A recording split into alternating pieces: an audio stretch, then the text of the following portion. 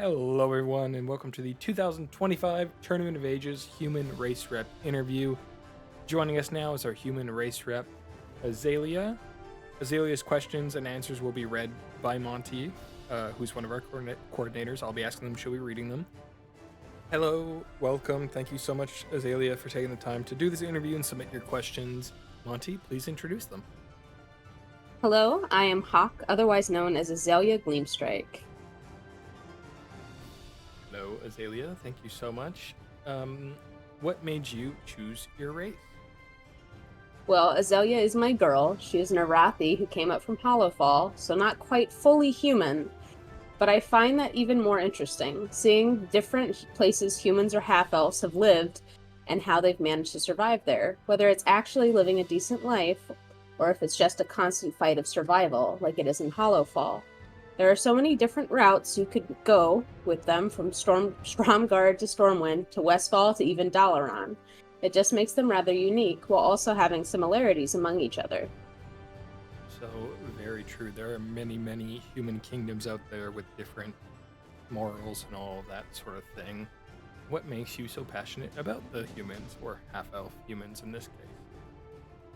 Like I said before, there are so many different stories you can tell from their perspectives. Being a beggar in Westfall who grew up with the Defias around, or being given to the Kirin Tor at a young age by your parents to live in the floating city to become a powerful mage.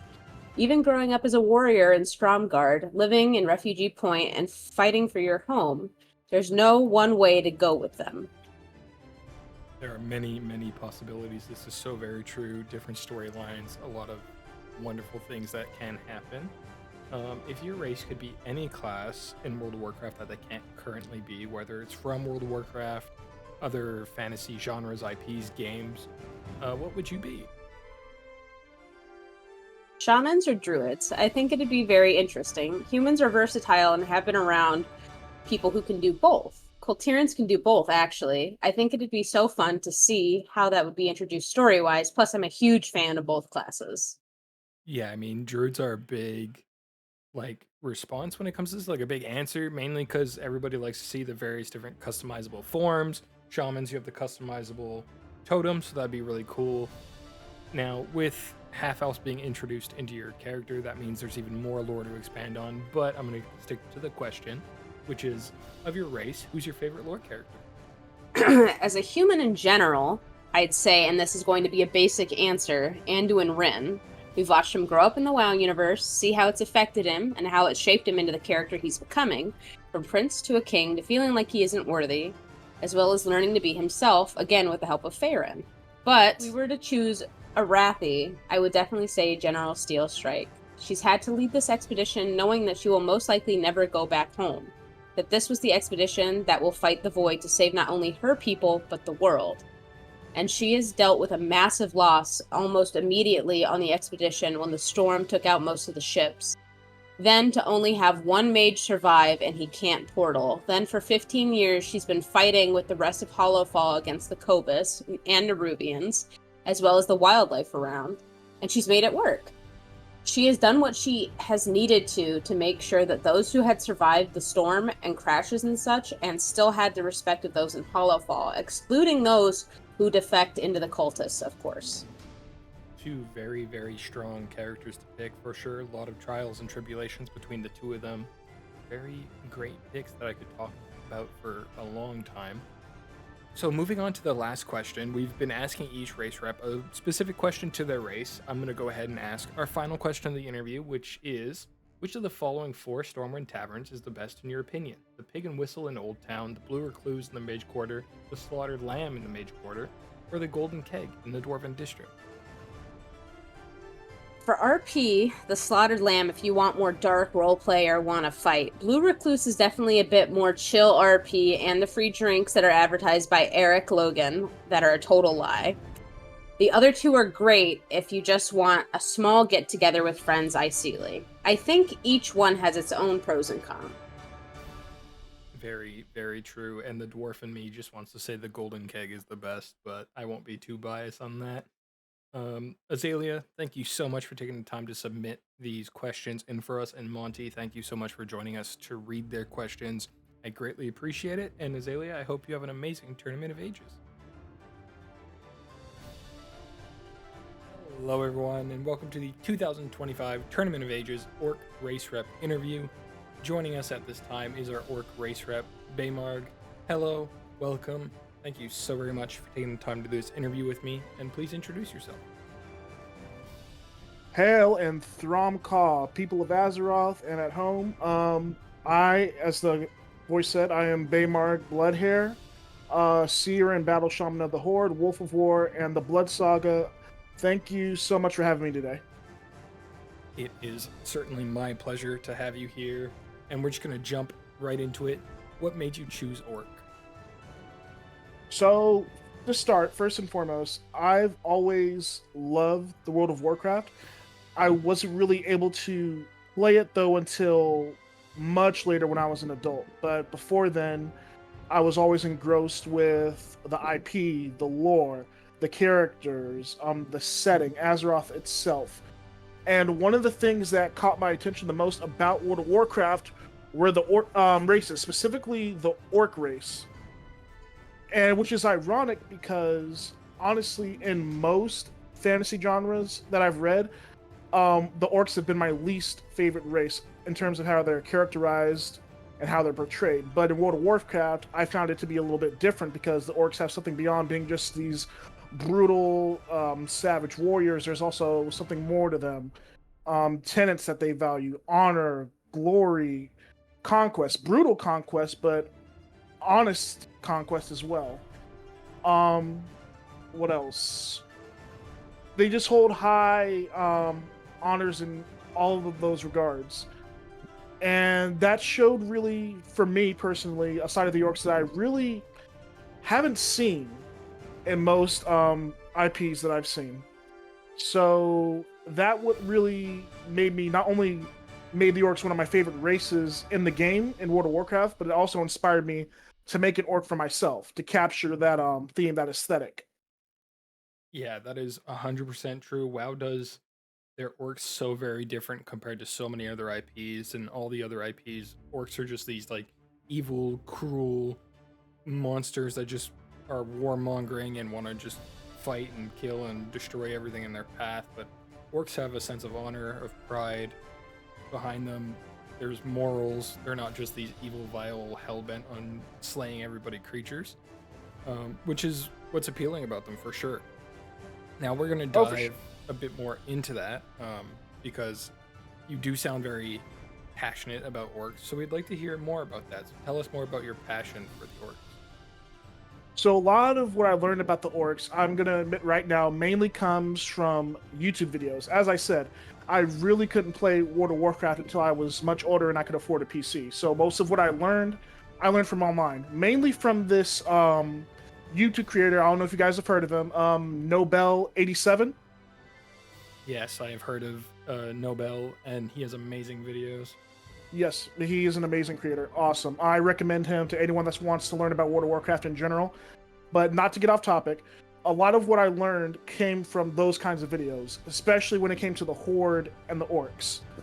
And when you really learn about the Orcs, where they came from before Azeroth, how they actually created the Horde, some of the greatest characters in Warcraft come from the race of the Orcs.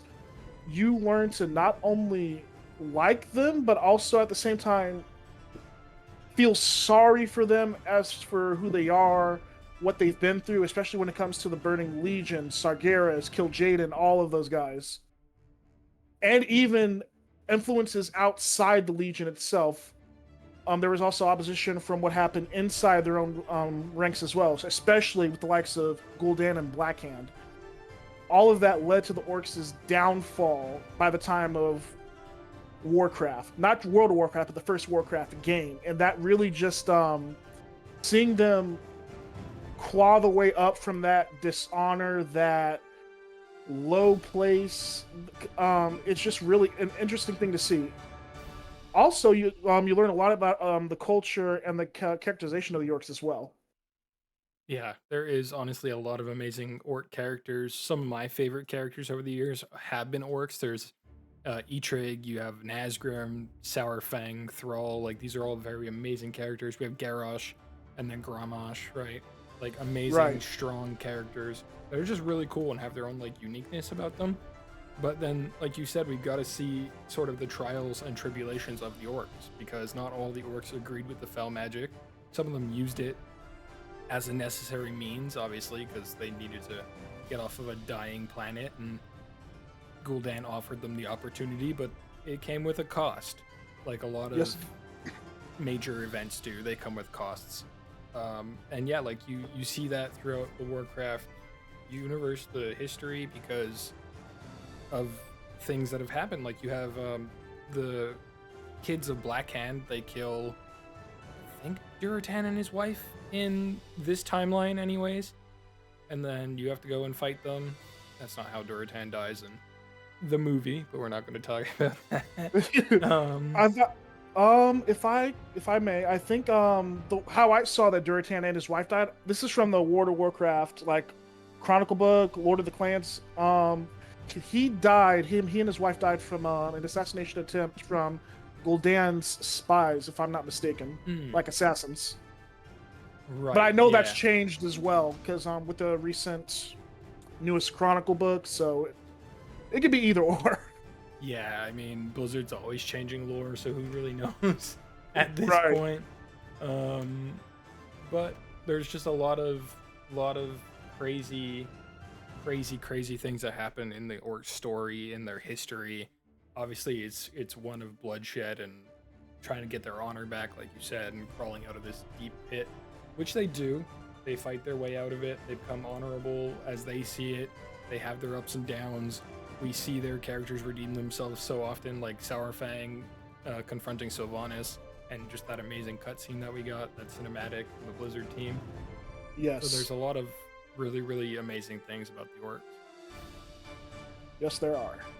And to sort of roll with that, the orcs could get more amazing things in the form of classes because Blizzard keeps adding more classes to all the races.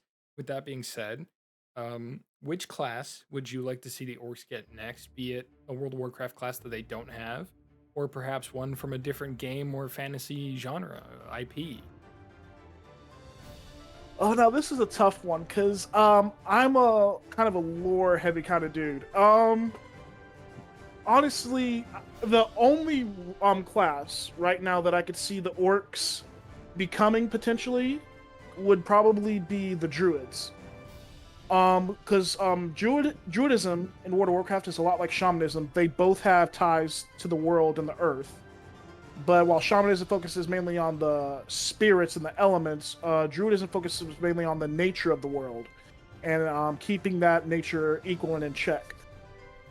If there was a class that orcs could be that they could not be right now in World of Warcraft, I would say druidism would be it, and I would be really intrigued to see what an orc druid would look like in terms of characterization, in terms of ideals, in terms of identity, and especially when it comes to the transformations. Like I would really want to see an orc bear transformation. I think that would be really awesome. That would probably be a big bear. Yeah, big bear with Yeah. like a pit, like big freaking tusk. The druid forms are like one of the main reasons why a lot of people pick druids, because obviously you get your own kind of like personal twist to it when it comes to your race, because they all have their own each unique druid forms. So it'd be really cool to see what the orcs would get, and I think orc druids would be really cool to see. I think all of the races should have druids at some point because, I mean, like you said, it shares ties with shamanism, and a lot of the races can be shamans. So it would be really interesting to see for sure. Oh, for sure. I will await that day. Hopefully it's not too long. Maybe in the coming expansions, we will see orcs get druidism somewhere down the line. But we were just talking about the deep and kind of rich lore of the orcs. So I want to touch on that a bit more. And I'm just going to drop this huge sort of bombshell on you, so to speak, of who's your favorite orc lore character?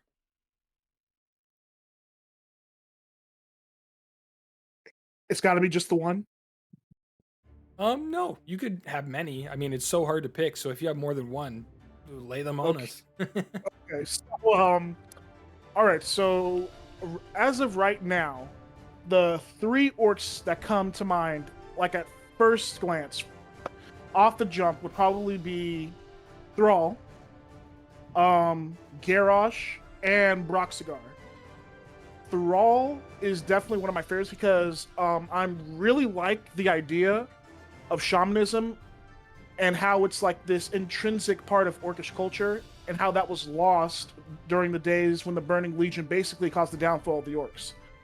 But it was Thrall, or what he's known by his other name as Goel, that was actually able to not only rekindle shamanism but also uplift the orcs, redeem them, and start them on the path towards regaining their identity on Azeroth. So a lot of how the orcs are and what they became and how honorable they are is a lot of it is because of Thrall, which is ironic because he wasn't born on the old world of Draenor. He was born on Azeroth. He was raised by humans. He was raised to be their ultimate weapon and gladiator. But ironically, he became the orcs' best defender and the one that uplifted them from till salvation. So that's Thrall. At least early Thrall. That's that's one of my favorite characters. Another one would be Garrosh, especially. Garrosh is he is a complicated and complex character, especially when you know about who he is and where he came from. Specifically, his father, Grom Hellscream, who was one of the best warriors throughout the orcs, and one who held honor and integrity in high esteem. And a lot of Garrosh's character is him trying to live up to the legacy of his father and his vision for the orcs. He just went about it in the worst of ways, and seeing his downfall is not only tragic but also heartbreaking to see, considering what his father did, where he came from, and what he sacrificed to save the orcs at the cost of his own life. But atop them, I think my favorite character, lore-wise, is probably going to be Broxigar, aka Broxigar the Red, aka probably the best and greatest orc of all time.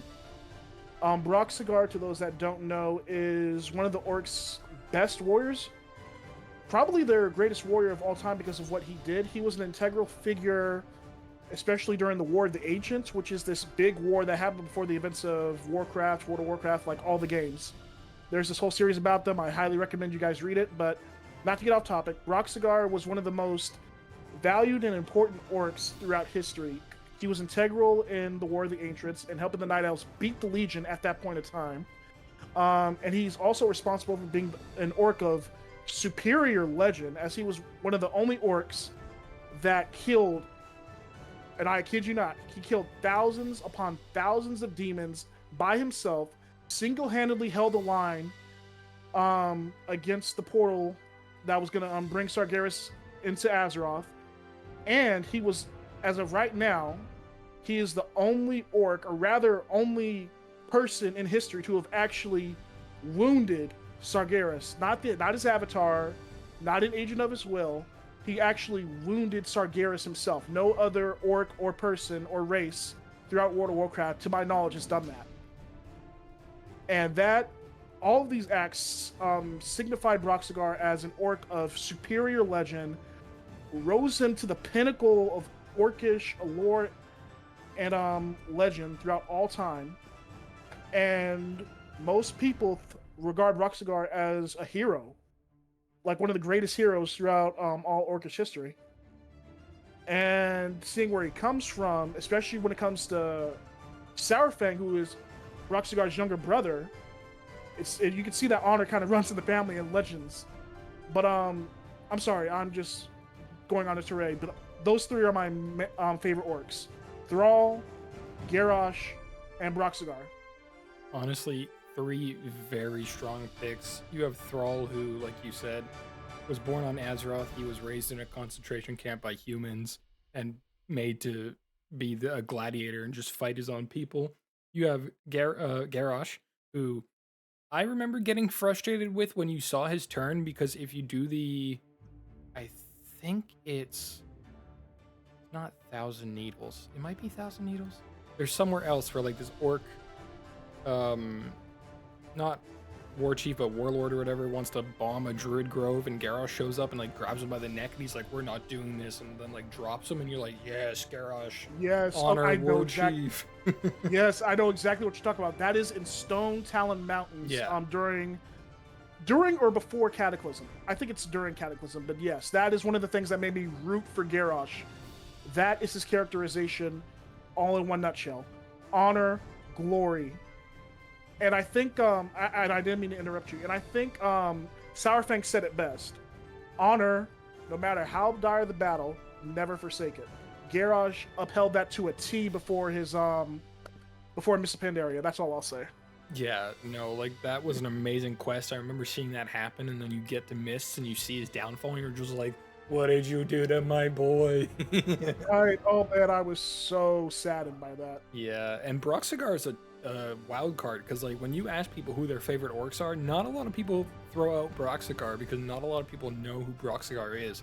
First of all, brother to another bad SOB of an orc, Varrock Sourfang. So just the badness runs in their veins, apparently.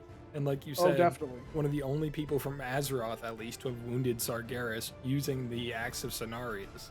So, yeah. Dude, there's 3 very solid, very epic choices.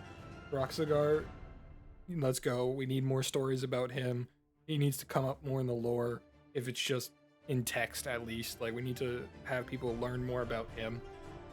Up to Blizzard's credit, they did add something about Broxigar during the orc racial questline for the racial armor. There's that, but yeah, we need a lot more. Yeah. Most of what people know about Broxigar, if anyone knows, it's going to come from lore, like books. Yeah, the War of the Ancients books and some other books for sure. That orc race questline, by the way, for the heritage armor, amazing. People should do it if they haven't. But we could go down this tangent and tirade and conversation of awesomeness for hours, because these characters are that amazing. However, I'm going to move on to our last question, which I think is probably the most important question. And that is, do you think Orgrimmar could be improved by adding benches, or benches detract from its general vibe at this point? Now, this is something that I believe personally, I think it would be good for Orgrimmar, because Orgrimmar is, to those that don't know, Orgrimmar is the capital city of the Horde, obviously. And it's one of my favorite cities because I think it embodies the Horde and what it is. This rustic, crude, but nonetheless imposing settlement that signifies what the Horde is. I think that anything, honestly, that adds to that aesthetic is perfectly fine. And benches, I think, wouldn't take away from that at all, but it would have to be done in a way that represents what the Horde is in terms of aesthetic, symbolism, design, all of that. If it could do that, then I think benches would be welcome. But if not, then no. So what I'm hearing is Blizzard needs to add in some like red and silver spiky benches with Horde symbols all over them. That is exactly what you're hearing. Absolutely. Just like what they do with everything else to the Horde. It's got to have spikes and it's got to be red. Yes. Yes, let's get it done, Blizz. Let's get some spiky benches in Orgrimmar. And Baymarg, thank you once again for joining me in this interview. It has been my pleasure. I enjoyed talking to you very much, and I hope you have an amazing Tournament of Ages. Thank you. Thank you again for having me. I'm very much looking forward to representing the Orcs. I'm very much looking forward to meeting all the wonderful role players and players in World of Warcraft. And thank you so much for having me. And welcome to the 2025 Tournament of Ages Dwarf Race Rep interview. Joining me is our Dwarf Race Rep, Higval Bjornigson. Hello, welcome, and please introduce yourself. Hey everybody, my name is Higval Bjornigson, Dwarf Race Rep for this year. Nice to be here, and happy to be returning once again. Thank you for not only returning, but for taking the time to do this interview. I'm going to start us off with the questions. Sounds good. first question: what made you choose dwarf as your race of choice? So it's kind of along my answers that I've kind of given to people before. Something about just the sturdiness, the stubbornness, the overall just character of this race is rooted in honor, rooted in, community, family, and just being strong for others, sometimes a little stubborn. And it kind of just both values that I myself kind of pertain to and behavioral traits that I also kind of share with them. And also nothing like mining. Rock and stone, exactly. Now it sounds to like the bone. to the bone, yeah. It sounds like a lot of this is also what makes you so passionate about this race, which leads to my next question. What does make you so passionate about the dwarves? Aside from the fact that I don't know where it originally started of my cult fanaticism about the dwarves, just the overall, it's really just about like kind of their values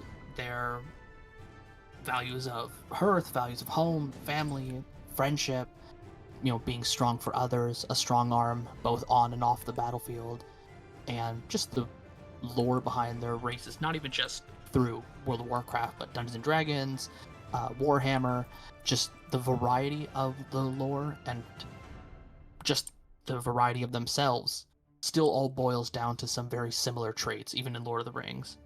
And that's just stuff that I've been really interested for such a long time. I feel like no matter the setting, no matter the game or story or just world, fantasy dwarves tend to usually be some of the better characters in terms of like what you get. They're always like super passionate about crafting, or they're really good at fighting, or they might give you a grudgeoning, There's a lot of amazing things throughout the entire universe that makes dwarves pretty awesome. Agreed. Now, throughout the last couple of expansions, we've seen races get new classes added, and obviously, dwarves might eventually get a new class. Who knows? Every race might get a new one. With that being said, if dwarves could be any class, or get any class rather, it doesn't have to be in World of Warcraft, it could be from any other game, which class would you like to see dwarves get? Oh, the answer kind of stays the same as last year. 100% would be druids. There's nothing that's really should be that we don't have them already. Wild hammers are almost as druids as the Kaldorei or even the Kultirans. But what I would also really like to see, which I know it's kind of been a hot topic, is some kind of engineering class of some variety. It's almost like a tinkerer or something. Could be the triple combo, DPS tank, support, or heals. Because if they were able to add the support augmentation class for the evokers, why can't they add another support class? So like some sort of artificer or tinkerer. That's a pretty popular one, and I think it'd be really cool. It would be nice to see that get added in. It does get teased every year by like fans and people making fake images. It's a class that people want to see added in, so Blizzard, get to it. Pretty much. Now, with that being said, dwarves are one of the original races in World of Warcraft. One of the original, like, I think, what was it, 6 playable alliance races or whatever. Which means we have a lot of lore characters for the dwarves. There's a lot of story for the dwarves. Out of all those favorite lore characters, which is your favorite dwarf lore character?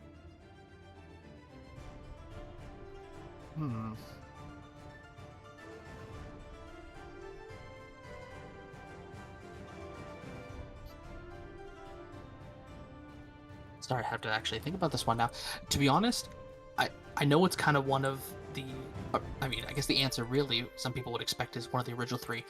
Recently, I've actually really been enjoying, unpopular opinion, what they've done with Dagran II. Because despite him not being full Bronzebeard, despite him not being full Dark Iron, he is proving himself in his own way, through his own skills, that don't necessarily fall under the stereotypical umbrella of I'm a dwarven king or I'm the emperor of the Dark Irons, Ragnaros, rah. He's smart, handles himself, but still finds ways to push forward. I think one of my favorite aspects about Dagrin is what they've done with him in Delves, specifically when it's just him and Bran. Like, you could tell that there's a deep familial bond there with all of his family members, and just because he is like half like Bronzebeard, half Dark Iron, it hasn't like tainted his relationship with anyone. No one looks at him with disgust within his family, and it's just a really interesting story arc that they developed with him. 100%. I mean, even with him, he is almost like a perfect example of why, you know, we would get some kind of like Tinker class or Artificer class, because that's basically what Dagrin is, more or less. Also, give us the no beard, no mustache options, Blizzard. Thank you very much. I don't know about the no beard, no mustache options, but yeah, he is pretty much a tinkerer.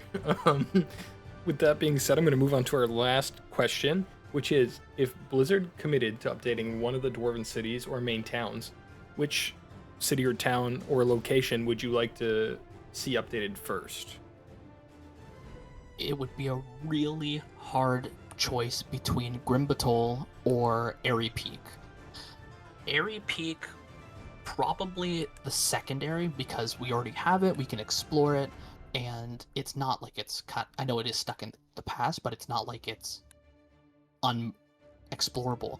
Grimbatol would be phenomenal to see where the Wildhammers originally went and how they rebuilt it after the Skarden. Yeah, they would have to get rid of like the curse that's on it, and then, you know what, Blizzard, just add an option where it's like remove enemy NPCs and you could explore your dungeons and stuff. Update that old world, or just give us a phased version of Grimbatol. That'd be great. I agree. They already do it with Zora Dormy time, or whatever that NPC is, for you to jump back and forth between certain phases, so why can't they do that with Grimbatol? Exactly. Come on, Blizzard. Get on it. With that being said, Higval, thank you so much for joining us. I appreciate you taking the time to do this interview, and I hope you have a great Tournament of Ages. Thanks for having me. You as well. Hello, everyone, and welcome to the 2025 Tournament of Ages Troll Race Rep interview. Joining me now is our Troll Race Rep, Mosaku. Hello, welcome. Please introduce yourself. Hey, my name is Justin, or Like Clockwork, and I play the troll character Mosaku. Thank you so much for taking the time to do this interview with me. I'm just going to jump right into the questions. What made you choose Troll? It's actually a bit of a funny story. I used to play over in the Alliance side, and about 7 years ago, I had some friends that were like, hey, we want to go over to the Horde side and join this troll guild. And I was apprehensive at first, but they eventually convinced me. And I didn't know much of troll lore, so I created a character that they themselves were devoid from troll society for much of their developing years, so that I could learn about troll lore as I went along. Honestly, like, that's really cool because, you know, it's like you're learning as you go along as your character's learning, so there's like that personable aspect for you to it.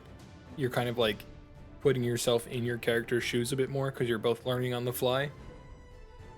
Would you say that learning the lore and like troll, I guess, community and all that stuff while your character learns it is what made you passionate about trolls?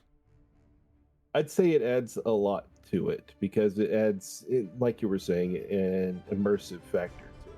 I get more immersed into the character. I'm able to react to things how they would react as they come up. Your character's going to go to their first ritual sacrifice that they've ever been to, and suddenly be like, this is a bit deep. Yeah, bit of a culture shock. 0 to 100 real quick. Yeah. Yeah, I mean, I can't even imagine, like, your character's just, like, chilling, roaming around, like, Azeroth or doing whatever they're doing. Then they meet their people, and they're, like, throws their arm around you, and they're just like, yeah, so we're going to this ritual sacrifice. You want to come tag along? And you're just like, wait, what? I'm sorry, what? Like, is that just an average Friday night for trolls? Apparently, yes. Man, yeah, that is insane. And there must have been like a lot to learn because troll society dates back a long, long time. Like we hear Rostakhan say during the Battle for Dazar'alor raid that like the Zandalari Empire was built to withstand 10,000 years, but we know that it's gone further than that, right? I mean, every troll is derived from the Zandalari in some way, shape, or form. Yeah, they all started around the mountain of Zandalar when they were brought together by Dazar. And it really started started to spread out about 16,000 years ago when Xalatath, actually, when she was still within the knife, corrupted a troll and awakened the Thraxi general and started the Akir Troll War. Dazar sent all of the trolls out to find and eliminate all the Akir, and that's how they spread out across the world. The Shatter Spear, that's how they all got to the different corners of Azar. Ah, okay. And is it that same, like, Akir warlord general that we see get unleashed by, like, Gahoon in BFA? Oh, actually, okay. the Cathraxi general that was awakened was actually slain by the Amani, and then they built a city on top of it. So he is currently resting underneath the city of Zul'Aman. You know, as you do, because that's totally worked out for other science fiction and fantasy, you know, genres before. Hey, we're just gonna wipe out the Sith and then build our temple on top of them, and it's totally gonna work for us in the future. It will not come back to bite us in any way. Yeah, like no way, shape, or form. So what, you know, what's gonna go wrong for them, right? Yeah. Oh my, lordy lord, that's big brain play. Yep. With that being said, trolls have been around in WoW lore since before World of Warcraft was a game. With like the TTRPG and all that stuff, we have a lot of lore on them, and they have a lot of classes. So, especially in the game now, with the addition of Zandalari, I mean, there's even like troll paladins and stuff now. With that being said, they still don't have all the classes. So, if they could have or be any class from World of Warcraft that they currently aren't, or from any other fantasy genre, movie, game, etc., what would you like to see them get? Well, maybe not. So in terms of in the game, the only two classes left are Demon Hunter and. But the one thing I do want for trolls, at least in some class, to be able to wield is a glaive, because shadow hunters wield glaives, and we can't currently equip war glaives. So if we could have any class, I might be a little bit biased playing a shadow hunter. I would love a shadow hunter class. They would be a race that draws power from the various Loas that they worship a wider gamut of Loa than other trolls. Right, and that would be an amazing pick. I mean, we already see that there are shadow hunters in the game. Vol'jin was a shadow hunter. We've seen other shadow hunters. So it feels like it would be the natural next step into the like additions of the troll. Very much so. There's a wide range you could do shadow hunters. They're not just simple marksmen; they're also formidable melee combatants as well. So. That is very, very true. And with that being said, bringing up the fact that there are shadow hunters in the game, like I said before, a lot of troll lore out there. There's a lot of troll characters. Do you have a favorite troll lore character? My favorite troll lore character is a character by the name of Zabra Hex. Zabra Hex he's not talked about too much, but he is, I believe, currently a member of the Argent Dawn. He was a troll that was captured and kept beneath the church. And Tyrion, Fordring, and Dietrich eventually came across him and started talking to him. And while he was in captivity, he read the books of the Holy Light and became a worshiper of the Holy Light in the process. I remember reading the story about this troll, and I found it so fascinating that, like, through, like, this capture, the troll ends up reading the books and then ends up learning how to, like, wield the light because the faith and belief in it is already, like, so there somehow. Yeah. Well, when you're in captivity, you start wondering, or you start latching on to the things you read, and he started to draw faith from it. I guess they don't really get too far into it in the story, but he ends up becoming a member of the Argent Dawn in the process. Yeah, no, it is a wild story, and if people out there have not checked it out, you guys should definitely go look it up because it is amazing. That's a good pick. It's a strong pick. A lot of people might not know who that is. Look up that troll because they're awesome, and they're a member of the Argent Dawn now. They're in the game. My final question is a bit less serious than my other questions have been so far, but All right. who do you think would emerge victorious in a dance battle?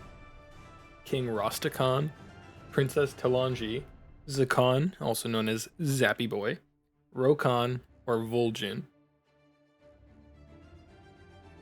Well, see, my initial pick would go to a troll that is a Shattersphere, considering they're from the Dancing Troll Village. But we don't have any of them named there, so I'm gonna go Zakhan, Zappy Boy. Ooh, you think he could really bust it down on the dance floor? Oh yeah, he's got that youthful energy, and he's not as brought down by war as the other ones might be. He's So kind of seen like he- less of the chaos, so he's not as like morally just deprived. Yeah, and when we see him in the various cinematics, he's trying to bring people up and make them happier in the moment. So I could definitely see him busting the moves. I mean, he's the whole reason why Sourfang doesn't run out and try to like 1v 10,000 the Alliance army outside the gates of Lordaeron, you know? Which he would have won, let's be real. Probably. But... He probably would have taken down quite a few before like getting them. We're just like, why are you guys going at him one at a time? Like, just get in there. Yeah, Zappy Boy's a good pick. He seems like he'd be spry. Yeah. He'd just start breakdancing in like the middle of a peace meeting. And it'd probably bring about the peace Probably would. in that moment. Everyone else would just be like, we can't not bust a move now because like we're not gonna let this guy show us up. But yeah, sans any Shatterspear troll, I would say Zappy Boy. That is a very good answer. I was looking at this question, I'm like, I don't even know. Like, maybe Vol'jin, because you see him dancing every now and then, or like used to, but I don't think like, yeah, no, Zappy Boy's the pick for sure. Yeah, Vol'jin would be more of a war dance type of thing, dancing True. across the battlefield. Very true. Well, No. Mosaku, thank you so much for taking the time to do this interview with me, and I hope that you enjoy your Tournament of Ages. I hope you enjoyed as well, and it's been a pleasure. Hello, everyone, and welcome to the 2025 Tournament of Ages Gnome Race Rep interview. I am joined by our Gnome Race Rep, Zenith Gold Circuit. Hello, welcome. Thank you for taking the time to do this interview with me, and please introduce yourself. Hey there, my name is Melody. I'm a professional artist, and I'm a longtime member of the role-playing community here on Moonguard US. I play Zenith Gold Circuit, and I've been known by about a dozen online handles here in the community, be it Zenith or Kodla from Wormrest Accord US. And I know you, Audron, because we've known each other for years. I worked with you in the Dwarven Vanguard as General Thorson Sternshot, which is a name that I have not said myself for many years. It's really good to meet you again, and it's really good to be here at the tournament grounds. It is true. We have known each other for a long time, and it's very cool and fun to jump into this interview with you doing a whole new persona, a whole new character. Which brings me to my first question. What made you choose Gnome? Well, after I bowed out of the Dwarven Vanguard, there was something I knew I wanted in my main character going forward. And it was, I wanted to play a tiny critter, even tinier than a dwarf, which kind of restricted my options. This was back in Legion, and I made him Survey Sledge Rivet, Gnome Warrior. I like gnomes because they sound whimsical, and then their storylines are crazy, like they poison their entire city with radiation, or they perform political coups on their evil kings. But it was the oil field in Borean Tundra here in Northrend that really made me want to stick with Gnome forever. And it was everything in it just hit just the right note for me, down to the goofy Superman reference in Mechazod, because they have this. Gnomes have always had this bright Hearthstone-ness about them, and I've always liked it when the game has these points of hope and humor amidst all this devastation. Gnomes are definitely like that little light in the darkness when it comes to that hope and, devastation contrast. Their storylines are always like sad but funny. Like obviously the decimation of Nomergon, then you have King It's tragic, Mechagon. but like you're talking to a guy named Fizzlepop about how he lost his entire family, and you have to kind of, as a writer, you have to play a balancing game between those two extremes to make something that's really engaging. Exactly, and it sounds like a lot of that is sort of what makes you passionate about being a gnome. So if you'd like to expand on what makes you passionate and tell us more about it. Well, so there's zero question that my answer to what makes me passionate about World of Warcraft as a whole is almost always the same. It's the Titans. I love those guys because they're these mysterious precursors with this powerful technology, and I always really liked how they blend the science fiction mythos of Warcraft with the ancient designs of Greece and Rome. By the way, I think the sorry, can we? Do I need to be standing for this whole thing? You could be sitting. It's all good. Okay. It's totally I'm gonna sit my girl down. Perfect. Can we do this? Yeah, do this question over one more time. Yeah, sure. No worries. Monty, we will start again here. I'm gonna clap real quick. So, the gnome stories, there's a lot of like hope, devastation, all that stuff, and it sounds like that's really what makes you passionate about being a gnome. So please, like, explain that more to us. Expand on it. So, more than anything else, the thing that makes me passionate about World of Warcraft is the same thing that makes me passionate about gnomes and dwarves and all other races that work under the Titans. I love those guys. I love magical precursors with powerful technology, and I really like how they blend the science fiction mythos of Warcraft with the ancient world designs of Greece and Rome. You guys picked a great location, as every year. One that's right within view of Oldwar. It's always right over your shoulder here when you're doing these interviews. And the Wonderlight Ball would not be the same, even a little bit, if it were in a different locale. But more than their designs, I like how their stories intertwine with and shape the stories of the people they made. As you well know, the dwarves are obsessed with understanding and protecting that Titan Order, and the humans and the dragons remember Tyr's bravery. But it was the gnomes that really grabbed me, because they walk the line between serving the Titan Order and finding a new place of your own. And Zenith's story is very much about that. It's about finding a place of your own and discovering parts of your past and your people's culture and deciding whether to discard or keep or even change them. Because that to me is the thing that makes me passionate about gnomes, is that they're always about ingenuity, they're always about curiosity, and they're always about staying true to who you are. They're always looking to expand their knowledge and make new exciting things and help the world around them. And Exactly. honestly, that's amazing.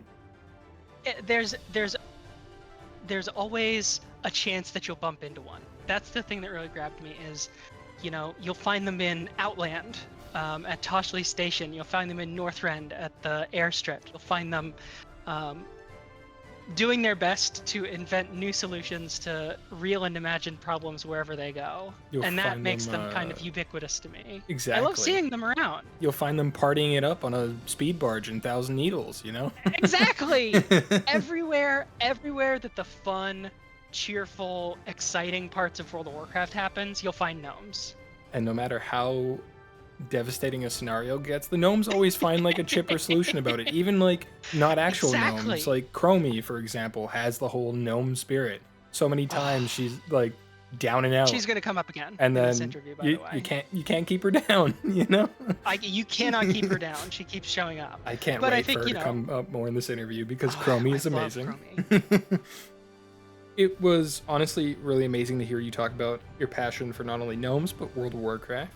To get back onto the topic of gnomes, I'm going to dive into our next question, which has to do with classes and all that wacky fun stuff. Gnomes have quite a few classes that we can play if we choose to play a gnome, but they don't have all the classes, much like most races in the game. If you could pick any class they don't have from World of Warcraft, or take a class from any other like tabletop RPG, game, fantasy, genre, that sort of thing, what class would you like to see the gnomes get next? So it's really hard to say. I've always been increasingly excited about the prospect of getting to play like more unorthodox picks, because I always try to consider what I want the character to be, not what the game systems necessarily support. But knowing what I know about Zenith and knowing what I know about the gnomish community, I know that there's only one real answer that gnomes could ever want, and it's Technomancer. We need a Tinker class. We need a class that lets you do all the things that we've been wanting engineers to be able to do in combat. I want something that can, summon a golem, or put up a turret, or heal people with potions. All of these things are ideas that have floated around in Warcraft as a story since like Warcraft 2 or 3, but we've never gotten a chance to really dig into it. And I think that's got to be my answer. As for the real answer, what I want the most, it's got to be Orc Evoker. There's no other answer. I've wanted to play my Orc as an Evoker since I knew what an Evoker was. It's the perfect class for her. Honestly, Tinkerer, this isn't the first time that's come up. The community as a whole, I think, wants Tinkerer added to the game every year when there's a like BlizzCon. Artificer. Yeah, Artificer, any of those, honestly. And every time there's a big expansion reveal, we all see various social media platforms where someone's like, look what got leaked for the reveal, and there's that same Tinker image with all these ideas on it. Just make it happen, Blizzard. It's always on the back of the head. Yeah. I think it's coming out with Last Titan, and that's not just because I'm the biggest Titan fan I know, but I feel like if it's going to be coming with any expansion, it's got to be this one. It would be the expansion to do it. Exactly. And you are not the only person who thinks that. I'm not holding out for this time. I'm not holding out for this Gamescom, but boy howdy, I think the next expansion we're gonna finally get what I want. I certainly hope so. And the game's been out for a long time. We've seen a lot of new additions. We've seen lore expand, lore change, lore get removed and then brought back in. The gnomes have pretty tasty amount of lore, not as much as they deserve, but they do have a good bit. And with that comes a lot. More. Always could use more. Honestly, always could use more for everyone. But with that being said, the gnomes also have a good bit of interesting characters in the game. Do you have a favorite lore character that is a gnome or gnome adjacent, as in someone who uses a visage of some sort? You're setting me up. So, as you may have guessed, Chromie has always been my first answer, and I think that part of the reason why she's always up so high on that list is precisely because she's not actually a gnome. Like she's a dragon. She What? pretends to be, well, she pretends to be a gnome. And I think that part of the reason why I've always been drawn to that character is because I always want to see her engage with gnomes more. They get like a brief mention in her most recent story, which is some of my favorite in the series. But I'd really love to see her spend more time around them and their stories, because I think she and Mekatork would have a lot of interesting stuff to talk about, and it feels like they're never in the same room. You know, it just feels like they're going to different parties. And I think more than anything, the thing that has always grabbed me about gnomes is that I feel like she really has a place there. You know, every single gnome has their own place in the gnomish story, because the gnomish story is about finding your own path and finding the thing that you want to be, the thing you want to make, the thing you want to do, and just doing it unapologetically. So why can't Chromie show up? Let her show up. She's gnome enough. Got to be some put in timeline the out work. there where she meets Mekatork and they have a nice little conversation over like tea and biscuits or something, right? I just want to stay a while and listen. Just like Exactly. three or four stay a whiles where we just get to see them sit around and Chromie can pick their brain about what it means to invent stuff, and they get to poke and prod her about how she never shows up for dinner. It would be quite the conversation. I don't think it would be too goofy. I think it would be No, pretty serious, there's but so there'd much, probably be there's some so much comedic heart moments. there. 100%.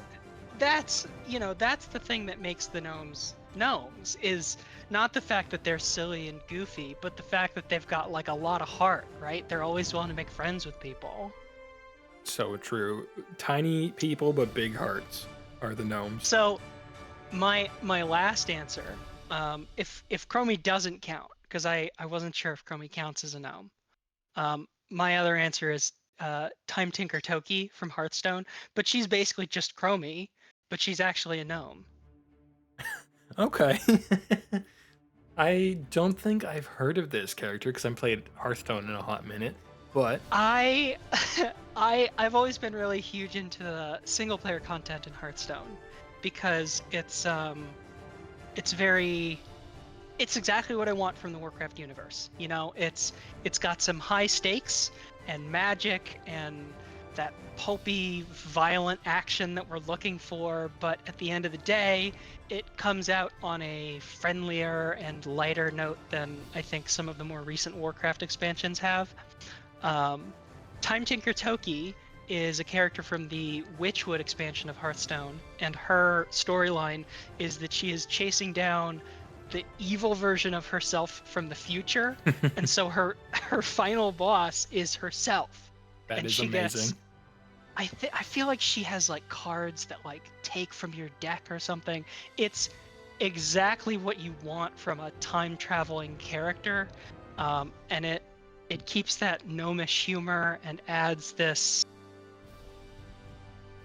time travel Jules Verne type spin to it that I can't get enough of. It sounds like I need to hop back into Hearthstone. I think everybody should play at least the Dalaran heist, which I think, this is my own personal vibe, I think the Dalaran heist is the best Warcraft has literally ever been. It's just so dumb and fun, and they really lean into the comic book vibes of it. It's great. You have Everybody me should at try comic books. Awesome. That is honestly amazing. I love learning about new characters that I didn't know about, so I'm gonna have to go like legit look up this character after this and check out their story. But this also leads me to my final question of this interview, which is, do you think WoW should have leper gnome customization options for the gnomes?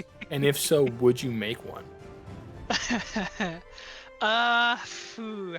So this is where we bump up against my own personal foibles. I don't like to make more than one character of any particular people. So Zenith is my only gnome, and that means that if I if I made a leper gnome, it would have to be Zenith.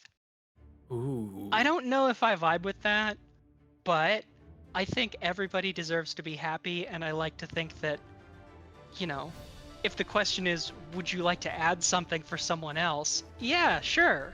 I'd add leper gnomes to the game. I know tons of people who've been crying for leper gnomes. They've been wanting to play leper gnomes since vanilla, and they haven't gotten the chance to. So that's a firm yes. It's a firm yes to your first question. I would absolutely let people be leper gnomes, but maybe not me.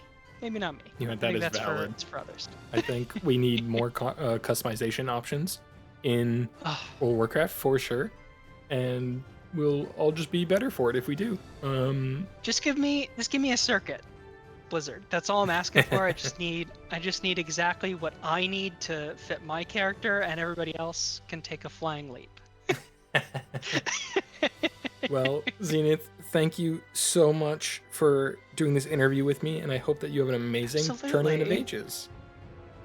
Hello, everyone, and welcome to the 2025 Tournament of Ages Goblin Race Rep interview. Joining us now is the Goblin Race Rep, Nadine Jellystone. Hello, welcome. Thank you for taking the time today to do this interview, and please introduce yourself. Hey there, Owadron. This is Nadine's player here. I also go by Two Flower, but Nadine also works. You'll probably see me wandering around during TOA this year, having fun, having a blast with this community. Emphasis on blast. Yeah, goblins do like to blast a lot, so hopefully non-lethal blasts, though, and nothing too extraordinary. If it's not lethal, are you actually gonna enjoy it? That is a valid point. So Everyone loves a big boom. everyone does love a big boom, especially in Undermine. They partied up with them big booms. Undermined, so underfine. I'm gonna jump right in with our first question, which is, what made you choose Goblin?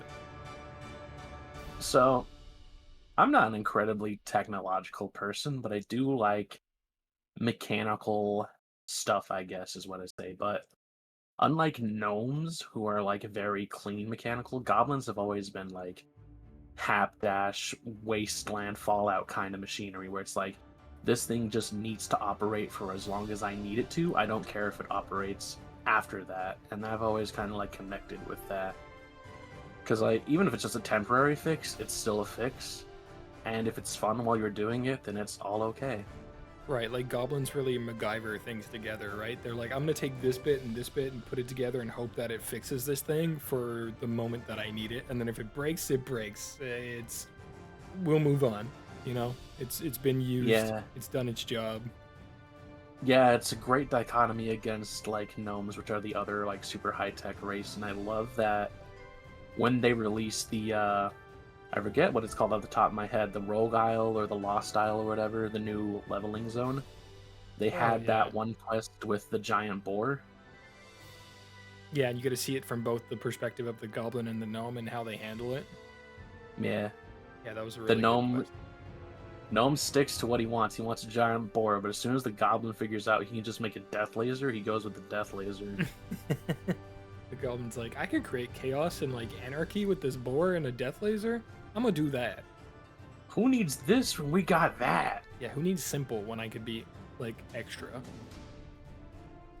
And the gnomes are kind of like, I want to refine my idea and make sure that it actually works. And the goblins are like, I have this cool idea.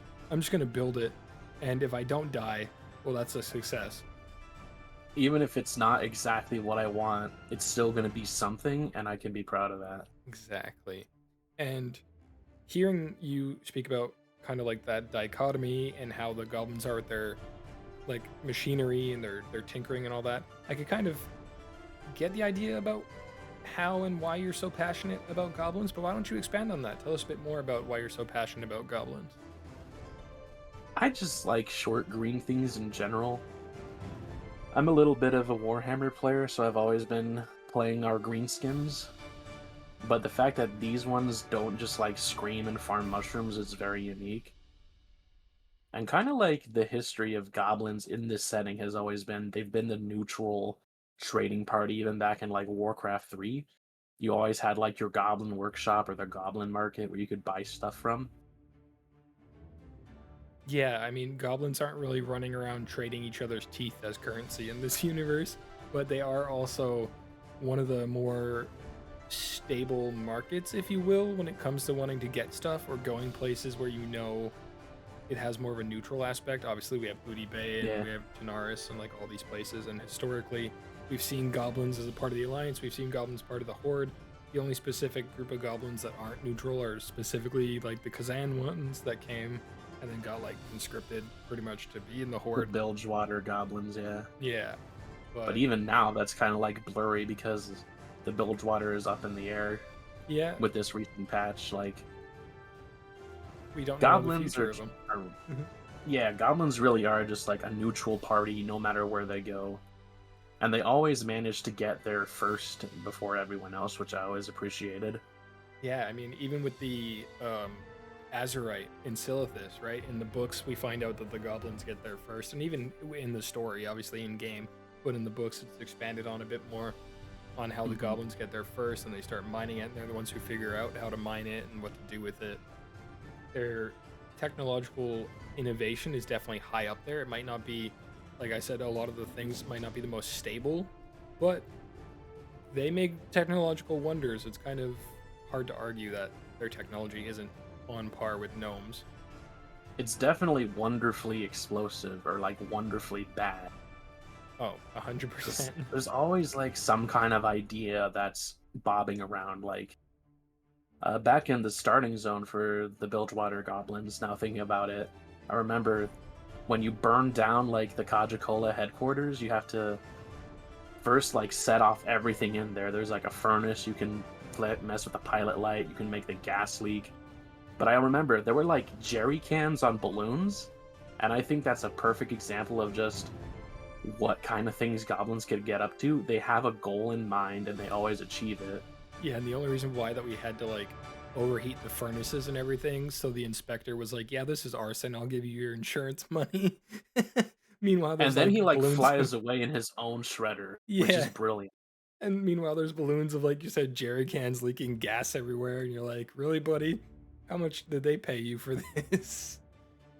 Oh, You see, that package wasn't covered for a thorough investigation. This was the standard investigation package. We visually screen yeah, the issue at hand. exactly. They don't go in and get their hands dirty. Now, Nah. with that being said, there's a new expansion coming out. It's on the horizon. We're gonna get some teasers after the Tournament of Ages is done.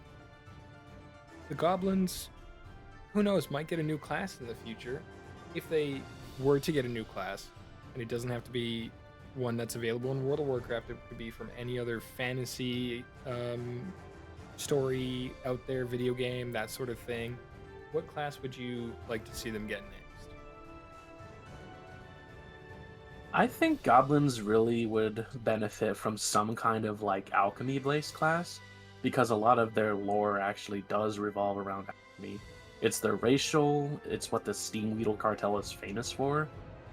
But I think more people are focused on like the crazy machines and the fast cars and fast shredders.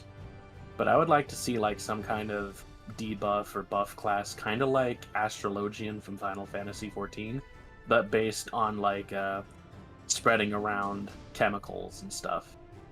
Ooh, that would be interesting. Like some sort of dot space class or like hot space class. That would be Yeah, very something cool. kind of like that. I've Yeah. always been a fan of like dot heals and buff heals over like straight healing, but that's just me. Yeah, I mean, I main a Mistweaver and I'm all for the punching people till they're healthy again. So throwing toxic chemicals at them to make them healthy, right up my alley. More toxic chemicals to make them hit harder, like the alchemist hero from Warcraft 3 again. Exactly. I think that would work very well, and it's not something that I've heard so far while doing these interviews. It's so far a unique answer, and I very much am all for it. I'm up for seeing whatever we can get, honestly. An alchemist would be amazing in a sense of a playable class. It would just Yeah. be interesting to see where like the profession would then go, right? Because do they help make things for this alchemist class? Do they Are they get rid more of it? efficient? Are they more efficient as a potion brewer? Do they take away from the class? Yeah, there's a I lot think of there'd be aspects. I think it'd be a lot of questions of like the balancing and things, and of course it doesn't need to be necessarily closed off to goblins. Something else could be like associated with it, kind of like what they did with Death Knight. But I also kind of also want it closed off. Thinking about it now, kind of like how Evoker is, because it would be such like a race specific thing. Yeah, 100%. Because like so much about goblin culture is also based in alchemy. Like the mook mobs that are around Undermine, those are all alchemically made. Right, which I didn't actually know until the Undermine patch drop. That was like a new bit of lore that I learned. Yeah, it's super fascinating. Like there's also an allusion to like slime being part of like some kind of or at least having some kind of process to it in a natural cycle of its existence, like the alchemical slime runoff in the vat work section of Undermine. And I would love to explore that and like how goblins exactly manage to live with such hazardous material next to them without necessarily dying. Because even though they live super short lives, goblins seem really resistant. Like, there's goblins with no flesh running around for like one of the rares in Undermine, and you can just put new like pasteurized flesh substitute on them, and they're okay. You also see them swimming around like the slime acid pools with no swim gear, like they're at the beach. Yeah, there's those guys. There's the slime divers and the slime diver quest, Yeah, where they like dive into the slime river to recover stuff and like resell it. yeah. There's a lot of wild things that the goblins could do and that they're resilient to. And speaking of quests and patches and Undermine, we obviously just had Undermine. It was the most recent patch. It was a great patch. The zone was amazing. We got introduced to new characters. We got reintroduced to old characters. We got a lot more lore on current characters. Mm-hmm. Who, out of all the Goblin lore characters, is your favorite lore character? This probably isn't going to be a controversial take, but I've always loved the character of Jastor Gallywix. From the moment that I started playing goblins back in like 2016, 2017, and I did the starting zone for the first time, I knew that this character was not going to just go away. The first thing he does as soon as you leave that island is trying to make you his slave, and that was based. I don't think And as soon it's an unpopular opinion. I feel like there's a lot of people out there that like Gallywix, and a lot of them don't even want to like fully believe what happened in the last patch. I think there's a lot more of a fan base for him than you might believe. Probably. And yeah, him after that island, you kind of realize that he's going to be that villain that comes and goes, pops up here and there as like a real thorn in your side, and then kind of in cartoon villain fashion gets beat and then is like, if it wasn't for you meddling kids, and then like runs away. I surrender. Yeah. And the craziest thing is that even despite all of that, Thrall still like puts him in charge of the cartel as like the horde representative for the Bilgewater goblins. Which is insane when he like learns what he did and did to his own people and everything, and Thrall's just like, we're gonna keep you. You're still gonna be trade prince, so says me, Thrall. Yeah, war chief of the horde. I don't care what your people think. I don't care that the player character is basically the CFO. Yeah. You're still trade prince. Literally. And then they go and carve out Ajara to look like the horde symbol. Which As also you know, based. one should do. Yeah. Cherry on top, he carves out a mountain to look like his face. With a golf course on it. With his private pleasure palace. Yeah, that's a place you could go. Yeah. Yeah, he's just a wacky character. Goblins in general are wacky, but that's why we love seeing them around. True. And we see them around in a lot of places. There's the Goblin Speed Barge in Thousand Needles. We have Undermine now. Booty Bay. We got Area 52. Area 52. We have Tanaris. Like, there's a bunch of places that we could see them in. They're just all over the place, and even like if it's a new expansion, there's gonna be like a Venture Co outpost somewhere in there because that's just how goblins are. They're always first to start digging or breaking ground or cutting down trees. And also, it wouldn't be an expansion without the Venture Co. being a pain in our butts. It really wouldn't be, and it's super weird that they're a cartel or considered a cartel. Yeah, and that we help them after all the years of like After, having to you fight know, them. it's been 20 years, all they do is loot and pillage the world, and they're actively like the stereotype people ascribe to goblins. But, you know, this nice lady, Grimla Frizzlecrank, she said that she likes us, and so we're gonna help out the cartel now. What a world we live in this Azeroth of ours. It's truly a slime eat slime world out there. So true. And speaking of Undermine, I want to know, what was your favorite part about the Undermine as a Goblin player, and do you have your Dark Fuse jacket? I do not have my Dark Fuse jacket because I decided to stop halfway through the grind because it was just way too much. I haven't even started, so I feel that. It's not like I get people like it. It's the black jacket, but personally, I prefer the green caddy one that we got. A lot of the ones from the BFA time walking people seem to think or are of the opinion that it is much better than the black jacket. I do like the blue one. I just don't think the grind is worth it for the Dark Fuse one specifically. Like, if you got time to spend to grind out 20,000 or however many that it is, good for you. I appreciate that. That's great for you. Yeah. Some people have jobs. Now, apart from the Dark Fuse jacket, what was your favorite part about Undermine as a Goblin player? So, I really loved going into the Galagio. I've been to Vegas several times throughout my life, and it was just so peak seeing that the Golden Cabana, the Midnight Lounge, Melbo the Magician. That should have been his own boss fight, honestly. It was just like everything that I would want to see a casino in World of Warcraft, we got with the Galagio. And I was super bummed that like all of the raid actually takes place outside of the Galagio. Yeah, none of it's like inside. It's probably like not enough space to do actual fights and stuff, but we still get it. We still get to go into it, and it does look good. It's a great part of Undermine. And yeah, no, I think that's a really good part of it. I like the was it the Uncontinental Hotel or whatever it is? The Incontinental. Yeah. That's a good John Wick reference right there. Yeah. Well, it was supposed to be Intracontinental, but they already printed out all the pamphlets and flyers. Yeah, and then they couldn't change the name, right? Too much. It was too late. Gold, too late. You spent it already on marketing. You can't undo the marketing, man. You know, time is money. Yeah.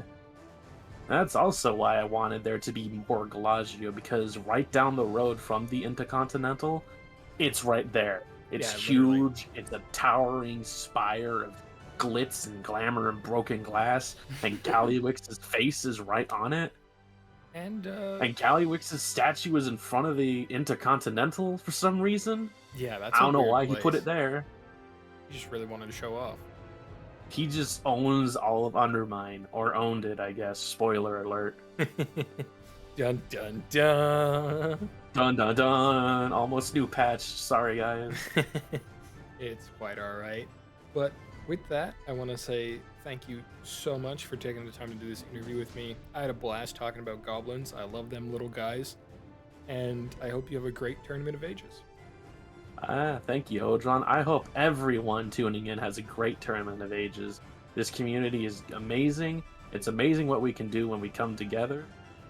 Hello, everyone, and welcome to the 2025 Tournament of Ages Worgen Race Rep interview. Joining us now is our Worgen Race Rep, Arkayla. Hello, welcome. Thank you so much for taking the time to do this interview, and please introduce yourself. Hello, I am the player of Arkayla Dustcleave. She's actually my first Warcraft RP character I've ever made. It's about 5 years ago now. Wow, okay, so you have been playing your character for quite a bit, because 5 years is a long time. Being that Cataclysm has been out for a while longer than that, and this is your first roleplay character, what made you choose Worgen? That's a little tiny story. At the time when I created her, I was on another server with another group that's been playing since the start of Vanilla. But that was about, believe it or not, time flies. It was about BFA time during that expansion, and that group just kind of drifted apart over time and whatnot. And I thought I should start making, maybe I'll make some characters in other servers. And one of the servers that constantly had a, from what I saw in good old Google, was the RP servers, and Moonguard was one of them. So I've thought to myself, I don't have to be involved in roleplay. I could just make a character and do the content. But I do love D&D, and there you go. And as to why I chose the race, literally with that in mind, being a noob, so to speak, I just kind of thought, let's make a werewolf type character, even though, well, Worgen in World of Warcraft. Just for no particular reason, just at the time it sounded like a fun idea. I know it might be anticlimactic, but that's literally how the character came about. You know what? As long as it was a fun idea, that's all that matters, because sometimes the fun ideas are some of our best ideas when it comes to making characters. With that being said, being that it was more of like a fun idea, let's make a Worgen, let's make a werewolf type thing, that'll be cool. What led you to, like, I guess, be so passionate about Worgen? At first, I wasn't really. Just because everything was new, and I was, at the very first beginning, I was just trying to get the character into the game, get some gold, do some of the stuff I had already on the other characters in the other server. And just over some time, I said, well, maybe I'll dip my toe into doing some roleplay and whatnot. And it just slowly happened.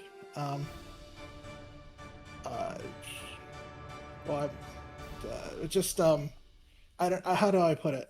Some of the lore with Blizzard, it's got some gaps here and there, Yeah. but that's okay. But that's okay. I kind of went with that very vaguely, as I was new, the character was new to town, so just little things like that in case I didn't know information that I should know, and at it just started like that. Also, the character initially was every single person that approached her was like, "Wow, you're a Worgen," and her reply would have simply been, "Yeah, I hate it," and everyone was surprised. But I did it a little differently.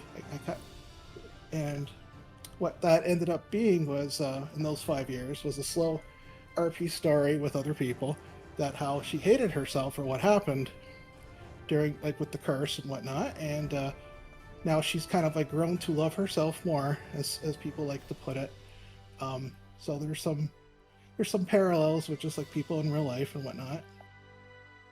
Yeah, and I mean, it makes sense to the Worgen story, just like it kind of makes sense at the beginning for, like, the Forsaken story. You're cursed, and you didn't choose to be cursed, and now people see you as a monster, and you might even see yourself as a monster, so you're not going to immediately embrace this new change that has happened to you, right? Like, a lot of the Forsaken are kind of like, why am I revived? Why am I dead? I shouldn't be, like, why am I alive? I shouldn't be alive. I should be dead type thing. A lot of the Worgen at first were probably like, why am I cursed to be this, like, beast, right? Like, a lot of them didn't turn into the Worgen that we know that could walk and talk. Some of them are feral. None of them, like, not all of them got their humanity back type deal. So it makes sense that there would be people who are like that, and you don't really see a lot of characters who don't immediately embrace, like, their true, like, hatred of what happened to them. They're just kind of like, I'm gonna live with it, and are immediately happy and everything, right? So it's really refreshing to kind of see that perspective. And it was just fun to start, just to do, I should say. Some people that I have role played with, in the first year or two, they didn't even recognize the character when the character was in its working form. That's how much I kept it as a human all the time. But now people are just like, oh, she's whichever she is for the day. It's okay. So again, it was just the progress that happened. It was just fun. Now it's wherever the mood takes her. She's either in her human form or her Worgen form. Exactly. Very nice. So being that Worgen came out in Cataclysm, they've been out for a while. They have quite a bit of classes that they can play. They still don't have all the classes. Most races don't, but Blizzard's slowly adding them into the game. Which classes would you like to see get added to Worgen, or which class rather? And it doesn't have to be just a World of Warcraft one. It could be from any video game, any fantasy genre, etc. Yeah, which one would you like to see them get? Paladins, because why not? Doesn't the world need more paladins? Okay, don't answer that one so quickly. A lot of people aren't thrilled with paladins. Okay, that was a bad joke. I actually do like paladins in general. I wouldn't mind seeing them as Worgens, like be paladins as well. They already have priests. We have certain things in the game when you look at it. It's like, well, this character can use that. Why can't that character? As you asked them if there's something that's not even in the game at all. I don't know. Bard would be kind of interesting. Just something. Another character that could just do some magic or whatnot. Bard always seems to come up for some reason that a lot of people would be interested in. People do like bards, and I think a lot of it has to do with the musical aspect of it and how that they could make their characters kind of express themselves more in the form of singing and all these like ballads and stuff. But yeah, bard has come up more than once. You are not the first to say bard. And it'd be interesting to see a Worgen attempt to play some sort of an instrument with those claws. Just you'd have to be just very respectful if they're able to pull it off without damaging anything. Very true. Like just trying to like pluck a lute with those giant claws. That would be very delicate. Now, like I said, Worgen came out in Cataclysm. We've kind of known about Worgen prior to that, not like the Worgen that we get to play, but obviously there was like the first Worgen and all that stuff. With that being said, there's a lot of lore. There's a lot of Worgen lore characters. Who's your favorite? I thought about this question as to which character, and I still have to go with a character I thought of for a while now. That would be Tess Greymane. Simply because that character came to the conclusion that the best way to fully understand how to help her people was to actually get the curse. And every single person that she told to said, no, you don't want to do that. This isn't as good of an idea that you think it is. And it was presented to us that she realized that, but that was what she wanted to do in order to get the real feeling of what are the burdens of the people, of the race and whatnot. So, and now after that one quest we had, reclaiming Gilneas, she's the queen. So it kind of worked out for her. It's very interesting to see the new queen of Gilneas being someone who's also a member of a shadow syndicate that wants to topple governments. The Uncrowned is something she was in throughout Legion, so it's an interesting kind of dynamic there. But I think Tess is a great choice. She's a great character. Well, like I said about the lore and whatnot, it's it comes and goes sometimes, but still, that is an interesting point. Yeah, it does really come and go. Sometimes lore is forgotten and then remembered and then forgotten again. With that being said, I come up to our final question of the interview, which is a cinematic in the Worgen starting zone shows Lord Vincent Godfrey wearing his cool spectacles gleaming in the moonlight. Godfrey leans towards your character and asks, is there even a shred of humanity left within you? Do you think he was aura farming on purpose, or is he just naturally that cool? He thought he was the protagonist, and he got mad when he realized he wasn't. But that's okay. We now all have his glasses. By the way, R.I.P. Ozzy. Because that's what I think of that's the person I think of every time I see those glasses. That model of them. That was an interesting character, because he just... It's almost as if he abandoned everyone he was with when that tragedy happened and decided, well, I have a better idea. I don't like this. I'm going to go and pretend to be with the other guys, the undead, the Forsaken. And then he thought he was so smart he can get them too, but didn't work out for him. No, it all came to bite him in the butt, so to speak, in the end, because we go through Shadowfang Keep, and Put him back into the ground. Yeah, there was quests on both factions to do that because he just made everyone mad. So, no, he didn't have a good plan. Yeah, I mean, him and his goons kind of do shotgun Sylvanas in the back of the head, and then a Valkyrie has to, like, sacrifice themselves to, like, bring her back, right? So... Yeah, that's not how you make friends. No, not really. Well, Arkayla, thank you so much for taking the time to do this interview. I greatly appreciate it, and I hope that you have a great Tournament of Ages. Well, thank you for having me. Thank you for selecting me to be this year's working representative, and I will definitely have fun. Enjoy your tournament. Hello, everyone, and welcome to the 2025 Tournament of Ages Forsaken Race Rep interviews. Joining us is the Forsaken Race Rep, Sonari Irontear. Hello, welcome, and please introduce yourself. Hi, my name is Sonari Irontear, not Tear, just politely correcting. I've been around Horde and Forsaken roleplay since Cataclysm, left for a bit during Battle for Azeroth and Shadowlands, and returned in Dragonflight, and now I represent the Warwolves as their War Bishop. Awesome, thank you so much for joining me for this interview. Sorry about the name there. I've had people executed for less. Well, I will humbly beg to not be executed by you. Jumping into the questions, what made you choose Forsaken? Well, simple answer is total goth kid.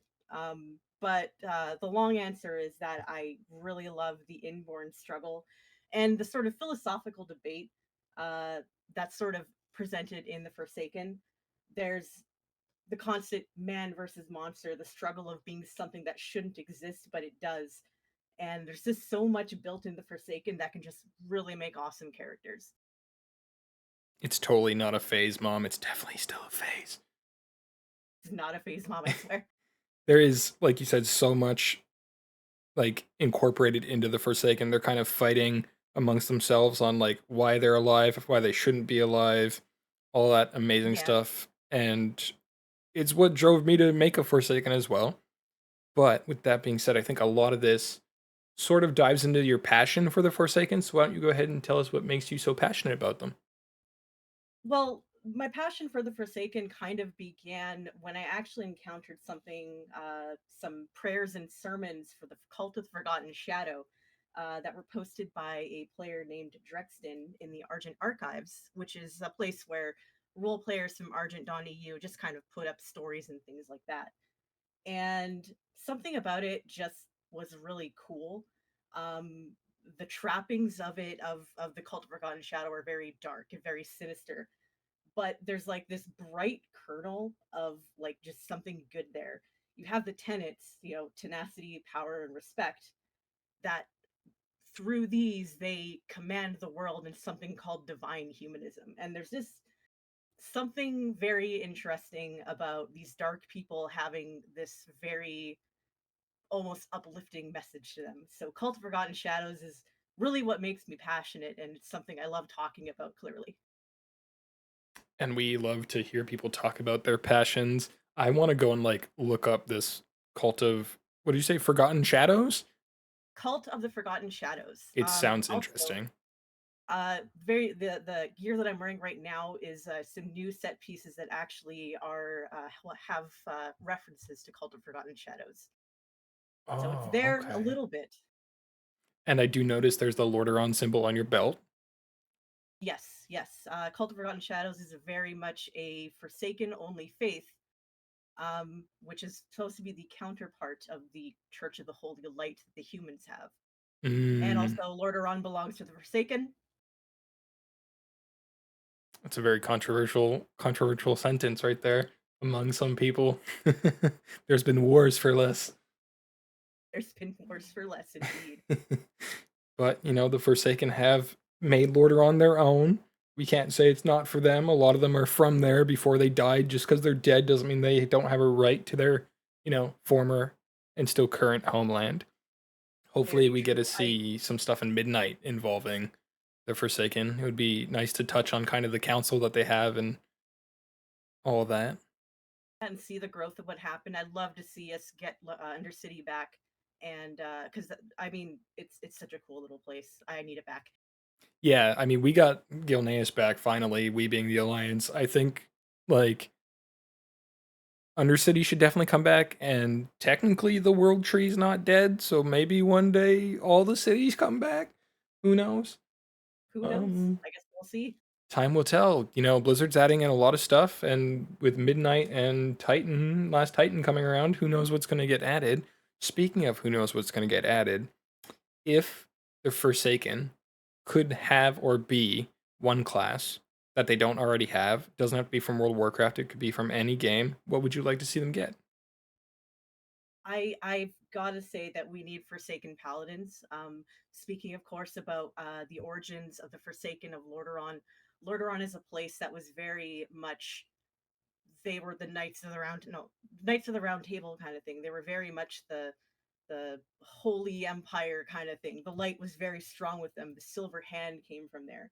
And while the light hurts the Forsaken, some role players have sort of taken that idea of it being a sort of penance, and it just feels appropriate that we should get Forsaken Paladins. And I know a lot of people, role players and friends of mine, would instantly be rolling their standby alts into Forsaken Paladins the moment we get that. We have seen Forsaken priests that use the light in lore during the priest class hall in Legion, so they definitely can use it. It hurts them, I believe, but you know, like you said, their faith could be their penance type deal. Yeah. That would be cool In to see. Definitely Forsaken Paladins. I could dig it. in the Cult of Forgotten Shadows, one of the virtues or one of the tenets is tenacity. It's the struggle, and some people would see that as a struggle that they could sort of take on in their faith. Okay. I like that.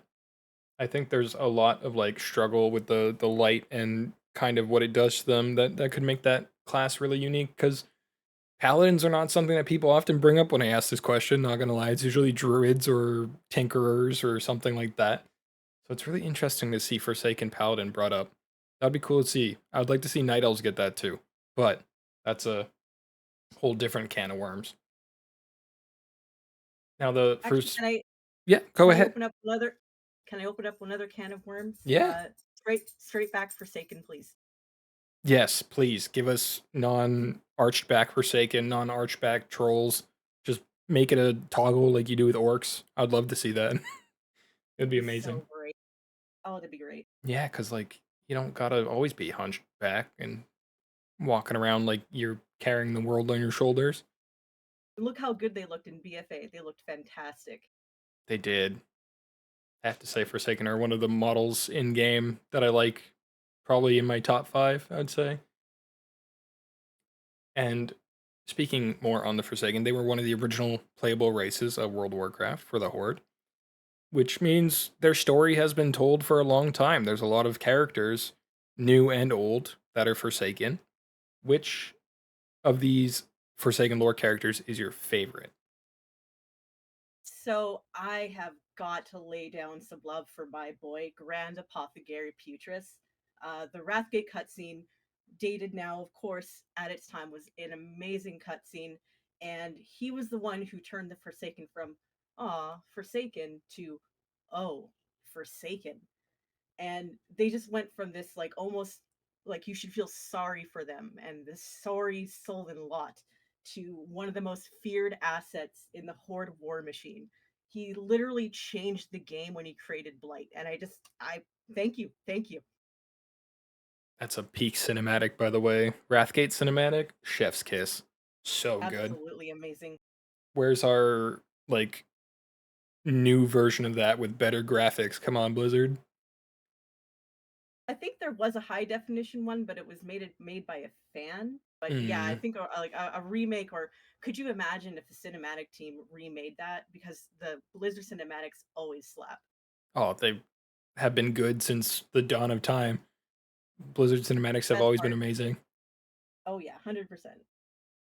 Now, the Undercity being where the Forsaken are from, it was once their capital. It got blighted and isn't the capital currently, but it is an important location for the Forsaken and for Warcraft lore in general.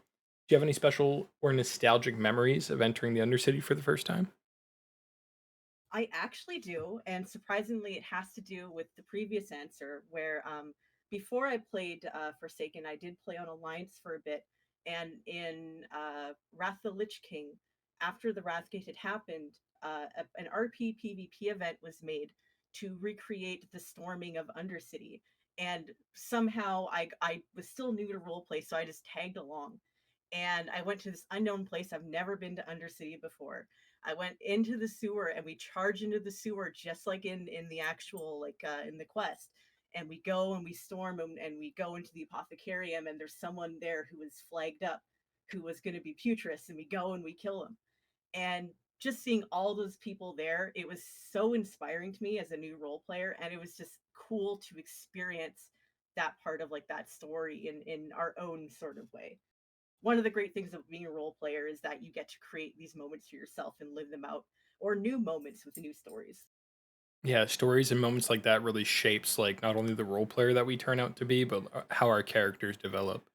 And that just sounds like it would have been an amazing event. Like you were telling it to me, and I was legit envisioning like just a bunch of Alliance storming through like the sewers into the Undercity, and they just come out and like Putris is there with like this cocky ass smile on his face, like ready to go and throw down.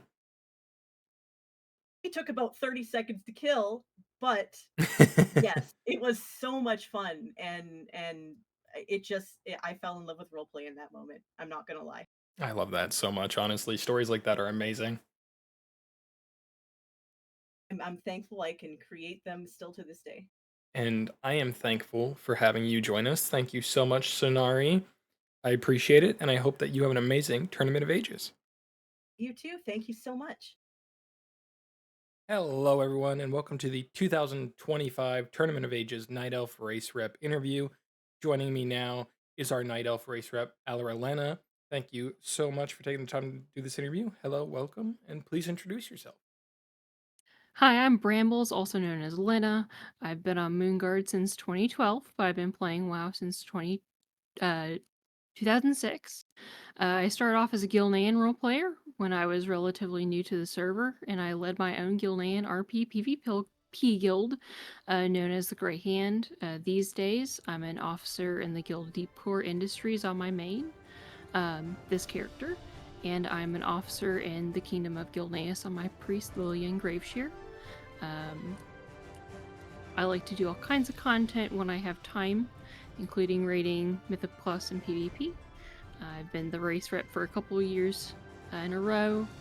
I took a break last year and I'm happy to be back. We are very much happy to have you back. So, you said that you used to be a Worgen role player. What made you pick Night Elf as your main now? So I started as a Worgen because you only had 30 years of history to remember as a new role player. And when I started off as a Night Elf, basically my friend Gallo, when I was interested in role-playing a Night Elf finally, because I had played a Night Elf since 2006, he sent me a video of all the Warcraft 3 cutscenes and said, here's pretty much all you need to get started, here you go. Yeah, that must have been very helpful. Well, I mean, really, it kind of was, because it gave you pretty much all the mannerisms, pretty much how they were to outsiders, kind of gave you a breakdown of really all the important bits. It was pretty helpful. Yeah, I mean, you have so much like Night Elf lore there, right? So having videos to go off of is a lot easier than looking up every single little bit of info. Yeah, you have like 10,000 years of things to go over. Yeah, there is a lot for sure, and it could be a bit intimidating. So yeah, as a new role player, it's really intimidating. So as a new role player, I really wanted to play a Night Elf, but it was really, I wasn't ready. So I got my feet wet with a much more simpler race to roleplay, and then once I got comfortable with like roleplay etiquette, add-ons, the community, and all that, then I sort of started to branch out. Mm-hmm. I started to roleplay a Night Elf actually around Siege of Orgrimmar when there was that giant server event. Oh, well, there you go. Perfect time. You gotta go and get your feet wet with some server event roleplay. Yeah, that is a very great time to have jumped in as a night elf, because I mean, Mists of Pandaria, Siege of Orgrimmar, great content. And then you had, obviously, Taronda was front and center with a lot of that stuff. But let's dive into what makes you so passionate about the night elves. Just explain that for us.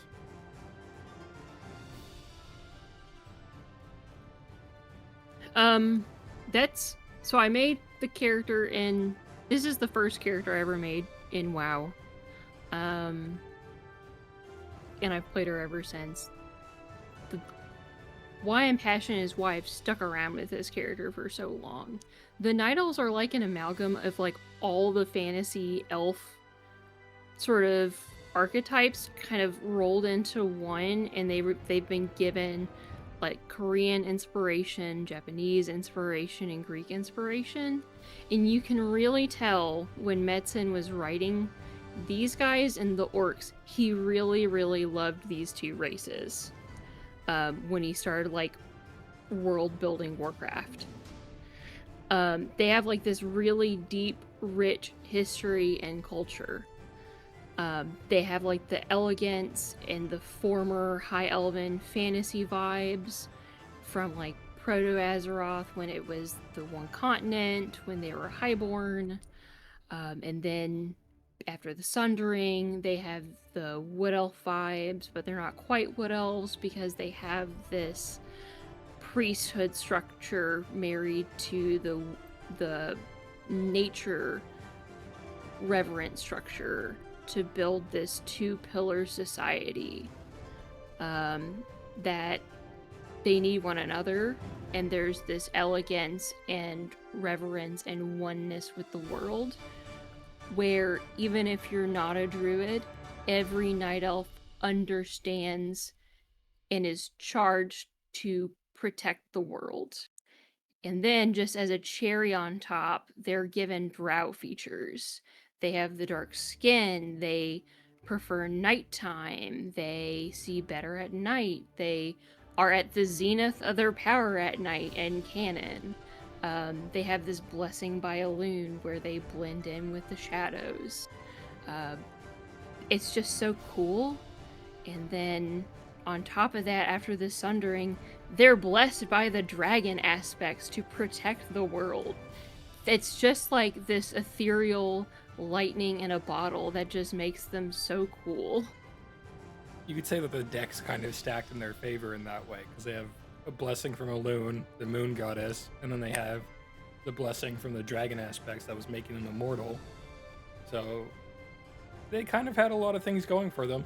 And like you said, Metzen clearly had a lot of like care and joy when writing these guys, and I think we're still seeing it with Midnight coming up. And I mean, we've seen it even with him being gone, how like prolific the Night Elves are in the World of Warcraft story. We've gotten some pretty cool cinematics with them, especially like the Dark Shore one with Malfurion like burying that troll into the ground. That's pretty cool. But like you also said, there's the two pillars of their society. They have the druids, they have the priests. They kind of live in like a hunter-gatherer kind of society, but they still have that honor and pride of the highborns that they used to have. So it's really, really cool to see. The Terror of Darkshore cinematic is like my favorite cinematic in WoW now. I still get chills from it, and I wish that they had kept that vibe going. Oh yeah, that would have been great. It is an amazing cinematic. You see the owl show up, turns into Malfurion. Pretty great. And speaking of all this like Night Elf love and how Midnight is coming up, the Night Elves still don't have every single class unlocked in the game. They're missing a couple. So what class would you like to see them get, either that they're missing in World of Warcraft or taken from like another game, fantasy genre, IP, that sort of thing?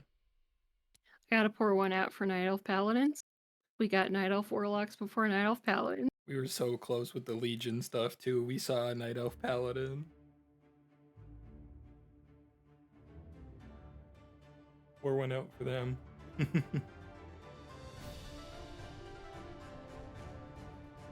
But yes, do continue. Explain what class you would like to see the Night Elves get. No, that was it. Oh, just Night Elf Paladin?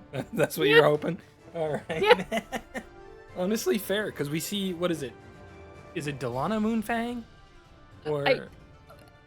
Yes, I would like Night Elf Paladin. That's the easy answer. I would also like to see Night Elf Shamans. I think every class that gets a druid or a shaman should also get the other, to be fair, because they're like the other side of the same coin. Yeah, they have very similar, like, roots, right? Like, one's nature, one's Yep. the spirits of nature. So it's kind of like... They're very similar. It's like same thing, different technique. Yeah, literally. And it would be so nice to see everybody have shamans and, like, the cool little totems that they get be stylized to their specific race, or everyone get druids and have their own special forms. It really adds something to the game. But to touch on the Night Elf Paladin bit, since that was your answer, what do you think their, like, divine steed would be, or their paladin mount would be? Do you think it would be, like, the giant, like, sabers that they ride around on, the giant cats? Yeah, and I think we already have a really good skeleton of it. I think there was a really good fan made one like a couple years ago, but they have the redone sabers to them, and there's a really good one from BFA that they could like repurpose, or it's like the high priestess's saber Yep. from the Darkshore Warfront. It's like they could repurpose or redo that one, or they could use the skeleton of like the Vicious War Saber, I think. I mean, I wouldn't be surprised if they brought in either or and just gave it a new color scheme like they often do with mounts. Or just like replace the armor, build up new armor, give it the same skeleton, something like that. Yeah, because I mean that mount from BFA, the priestess one, is really cool looking, and the movement is nice, and it just looks good overall. So just repurposing like that skeleton for sure would suit the mount in general, and probably like work a lot better than some of the other ones. And I think that's their favorite skeleton or like model for all the. I think they're kind of using that for their standardized. This is our updated saber model for the mounts. Because they did just release that white moon saber for the white saber. Oh, they did with And BFA Time Walking, right? Yep. Yeah, that's a good one. I didn't grab it, I forgot, but they're also expensive with the tokens. There was so much to grab. Oh yeah, it is such a good mount. Man, great mount, great skeleton. The movement's good. A plus. A+. Great animation. For sure. And you even have that fancy summon animation. Like, it's so Yeah. good. It's great. Now, there is, like you said, 10,000 years of, like, lore established in the game for Night Elves. So I'm going to hit you with this question because I'm evil like that. Who's your favorite Night Elf lore character from all of that lore? So I thought about it. I thought about this question long and hard.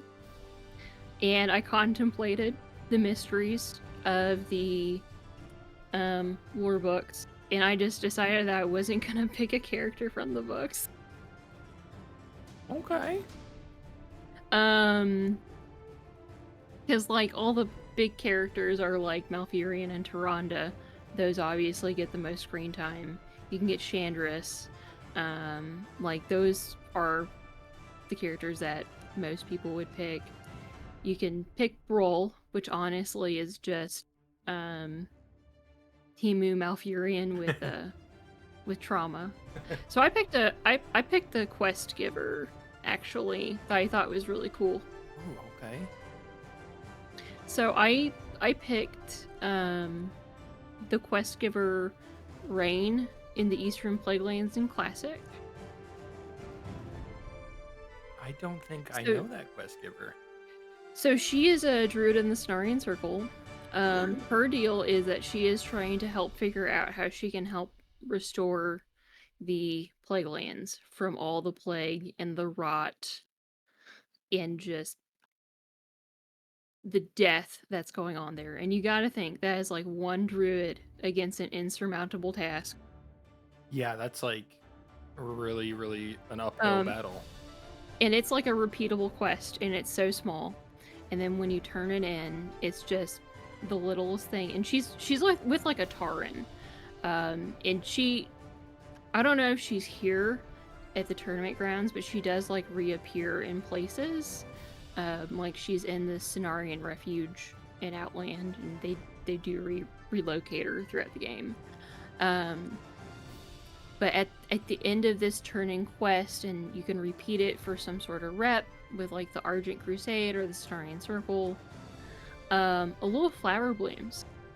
And the main theme is, with this little thing, there's hope that one day this whole land will be restored. That is a lot of work to do. And it's just small, incremental change.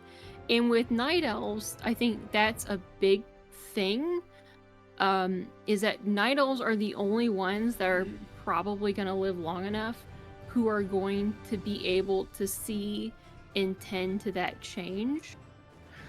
But also, like, the patience required, the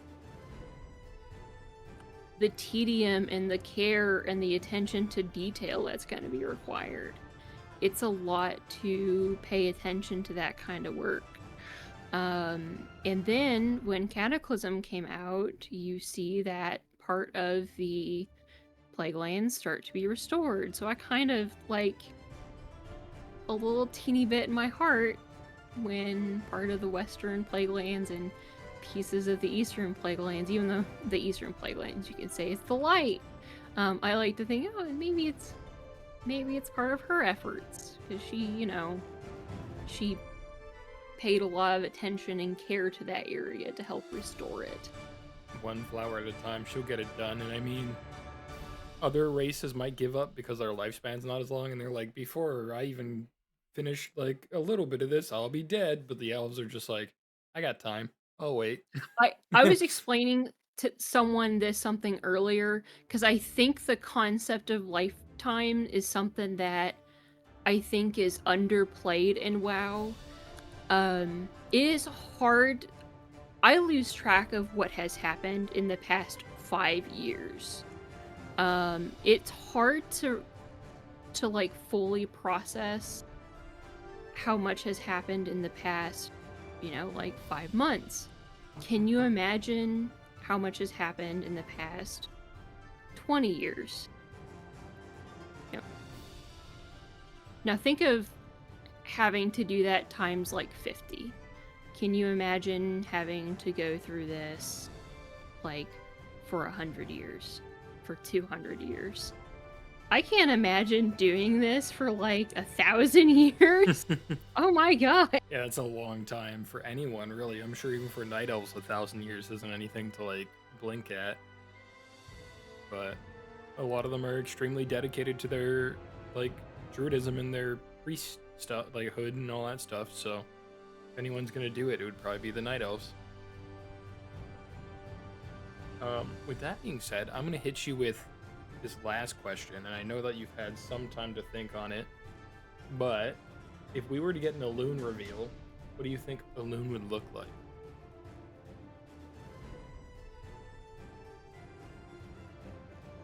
I just shook my head when you sent me that question. Because you all sent me the hard questions, and then when you told me that orcs got if they want benches in Orgrimmar, I'm like, well, they answer well, yeah, and I get the question that's gonna get me put on Twitter off. Because no one's gonna be happy with the answer. So you know what?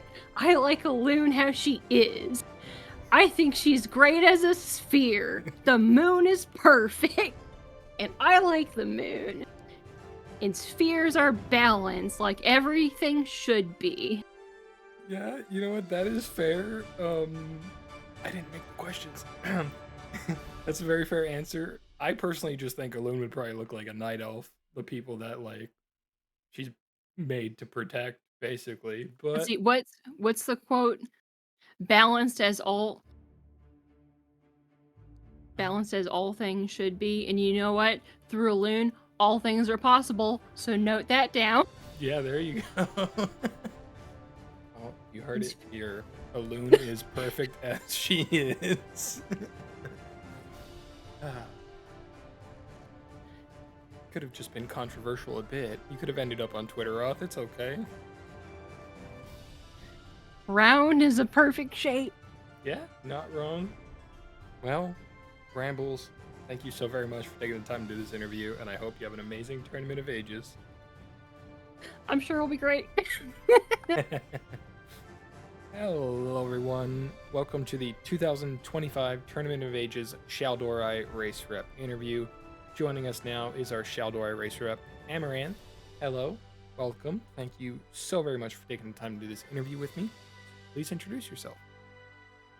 Hi, my name is Sadie.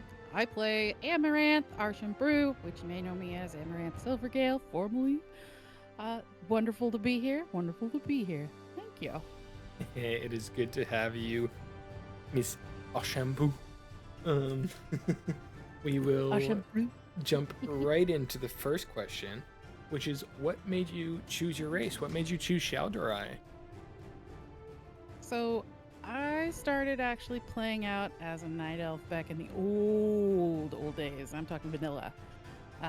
Call me basic, but to have a new branch to such an old race was something I really wanted to explore further, because their lore, for the most part, is relatively unknown prior to being stuck in that bubble. So it was really fun to just be like, okay, I can jump back into an elf and be an elf that maybe knew one of my prior characters that was also a night elf. So. Yeah, I mean, there was like, what, a 10,000 years gap that they were in that bubble for, and prior to that, we think they might have been like, Suramar might have been like a research city or something like that. We don't really know too much about it. Yeah, there's some lore, some speculation out there saying that, hey, there are definitely some of these old people that knew people before they were in the bubble. So I like to play around with that. I mean, they all were a part of the Night Elf Kingdom, the Kaldorai High Elf Empire. They knew Queen Ajara, that sort of stuff, before obviously the Naga happened and whatnot. Yeah. I mean, Naga are just corrupted night elves after all, and all that stuff. But it sounds like you picked it because there was a lot of roleplay opportunity, a lot of fun chance to change things about, make new things type deals. So expand on that. Tell us about why you're so passionate for this race. Well, kind of like I mentioned, it's a new take on old elves. I love the whole lore behind them and how they survived so long, closed off from the world. Their reintroduction, assuming a few, if any, like I mentioned, were actually old enough to remember Azeroth before being bubbled, was probably the most enchanting part. Everything they know is different, and that gives them such a big playing field for future RP, especially when it comes to traveling the world and seeing how things have changed, especially since the Cataclysm occurred. So, it's kind of it was an opportunity that I was glad to explore, especially when they came out. It was, shortly around the time that we don't like to mention, where everybody's locked up behind closed doors for a long time.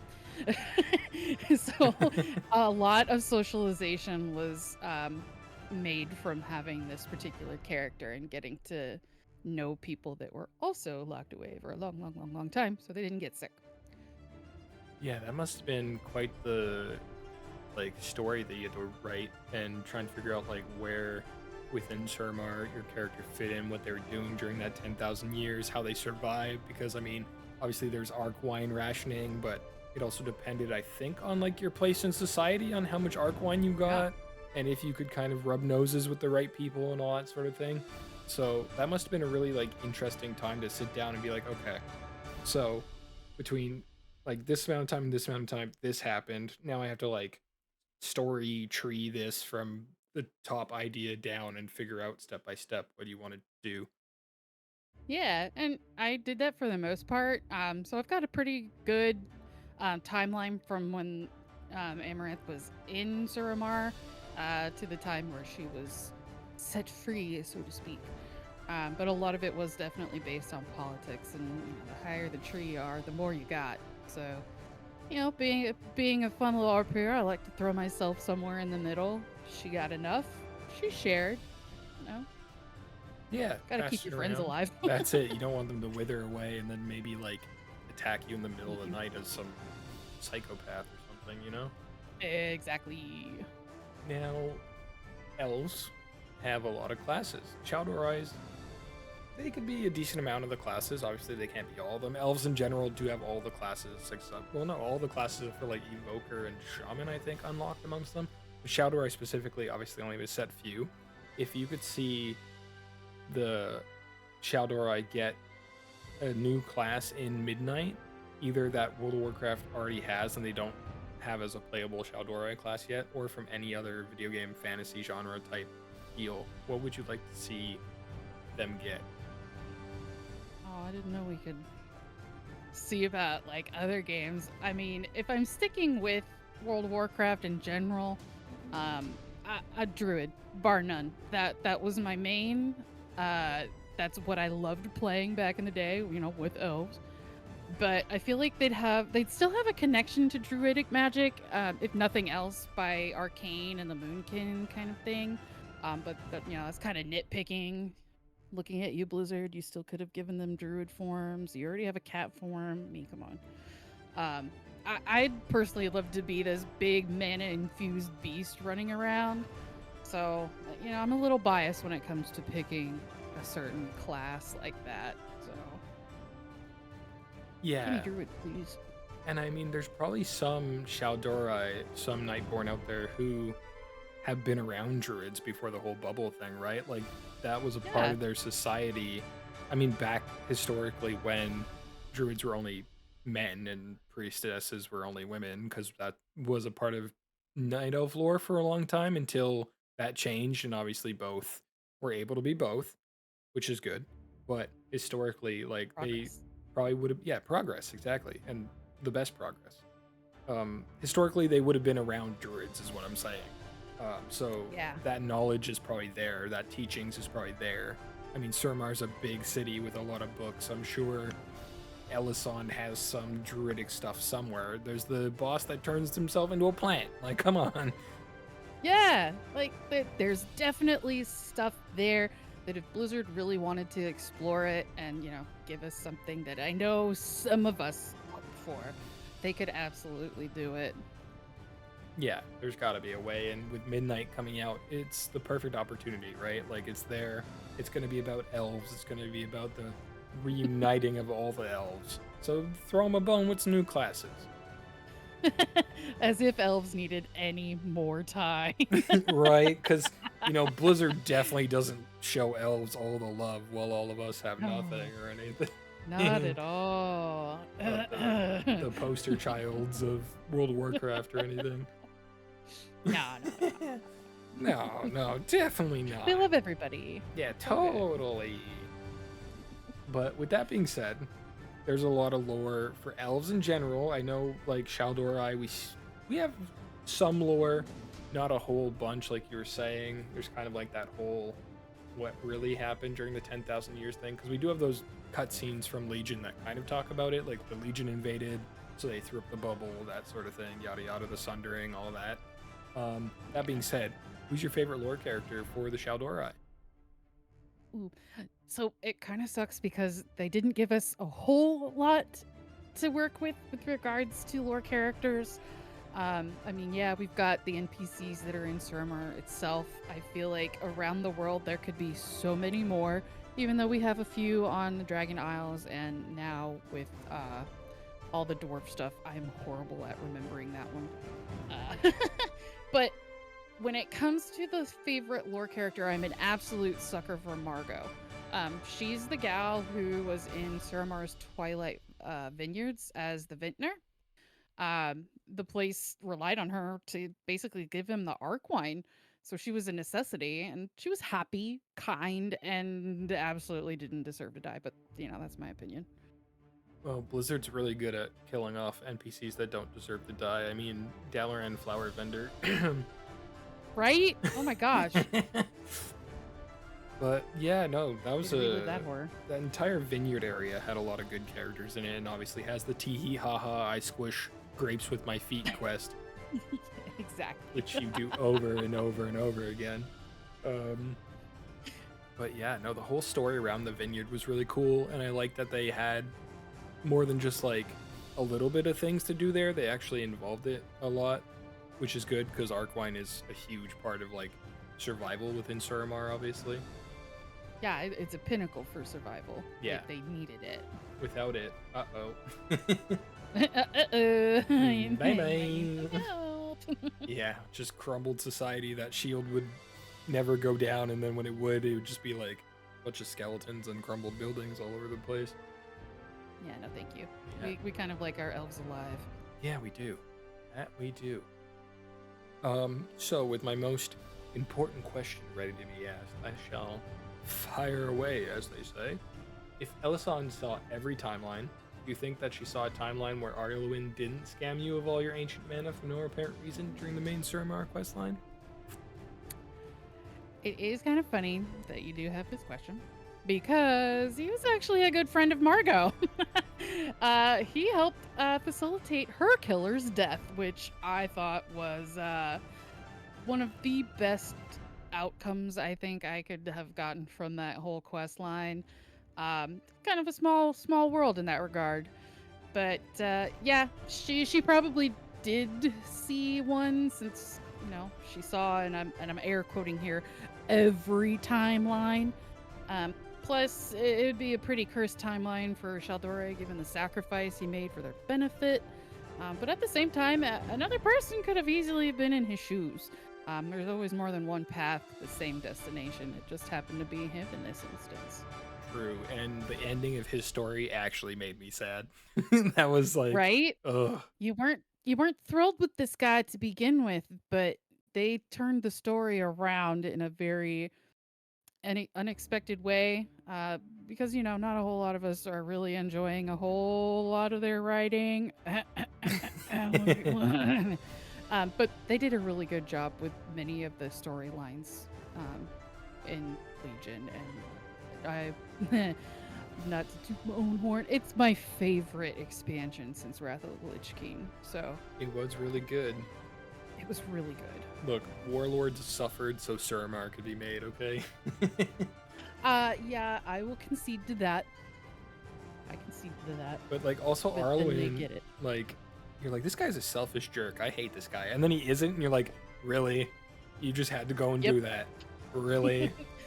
Really, you're gonna make me feel like this now? I Like- feel like a heel.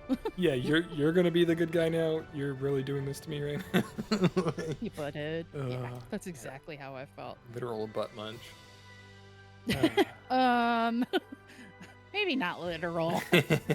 No, not literal. Just in the sense that he's a butthead. But Yeah. didn't end up being a butthead in the end. All those characters are great. Suramar was great. I loved everything to do with that zone, that expansion.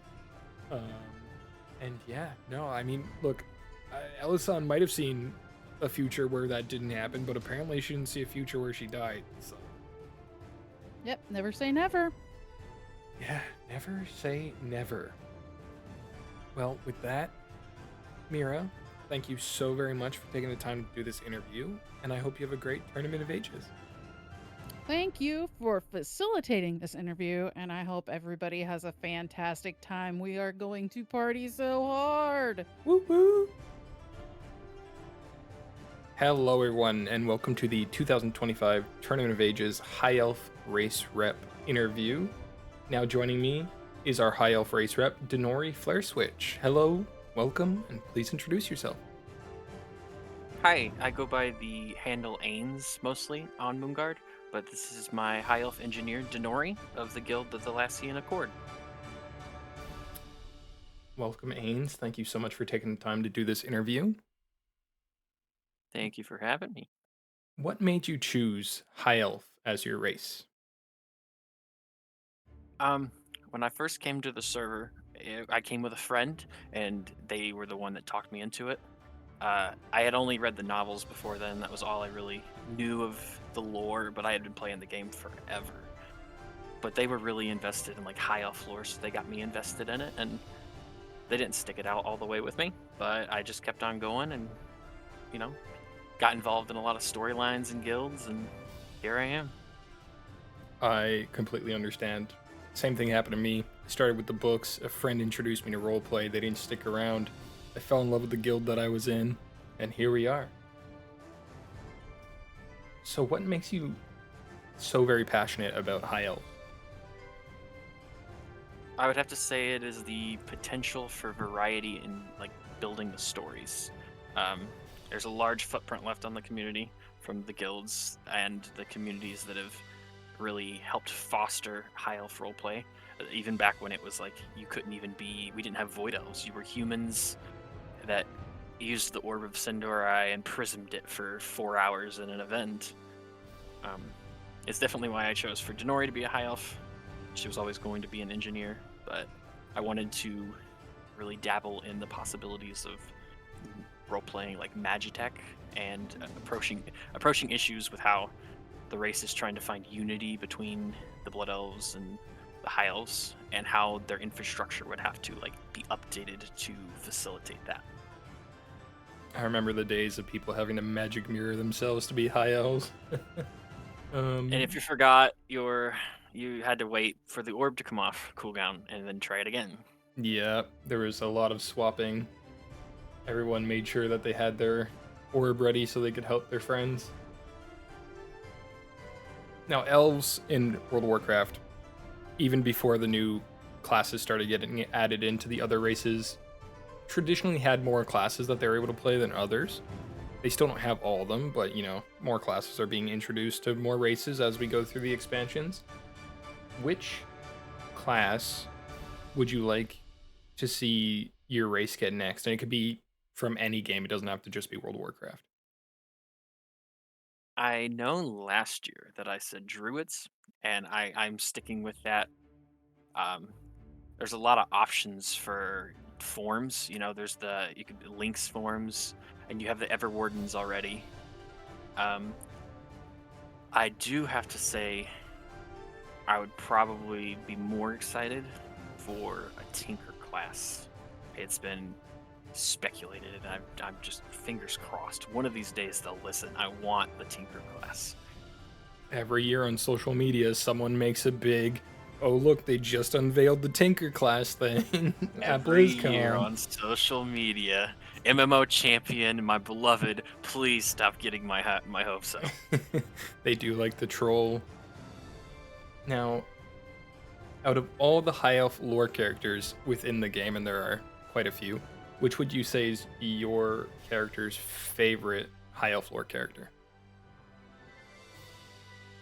The only Windrunner sister that we've yet to see more from recently, that would be Verisa.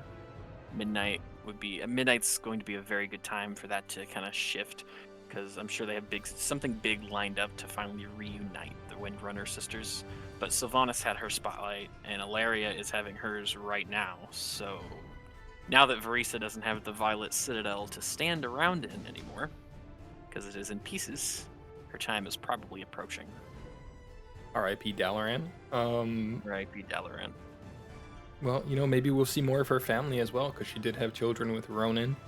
Maybe she'll just stand around Silvermoon.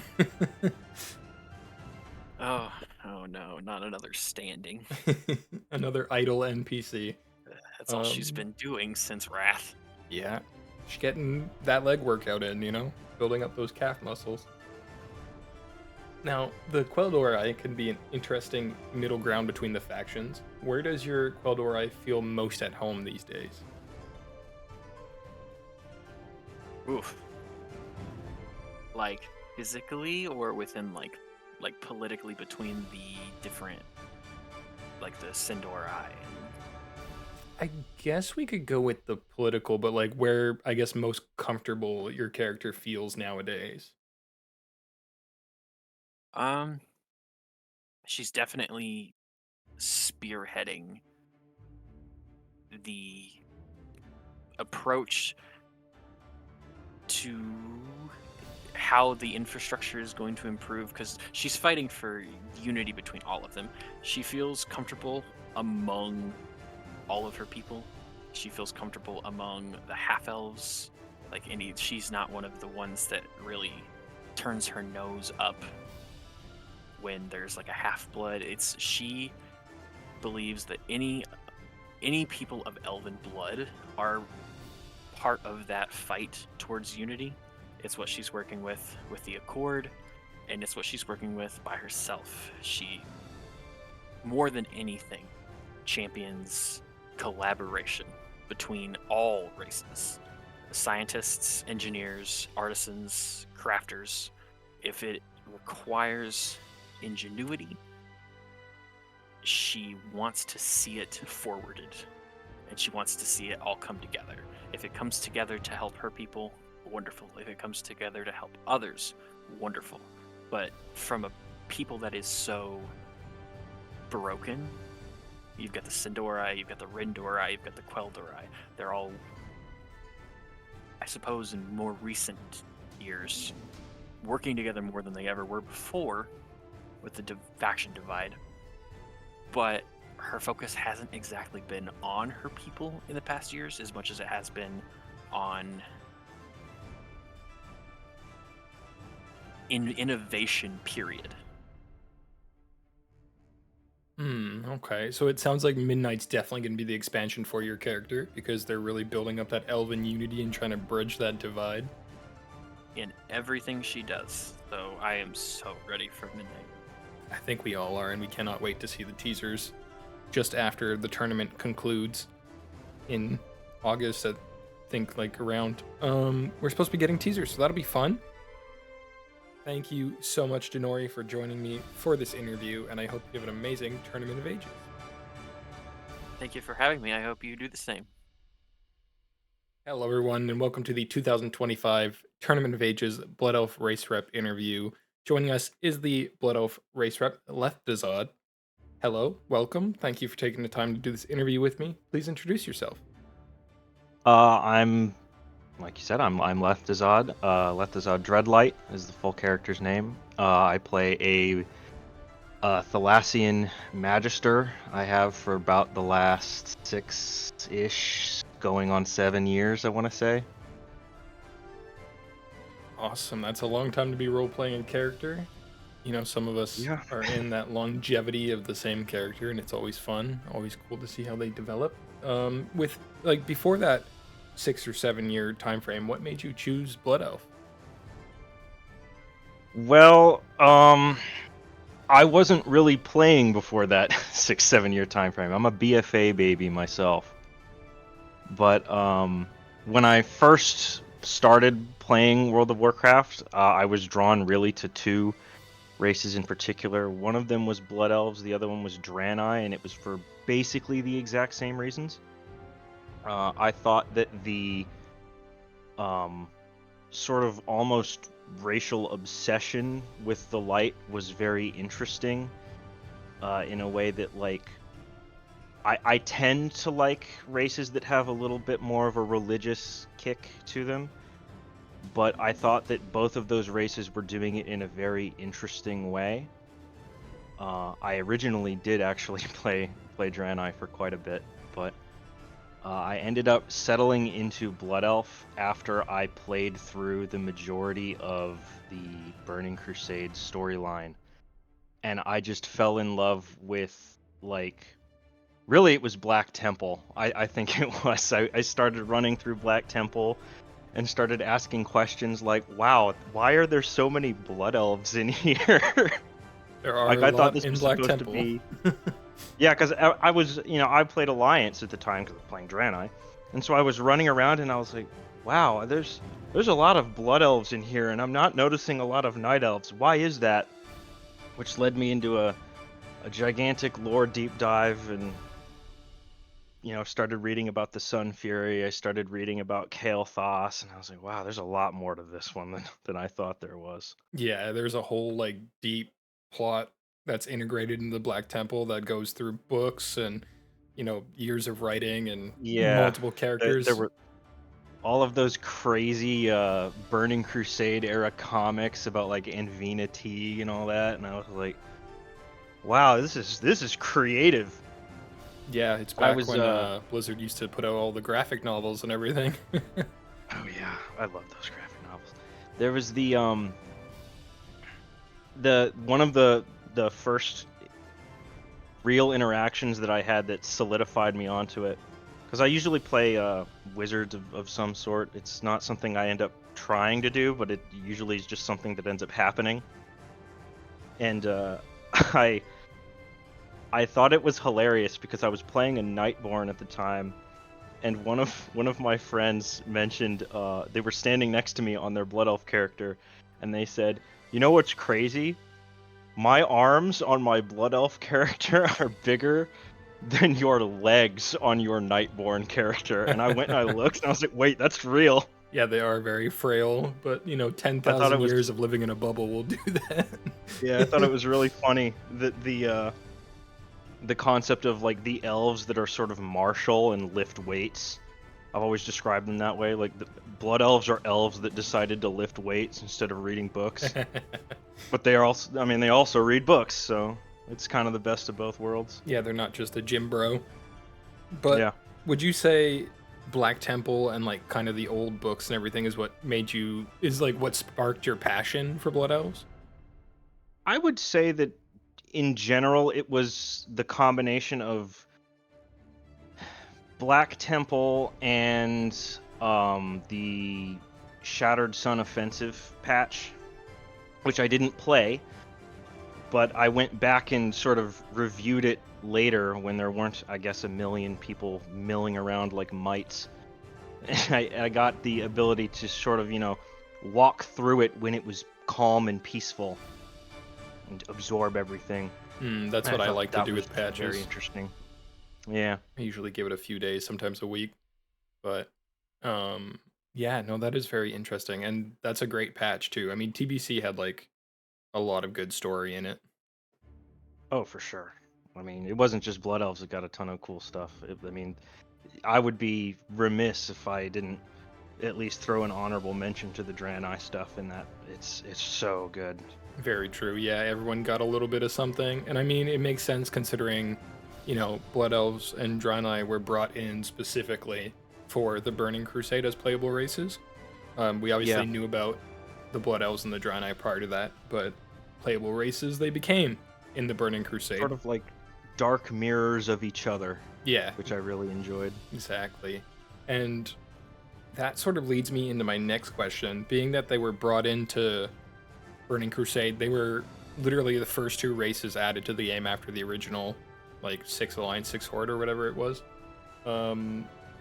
Which means they kind of have a decent amount of classes, and we just saw that like Draenei got some new classes. I'm unsure if Blood Elves also did. They might have, but with that being said, I don't think they did, no. If Blood Elves could be any class, either in World of Warcraft or in any other game, fantasy genre, etc., what would you like them to be or see them get? Okay, so I thought about this question a bit. I guess the answer is a little bit different depending on really the intent.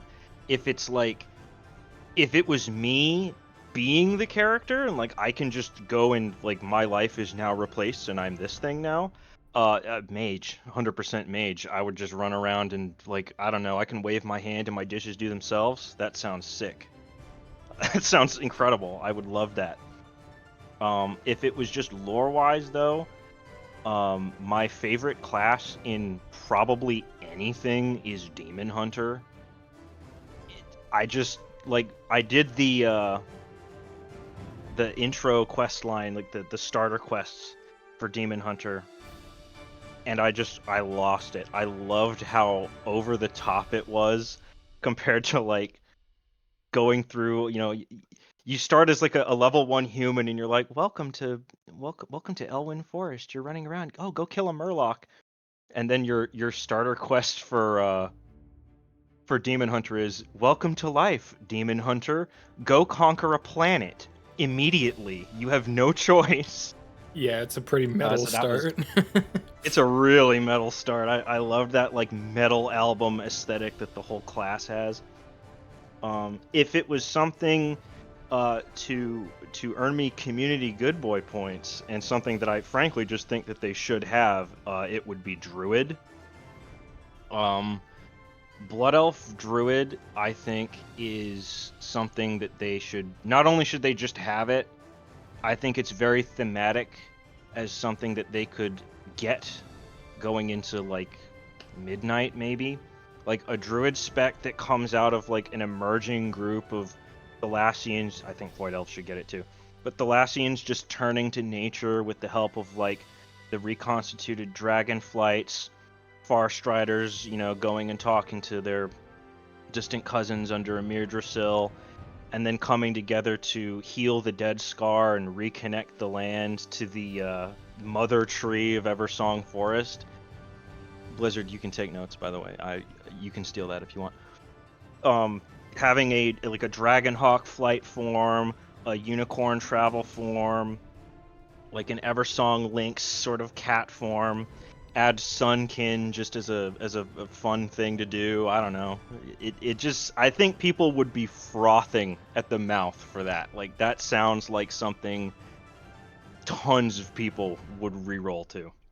Druid tends So to I think they should be have that. the more popular one because like everybody wants to be Druid, mainly because they have all Yeah. their cool like different forms and stuff, but also Blizzard free real estate with this idea, by the way.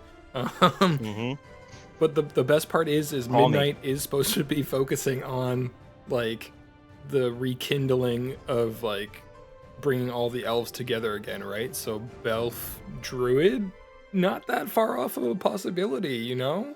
Nope, not at all. Like I think it's it's sick. pretty on the nose. It would be amazing. A lot of people would be jealous, but the Blood Elves would love you, Blizzard.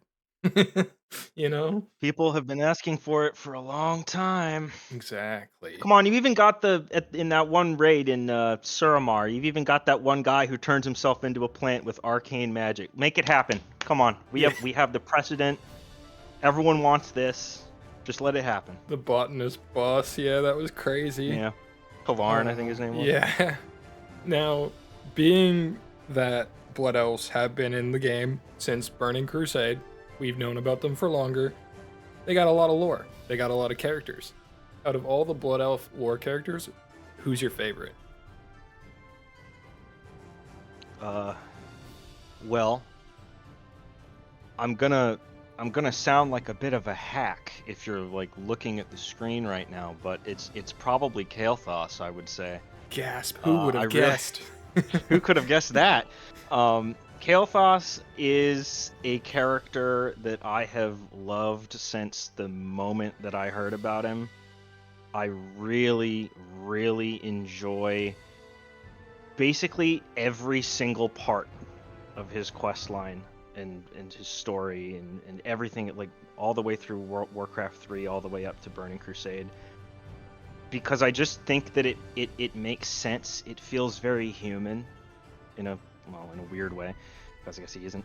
But it feels very like they wrote a character that unfortunately had to fall into this trap of being so desperate to save everybody that everything just falls apart, and he in desperation he turns to something that he really shouldn't. And I think that's something that rings true for a lot of people. I think it definitely feels real to me, and it feels like a mistake that someone would actually make, especially after all of all the crap this poor guy has been through. Like the immediate decision that he makes after the scourging to just sort of like turn around and be like, I know that we need like help, I know that we need support and all that, but it doesn't necessarily matter because we've got to go south and stop this guy, and that means that we're going to go back to the Alliance. It doesn't matter that we haven't been in it for a bit. None of this matters. We have to go help them.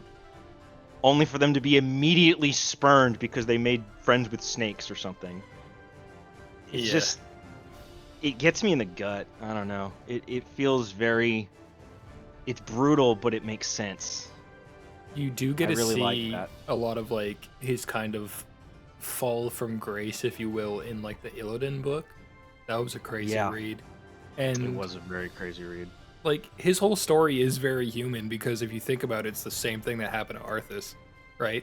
Yeah. Like just wanted to It's help his almost people, identical. wanted to save like his kingdom, and found this powerful thing that could help him do it, but it kind of turned him away from it. And then he brought ruin on his people, and Kel'Thuzad kind of brought ruin on his people. You know, the whole Sunwell and everything. Like, I did think that one of the things I always read a little bit too far into was that when you meet him in the first raid that you meet him in, he's like the final boss of a raid. Like he's a hugely like he was a hugely difficult fight from everything I could find going back then. He wasn't beaten on high difficulties for quite a while. And then you get to the Shattered Sun Offensive when you meet him the second time, and it's like, this is supposed to be him after he's been like drinking the power of the Legion for a hot minute, and he's the dungeon boss. He's like weaker. yeah, he's all hopped up on And he's Mountain like Dew. feral. He's been drinking Mountain Dew for 2 weeks, and he slammed a Red Bull can through his chest. Yeah, dude's just like running on fumes pretty much in that dungeon. But I it's, always read a little bit too far into that, I think, but it's a funny thing to think about. it's interesting that we kind of got him in reverse because there's not a lot of like bosses where it goes raid and then dungeon. Normally it's like you see Yeah. this dude in a dungeon, he runs away, and then you're like, oh, that's gonna be a raid boss later, right? It feels pointed, yeah. Like they did it on purpose. Yeah, I think so. But with Midnight having been brought up, and you know, we're gonna be learning about it shortly after Tournament of Ages. It's gonna be a big expansion for Sindori players. Do you think that an updated Silvermoon could potentially help revitalize the Blood Elf roleplay community in some capacity? Like maybe make it a bigger hub where there'll be more people, bring in new players? In some capacity, yes. I do think that it will help. I think that in general, when it comes to a Sindori role-playing community, just based off of what it seems like, at least to my read of things, what is probably going to happen in Midnight being a reunification of the Blood Elves, the Void Elves, and the High Elves. Getting all three of these guys together, getting rid of all of the political crap that's keeping them apart. I think that it would be less of a Blood Elf role-playing community and more of a sort of general Thalassian role-playing community. Like a united I think elven roleplay community? Yeah, I think that really is where the potential sort of lies with that.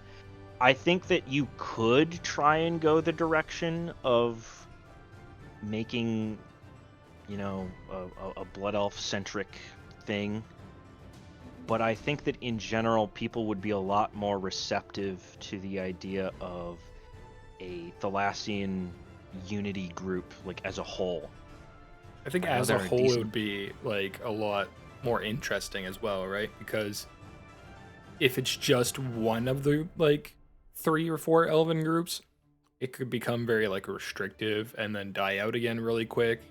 Whereas if it's all Yeah. 4 of them, there's a lot more brought to the table.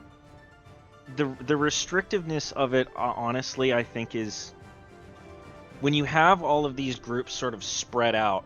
You know, when you've got like the Sindori role-playing community over here and the High Elf one over here, I feel like what ends up happening a lot of the time is they become very insular, and what you end up with is a bunch of people who, in theory, all like the same thing, but they like their version of it.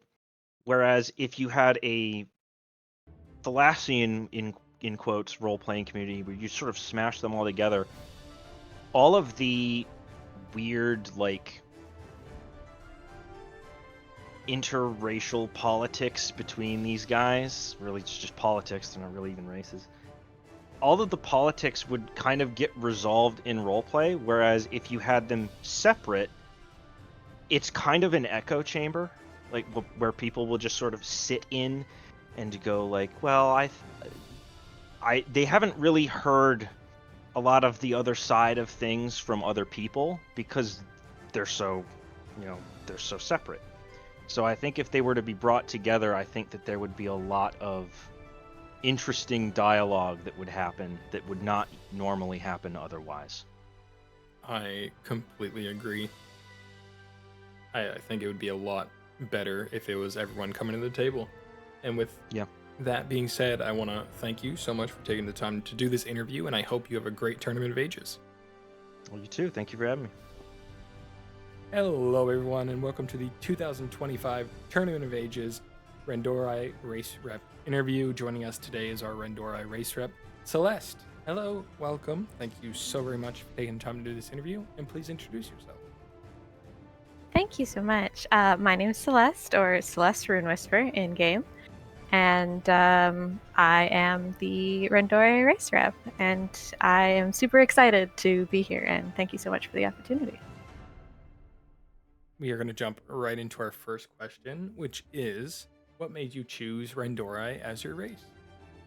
Well, Rendori have a special place in my heart. I've always enjoyed like the Eldritch aspects and the more darker side of stories. And when I found out that not only would there be a focus on the Void back in Legion, but that the Void Elves were going to be a playable race, I had to jump on that as soon as possible. That is like my niche, and I've enjoyed it ever since. Had to hop on board the spoopy, scary train, huh? Absolutely. All the void and horrors and everything that we see from them. I love horrors beyond my manifestations. Beyond just your void elf horrors that you could play in game. Exactly. And I've been enjoying the little kind of storylines. Like, they're not one of those, here you go, here's a playable race, totally forgotten. Like, they have their little moments where they come up in story, especially now with the 3 expansions that are coming up back to back about the Void getting worse. Yeah, I mean, Rendori are going to be very prevalent in Midnight especially, but they have been throughout War Within. We've seen them, especially in the latest patch. And obviously we will continue to see them, probably in a bigger role come Midnight, but it's going to be amazing. I'm sure you're looking forward to it. And oh, I'm looking so much forward to it. Exactly. And I think everyone is. There's a lot of people who are super excited for Midnight, not only because of all the elf stuff, because there's a lot of like mystery on what's going to be happening with like Quel'Daros and all that stuff over there. And exactly. With that being said, let's just expand on your passion for the Rendori. Just tell us what makes you truly passionate about them. A lot of stuff that I'm really passionate about, other than like the horror aspect, the whole eldritch being, I really look forward to like all of their color palettes, all of like the mogs that kind of associate with them. And of course, like I said, the storyline kind of just expanding on them. They're not like one of those, okay, guys, we heard you. Here's a playable race that you guys have always wanted. Now leave us alone kind of thing. Like they feel a little important. And I like that. I wish every playable race, like the side races, like Lightforge and all that, like had more, of course. But I really do enjoy that the Rendori are basically getting like 3 expansions about them. Yeah, I mean, everyone's going to be very happy that the race that they play is getting, like, the screen time, right? And it is kind of unfortunate that some races we don't really see after they've been introduced all that much. Like, I don't think we've seen really anything about Volpera since BFA. Exactly, yeah. So, and, like, the Mag'har Orcs had their, like, side spin on timelines and stuff, but, like, other than that, nothing else has been spoken about them. Yeah, and I mean, maybe they'll get their limelight, but for now, you're getting yours, and that's all that matters. Selfishly. It's okay. We're allowed to be selfish about the races and characters that we enjoy. Now, with that being said, obviously, like we just said, maybe there's going to be more limelight on the Rendori and all the elves, because Midnight is focused on bringing all the elves together as one and trying to get that elven unity back into the world. And through Midnight, there might be new classes introduced, as there tends to potentially be when it comes to new expansions. That hype is always there. They're like, oh, is there going to be new classes? Or will like races get new classes that are already in game added to them?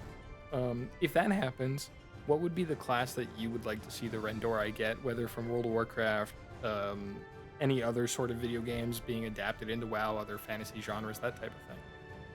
I know last year I said that even though it is impossible, like storyline wise, because of how like the Emerald Dream works and how the Emerald Dream is connected to people who can be druids, I know that it's a little bit of a long shot to, even though elves are the unnatural race of occurrence on Azeroth and they should have a connection to the Emerald Dream. I know that druids might be a long shot, and I did talk about that last year already. But what I really want to see as a new class, not just for Rendorai, but for basically any race really, is Tinkerer. I heard a lot of people talking about Tinkerer as a class, and I really want to see how that works. I want the 3 sub-specializations as well in Tinkerer. I want to see how they like adapt it to a tank role, how they would adapt it to a healing role, and of course DPS would be super simple, but I'd love to see it.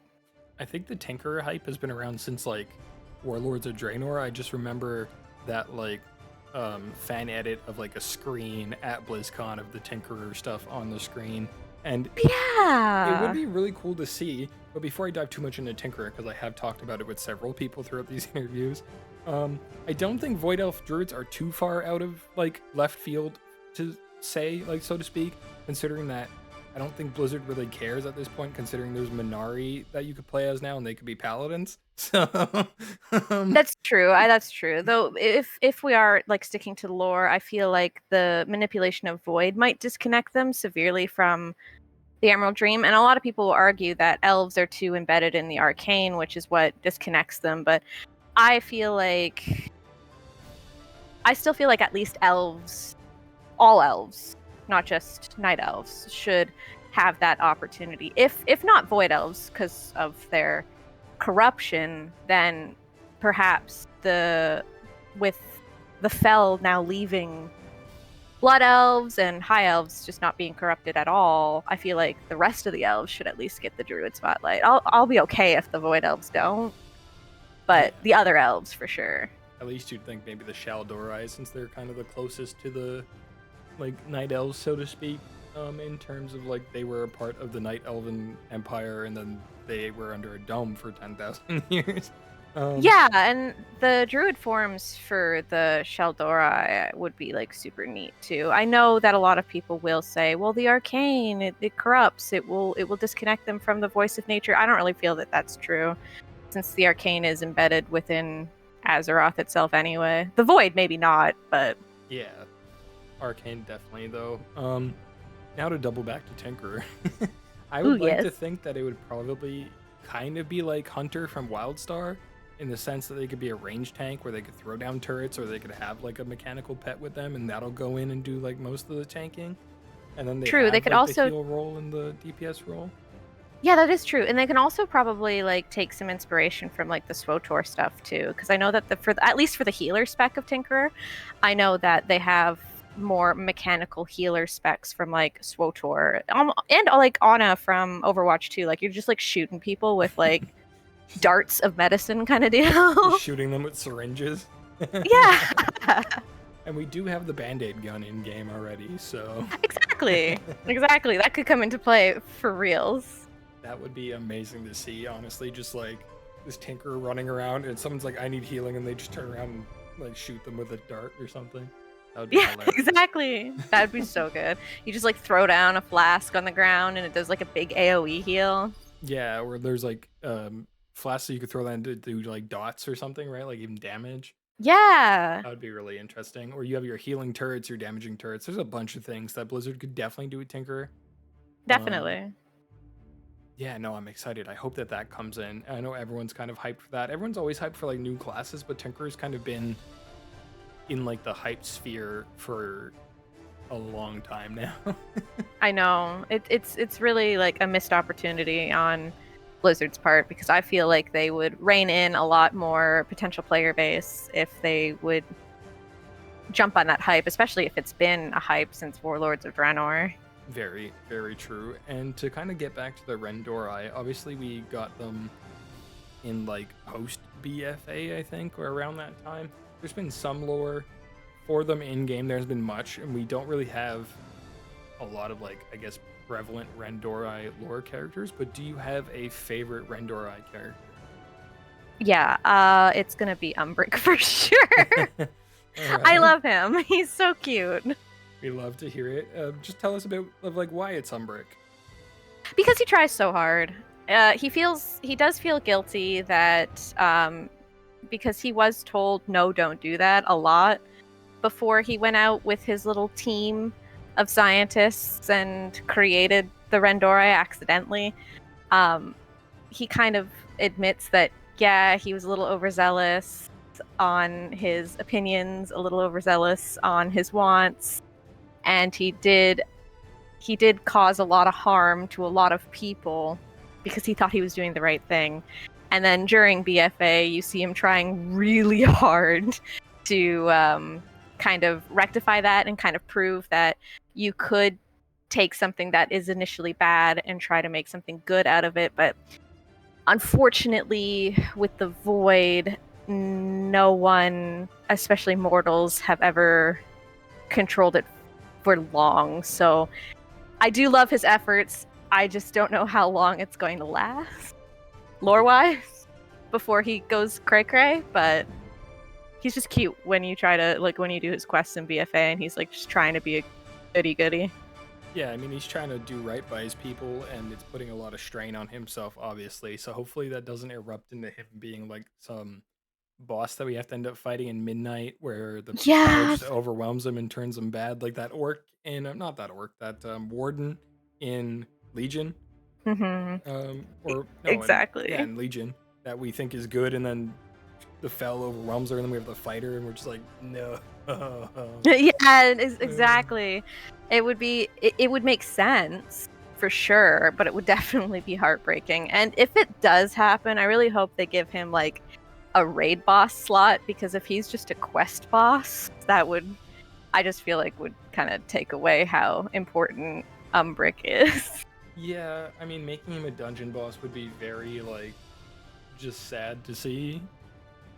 At least I mean, dungeon boss would be better than quest boss, but I would love to see how he would, like, turn as, like, a raid boss. I think that would be a lot of potential in regards to, like, mechanics and visualizations. Yeah, I mean, if they make him one of those, like, here's a quest, you need 5 people to do it, this is an elite, and you go and fight, and it's like Umbric, I would be very upset.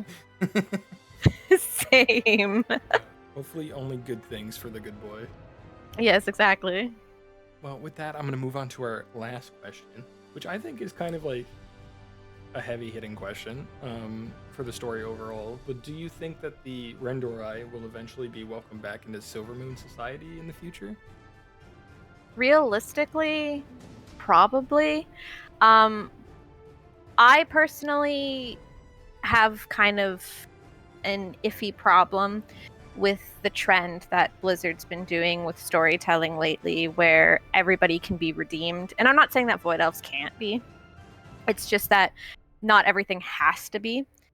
So realistically, with how they've been going about storytelling, I feel like they're going to be like, oh, power of friendship, like as they have been since BFA, which has been a little bit of a dull storytelling. Personally, I feel like they could say that their difference are bygones be bygones. If you need help, we're here, but I need you guys to like still kind of stay away, because technically they did break a lot of rules and almost died because of it. Not saying that really bars anybody from forgiveness. I'm just saying that if they do get welcomed back into Sindori Society, I would really like to see it be less of a, yeah, no, welcome back. No problems. All water's under the bridge, and more like, you can stay, sure, but there's going to be some heavy rules, and if you don't like it, you guys can go back to whatever you were doing in the Alliance. Right, and I think that's totally valid, because I don't really like the whole redemption thing that they're doing. Like, they tried to redeem Garrosh, they did a redemption line for Sylvanas, and I'm just like, at what point are we going to be able to go back to, like, no, these people can't be redeemed and we have to put a stop to them now, or like, no, they can't be redeemed in our eyes, so we'll play nice, but we're not gonna like be on the same side type thing, right? Yeah, I'm really disappointed in the villains can't be villains anymore trope. It gets dull really fast. And I'm not saying that the Void Elves are villains, nor are they like barred from any sort of redemption, but they are dangerous. Right, because they're messing with a dangerous thing, Exactly. which is the void. It's not like the void is this good thing. It's kind of heavily like influencing and corrupting. Yeah, and we've seen in some pre-patch quests before this expansion that even the people who think that they're the strongest controlling it literally can't control it. Yeah, it's like you can never be certain with which way it's gonna go, right? It's this unstable Exactly. type thing. And I think it's fine that villains are allowed to be villains. I think we need more of that. Because like the whole hand-holding thing is fine and dandy and all, but it also kind of like takes away from the story, I think.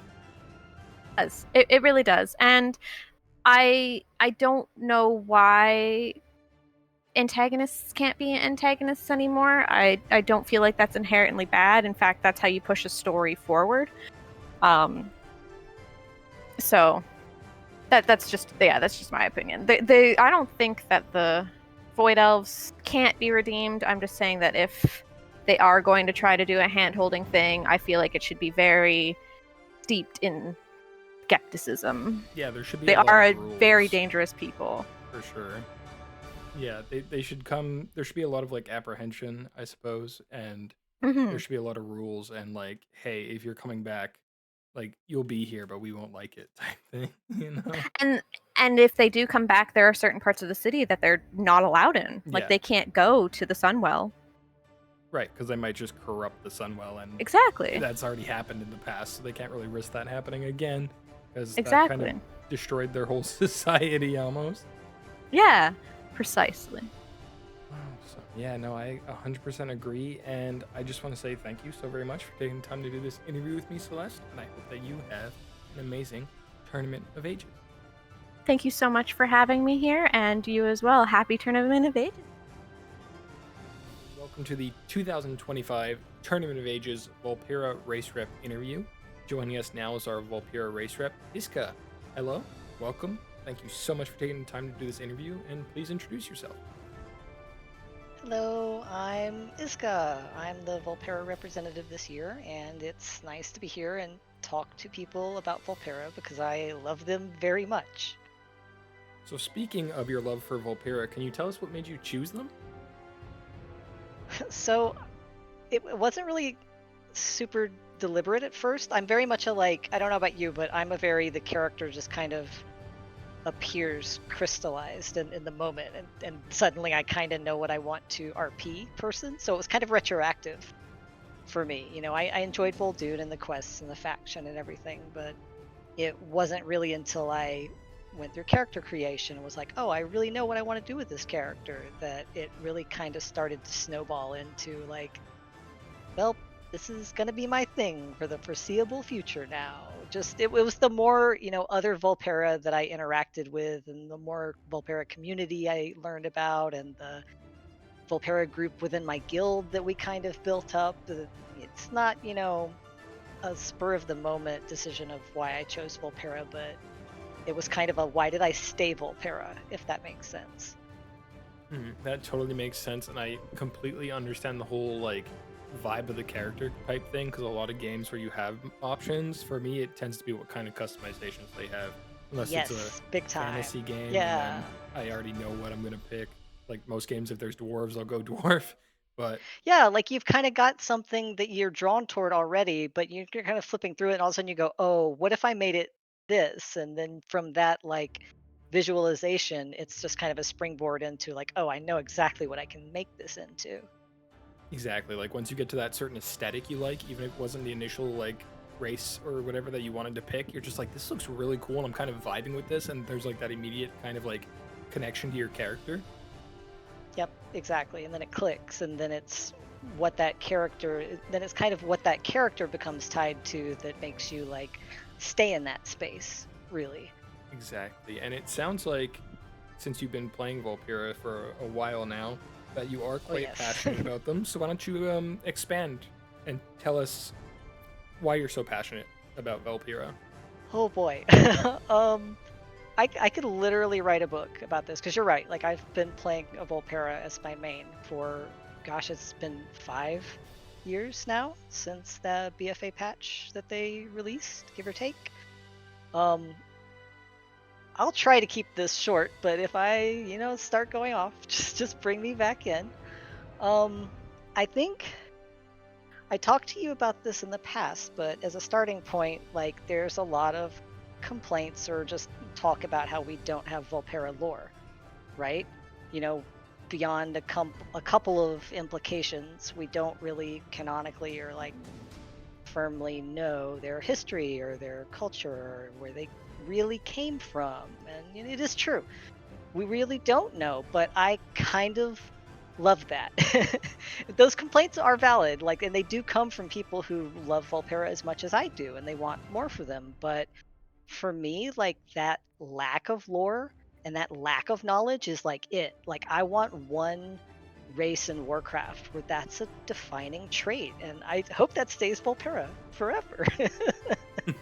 I totally get what you mean. There isn't much to really go off of with them, but that just means Right. you have the freedom to build what you want with them. Yeah, and it's not like, me saying, before people get upset, like Iska says Volpera shouldn't get any content ever. Like, no, there's a reason I say that, and two, like, I don't mean they shouldn't get anything ever, but one thing that like comes to mind with that for Volpera for me is like, I don't know if you've ever heard this, but there's a quote and kind of an associated thought that it takes as little as 2 generations for knowledge to disappear. Like, that's it. That's all. Like, without, continued access to technology or some kind of centralization or some kind of, organized system in place to share or communicate that knowledge that you have. Even writing, even just memory and oral tradition, it's just gone. It's lost. And like, to me, that's Volpera, right? They exist in diaspora. They're a small group, canonically a small group. I know there's a ton of Volpera role players, but they're a small group of survivors. They're fragmented, they're spread out. They're what's left over after everything that has happened to them and to Vol'dun. Not only do we not know who Volpera were, but I kind of think, or I certainly get the vibe that Volpera don't know, who they were either. Like, we both have to guess about like literally everything, and out of character we get thematically the basics, like, we get Volpera live in wagons, they scavenge, the Sethrak captured them a lot, and that, for me, that small amount is like, it's enough from a creative standpoint, like, not only enough, but it kind of becomes a challenge, right? Like, that's your starting point. That's what you get to make your character out of. Yeah, and I mean, a lot of the reason why their history is probably gone is because they've been focused on surviving for so long, right? Yeah. And they're tiny little caravans. Like you said, they're fragmented groups. Each of them have their own little caravan. They do have like that one place where all the caravans come and meet, but that doesn't necessarily mean that they're able to sit there and spread their stories and discuss things and look back on their roots and their history when they've been so like attacked and kept down for so long, right? Yeah, it's exactly that, because not only are they surviving, but kind of like you're implying, they're running. They're actively running from the environment, from at the time, the Sethrak, from the resurgence of Old God forces. Briefly in Vol'dun, we have like a climactic, battle there. There's just so much in Vol'dun that is just horrible and dangerous now to be living. And they have built up now, like we get in the new Exploring Azeroth book, the I don't know, it's the newest one actually, but the Isles and Islands one. We get a little piece of, the Volpera are finally building up those caravan settlements, and they're starting to come together in the burrows and share information and stories and stuff again. And that's how we get things like our one Volpera fairy tale that we have is they're sharing information again. So I love the idea that they will get a little bit, maybe in the future. And, if we ever revisit BFA zones, maybe we'll see new pieces of Boldoon related to that.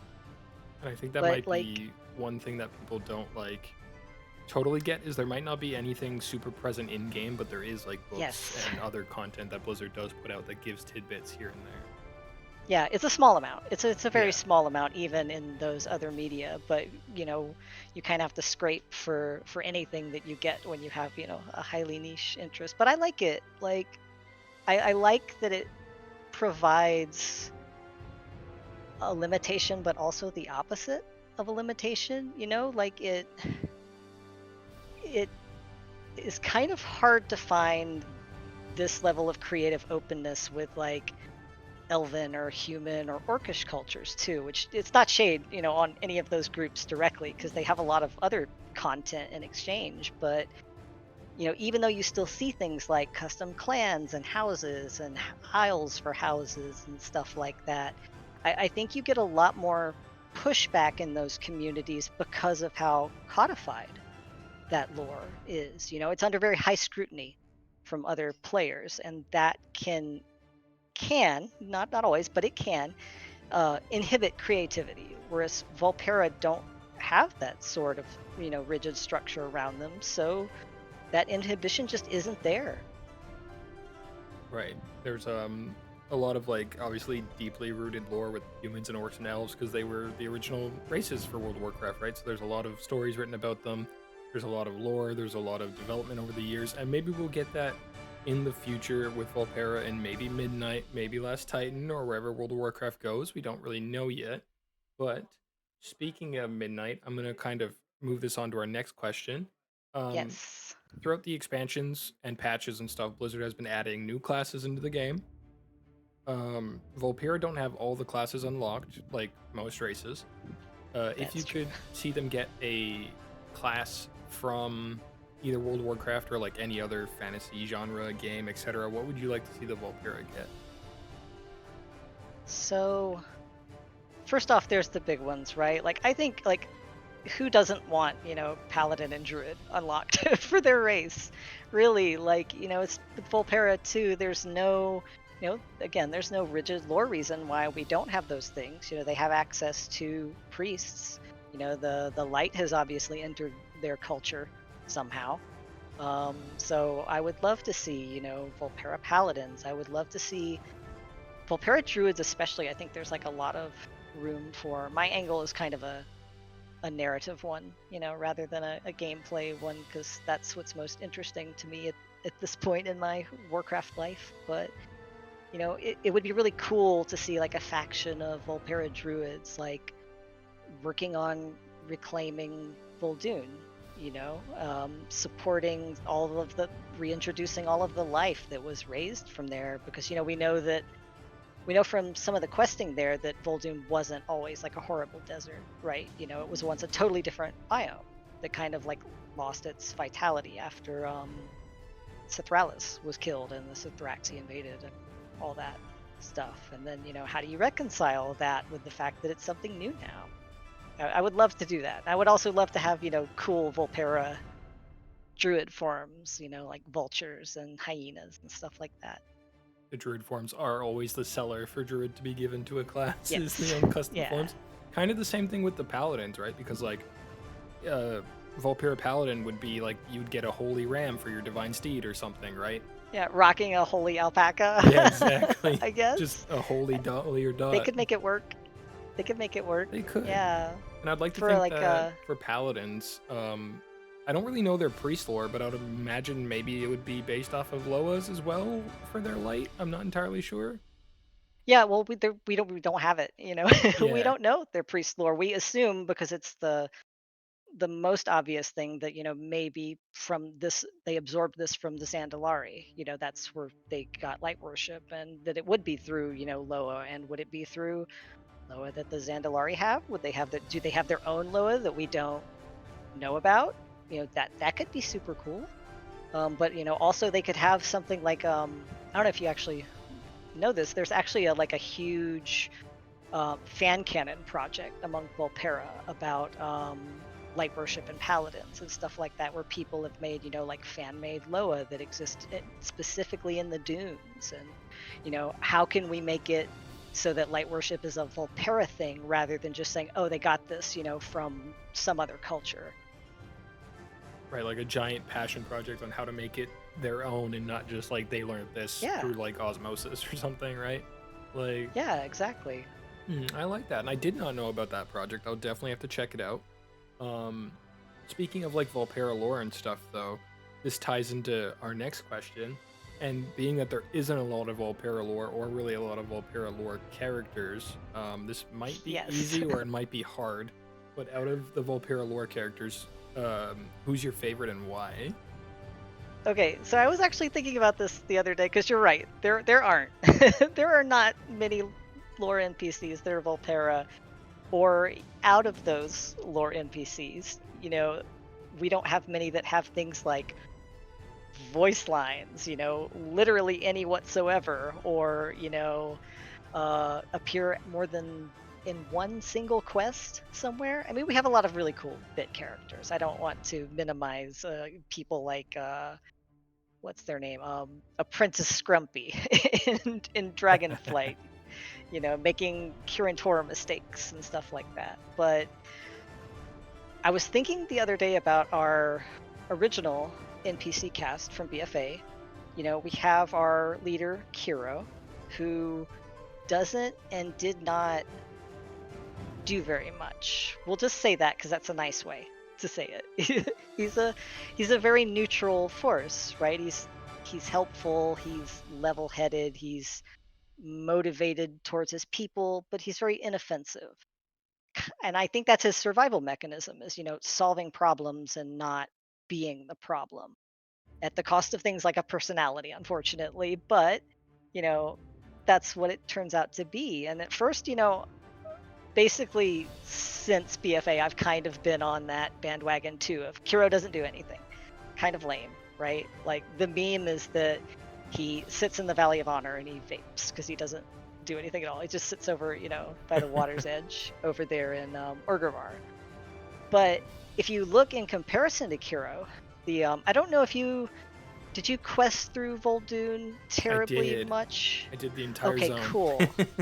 Awesome. So I can just provide a little bit of context, and I'll assume that the people listening to this have at least like a little bit of context, to Vol'dun NPCs. But on the far extreme from Kiro, you have Nisha, and then Nisha, was the kind of like vengeful skirmisher character that you actually quest with murderously, through Vol'dun.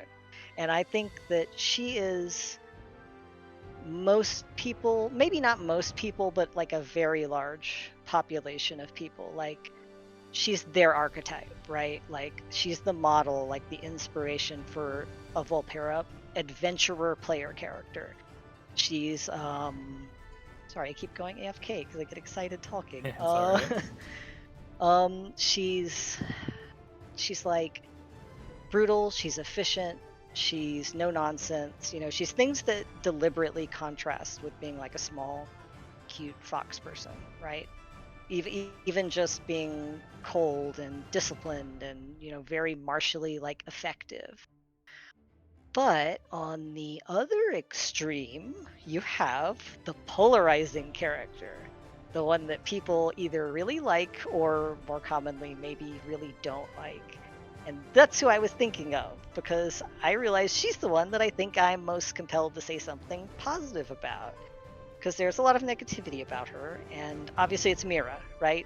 Dahlia and Todd are my best friends. Yeah, it's Mira, because she's cutesy and she's happy, like, to the point that it's almost like a little off, right? Like, it's kind of an inappropriate affect at moments. She's going through this like awful hellscape of a zone with her little wagon, and she's like singing and happy and stuff like that. And when we find her again, I guess it's okay to lightly spoiler now some Were Within content, since it's been out for a while. Yeah, I hope so. It's fine. Okay, yeah. So when we find her, after the fall of Dalaran, she's in Ashkahet, because she got captured too.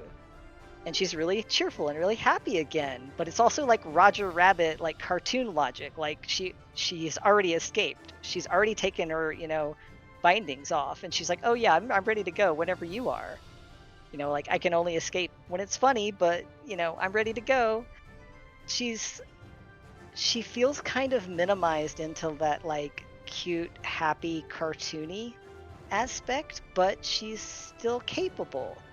And just like Nisha has her survival instinct, her like survival mechanism of being really like shut off and cold, and Kiro's is to be really like neutral and inoffensive and helpful.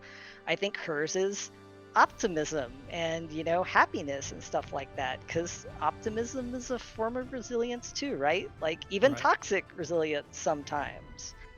And so you get these three, what I'm getting around to is that you get these three characters and you've got like a perfect spectrum with Kiro in the middle and Mira and Nisha on the other side. And I was like, I have never thought about that until right now. Like whoever wrote this part of this story for BFA, like they knew what they were doing. They did a really good job with this. Like they go, okay, here's Volpera. I've introduced them to you wholly through these three characters. Like a really good starting point of like what they can be.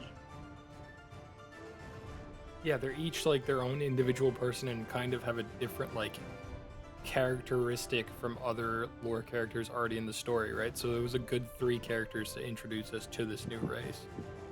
Yeah, and especially since I assume at the time, the people writing the zone knew that they were eventually going to become a player race. They've also provided us kind of with like a narrative framework for like what's a Volpera player character, like what's the energy that they bring out. It's probably somewhere on the spectrum. Like that's your starting point. Like that was actually like really cleanly and cleverly done, I thought, and I just never thought about it until like a couple of days ago. Yeah, they really introduced like the mannerisms very well with those three characters. And now you brought up Dolly and Dot. Dolly and Dot are my best friend. One of the best parts of Vol'dun. I can't sing it. I can't possibly even try to sing it. I'm not I'll going just to embarrass either. myself even more. But that brings me to my final question, the most super serious question of the whole interview. Oh gosh. Who do you think is most likely to become a ruthless war chief of the Horde, Dot or Dolly? Okay, well, you can't separate them, right? Like, we just have to lay that out. Like, you can't separate them. Right. And I think we've also established that the Horde is definitely moving toward a system of council leadership. So, if anything, it would be both of them together, side by side. Like a two-headed ogre. like a very I was going to say horrible, but then that was the wrong word. So they're not a horrible two-headed ogre. Like a very small and fleece-laden two-headed ogre. You're right. No, that is well said. They would like probably sit at the head of this new war council, but yeah, who knows? And they would spit really Anytime effectively. they disagree. To great impact. Yeah, that honestly sounds about right to me. And Iska, thank you so much for taking the time to do this interview. I greatly appreciate it, and I hope you have a great Tournament of Ages. Thank you very much for having me and letting me ramble on about Volpera for a few minutes. I was very excited to do it, and it's always a pleasure to be here. Tournament of Ages is hugely impactful for me. It's one of my favorite things in Warcraft. Thank you so much, and we will see you there. Hello, everyone. Welcome to the 2025 Tournament of Ages Draenei Race Rep interviews. I'm here with the Draenei Race Rep, Nerva. Hello, welcome, and thanks for joining me. Please introduce yourself. Hi, thank you very much for having me. My name is Light, and I play as Nerva on WoW. I joined around Wrath and the Lich King, and I've been playing Nerva since the latter half of the Cataclysm expansion, with a few breaks in between. So what made you initially choose Draenei as your race? The real answer is they're pretty, but there's obviously more to it than that. I thought that Draenei were fascinating because they're basically every single fantasy character trope in one body. They have the pointy ears, idyllic appearances, they're a bit monstrous, they have mild anthropomorphic features, and they got those tentacles. I've come to really enjoy their anatomy, and recently I've been using their tendrils like fingers, which has been a favorite of mine. That is pretty neat. A very interesting characteristic. What makes you so passionate about them? When I made my character, it was to help out my best friend at school get over some hard times. I wanted to make a ride or die pal that would stick around even if you told them something devastating, and we're still friends 20 years later. Nerva became my main in Warlords of Draenor because it was a big deal bringing back the world where we were born, with the family that we lost. It became an obsession for Nerva to make sure that what happened on Outland wouldn't repeat. That fixation for her turned into a lot of work for me because Nerva wanted to go from a nobody civilian to somebody people would listen to with respect to her area of concern. I wanted to have all the answers, and it was a lot of research into Warcraft's side story about this other planet with holy blue demon people. They're an advanced, dimorphic, spacefaring alien civilization that worship wind chimes. I think as we get to talk more about Eridar and less about Draenei, there's going to be more interesting things, and I'm excited to see where Blizzard takes the story. It'll be very interesting to see where the Draenei go within the next couple of expansions. I imagine they'll probably be more like prevalent within the Last Titan rather than Midnight, but being that there was Draenei who were also at the Sunwell and all that stuff, maybe we'll see them in the Midnight expansion as well. I like that. I think it would be amazing instead of just focusing on the specifics and like the elves, bringing in all the other people hopefully as well. But with that being said, Draenei do have probably some of the most playable classes in the game, especially with them getting newer classes as of late, along with like Tauren and all that. If you could pick any class that they don't have in World of Warcraft or any class in any other game, which class would you like them to get? I think the most appropriate fit for Draenei would be Artificers, but with the engineering profession in the game, that would be hard to make stand out uniquely. I think that Bards would otherwise be a great fit for Draenei, because they do have something of a music culture with their Song of the Naru. Adding an arcane flair, I think would be a perfect match for Draenei, and it could be fine adds in the game with damage and healing specs. I think Bard would be very interesting to see. It's not really an answer that you hear a lot, but I think like on top of Tinkerer being like one of the most asked for classes, Bard would work really well in the World of Warcraft universe, especially at Draenei. I think it's hard to make Tinkerer work and also keep the engineering profession in place. But otherwise, I think that would be really cool if they can make it work. Yeah, it would be amazing for sure. I didn't even think about like the whole engineering profession because, yeah, would you get rid of it? Would you keep it? It would be hard to like kind of make them distinct. But with that being said, Draenei were originally introduced into the game as a playable race in the Burning Crusade. So they've had a lot of lore, a lot of time to develop over the years through multiple expansions, which means there's been a lot of lore characters. Do you have a favorite Draenei lore character, and if so, who is it? I think Blizzard had a lot of fun with Exarch Maladar.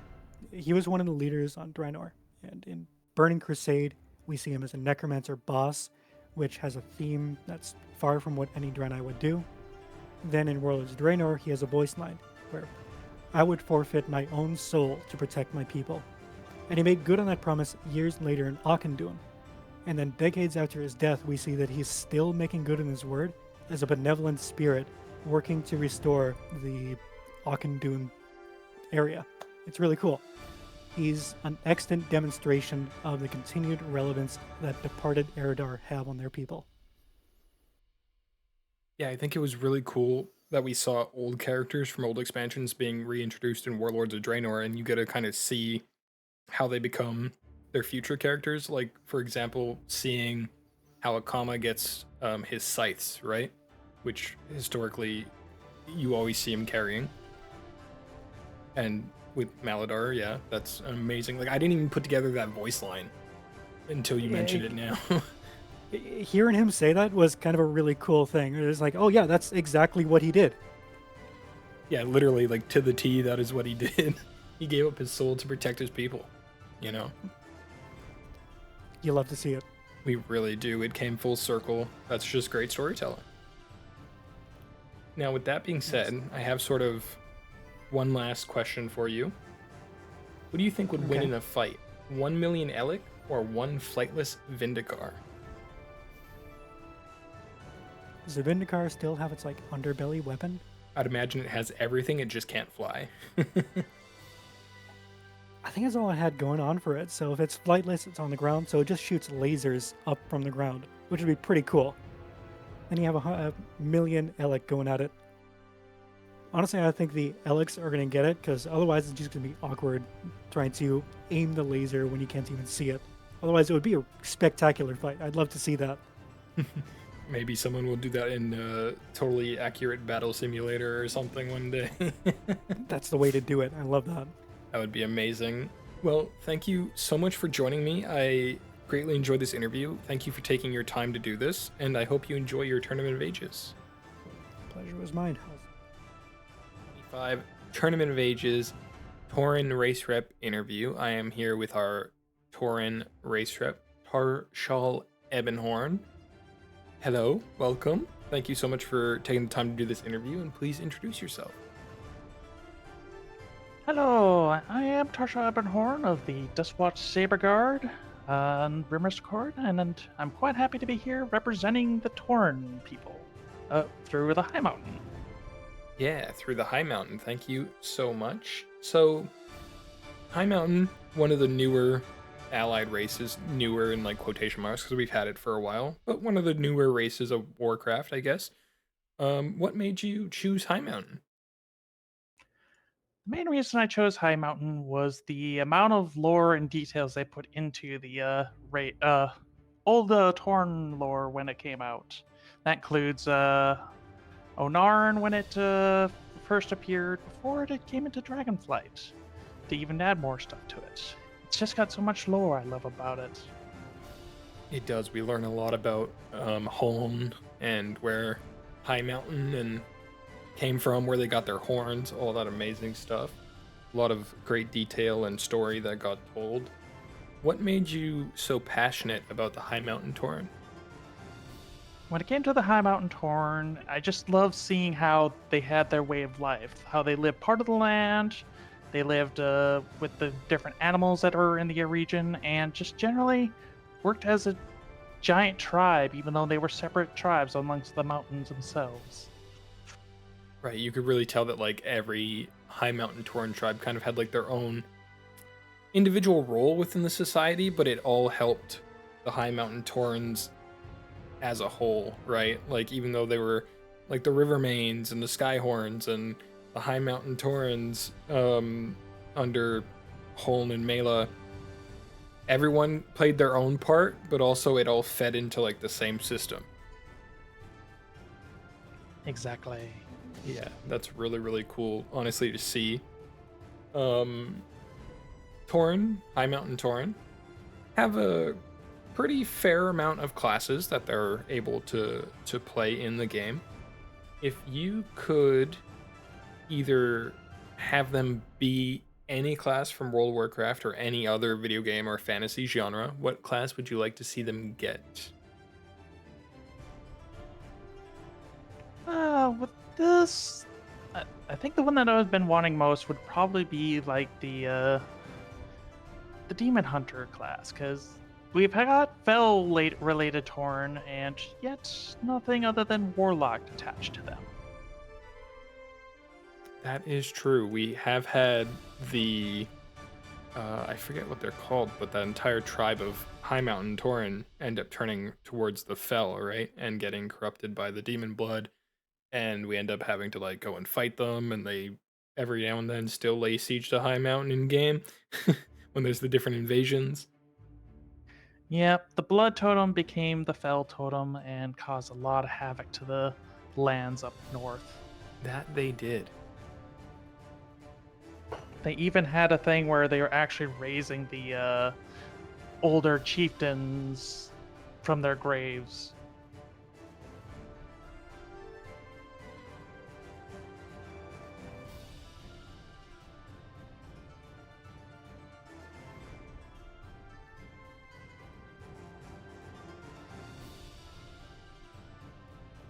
Sorry about that. I had someone walk in. Monty, you're gonna have to do a quick little cut there.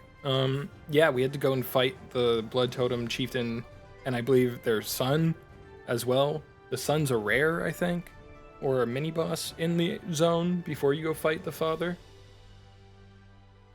I believe so. They are positioned on a set of war drums that they're playing as you're about to cross the bridge. Right, I remember it pretty vividly because it's a part of like the world quest or something that's out there.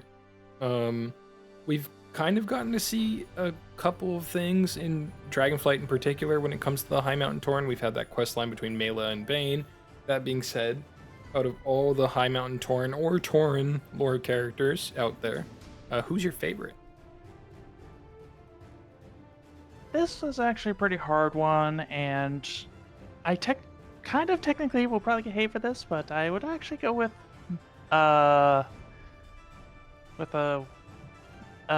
what is Magatha Grim Totem. There we go. My brain was not wanting to work for a moment. That's all right.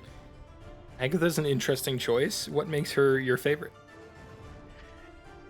It comes down to the fact that while she is an evil character, she is one of those that actually has some sense in that what they do has to still find balance. They can't just, wipe a whole tribe off the planet without, being left with nothing. They understand that they still have to have something left. Okay, so everything's kind of like a give and take. If you're going to take something, you kind of have to make sure that it gets given back. Exactly, because she's even seen helping us begrudgingly. Yeah, we see her in one of the order holes, I believe, as well. She's like a companion or follower that you could send out, I think. Part of the shaman sect, yes. Yeah, we get her. I was surprised to see her alive, because I thought she died. Oh no, I know she was alive. She was still alive during Cataclysm. Yeah, I remember doing the whole story in Cataclysm, and then I just kind of forgot about her after that, because she's in Thousand Needles, right? Is that what it's called? That is, I think so. That is correct. As much of a Thousand Needles as it is now, being a lake. Flooded, or part of it flooded, part of it not, type deal.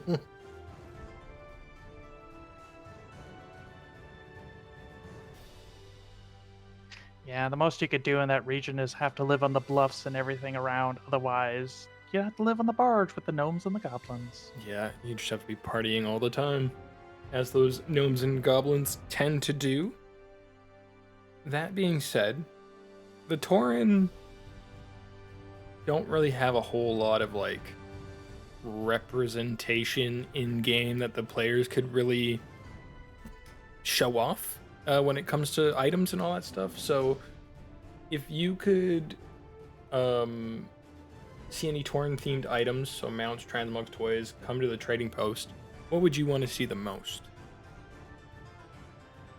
What I would love to see the most is we lack a lot of different kind of armor mogs that Tauren would generally use to help give that feel of you are playing a Tauren in this game and representing it as you play around and wander and RP.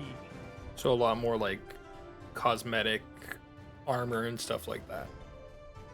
Correct, because there's only a select few items that I can use for mogs that relate to that.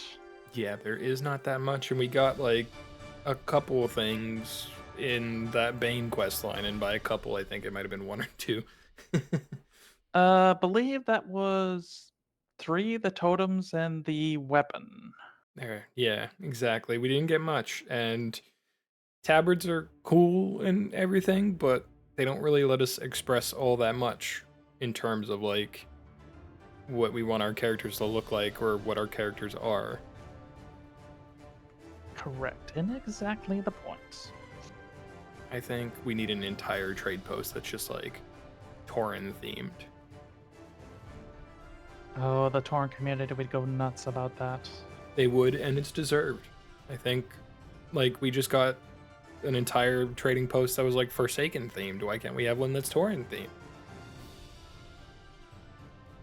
we'll have to wait and see what the Blizzard people decide to do, especially give us more story. Hopefully not sad. Yeah, hopefully not sad. I'm kind of tired of the sad stories. We need something uplifting. Poor Desco. Yeah. Well, Tarshal, thank you so much for taking the time to do this interview, and I hope you have an amazing Tournament of Ages. Thank you, and I hope you do as well as everybody else who comes to partake in it. Hello, everyone, and welcome to the 2025 Tournament of Ages Drakthir Race Rep interviews. Joining us is our Drakthir Race Rep, Zarenthal. Hello, welcome. Thank you so much for taking the time to do this interview, and please introduce yourself. Hi, thank you. I am Zarenthal, though online I go by the name Elcombe, but everybody just kind of calls me Zarenthal because that's the character I play all the time. As a character, Zarenthal is a Drakthir Evoker who is originally from the Dark Talons Wyrn. I, as a player, have played the game since early TBC when I was a kid, and I finally came to Moonguard when I made this character. And I've pretty much played him every day since.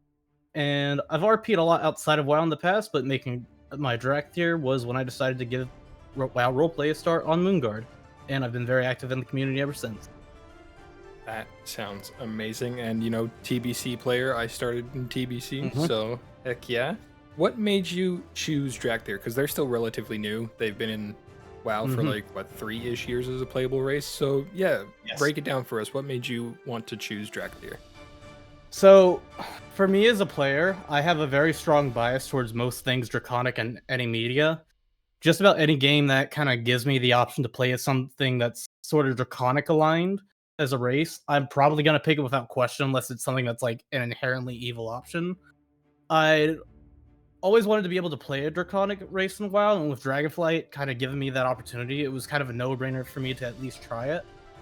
I even had my own personal setting that I was working on prior to Dragonflight, just personal world building and stuff outside of WoW, and I also had a Draconic race in that also called Drakthir, just spelled with a K instead of a C, so it's kind of a funny coincidence and a bit of a sign for me of just, I gotta play this race, I gotta give it a try.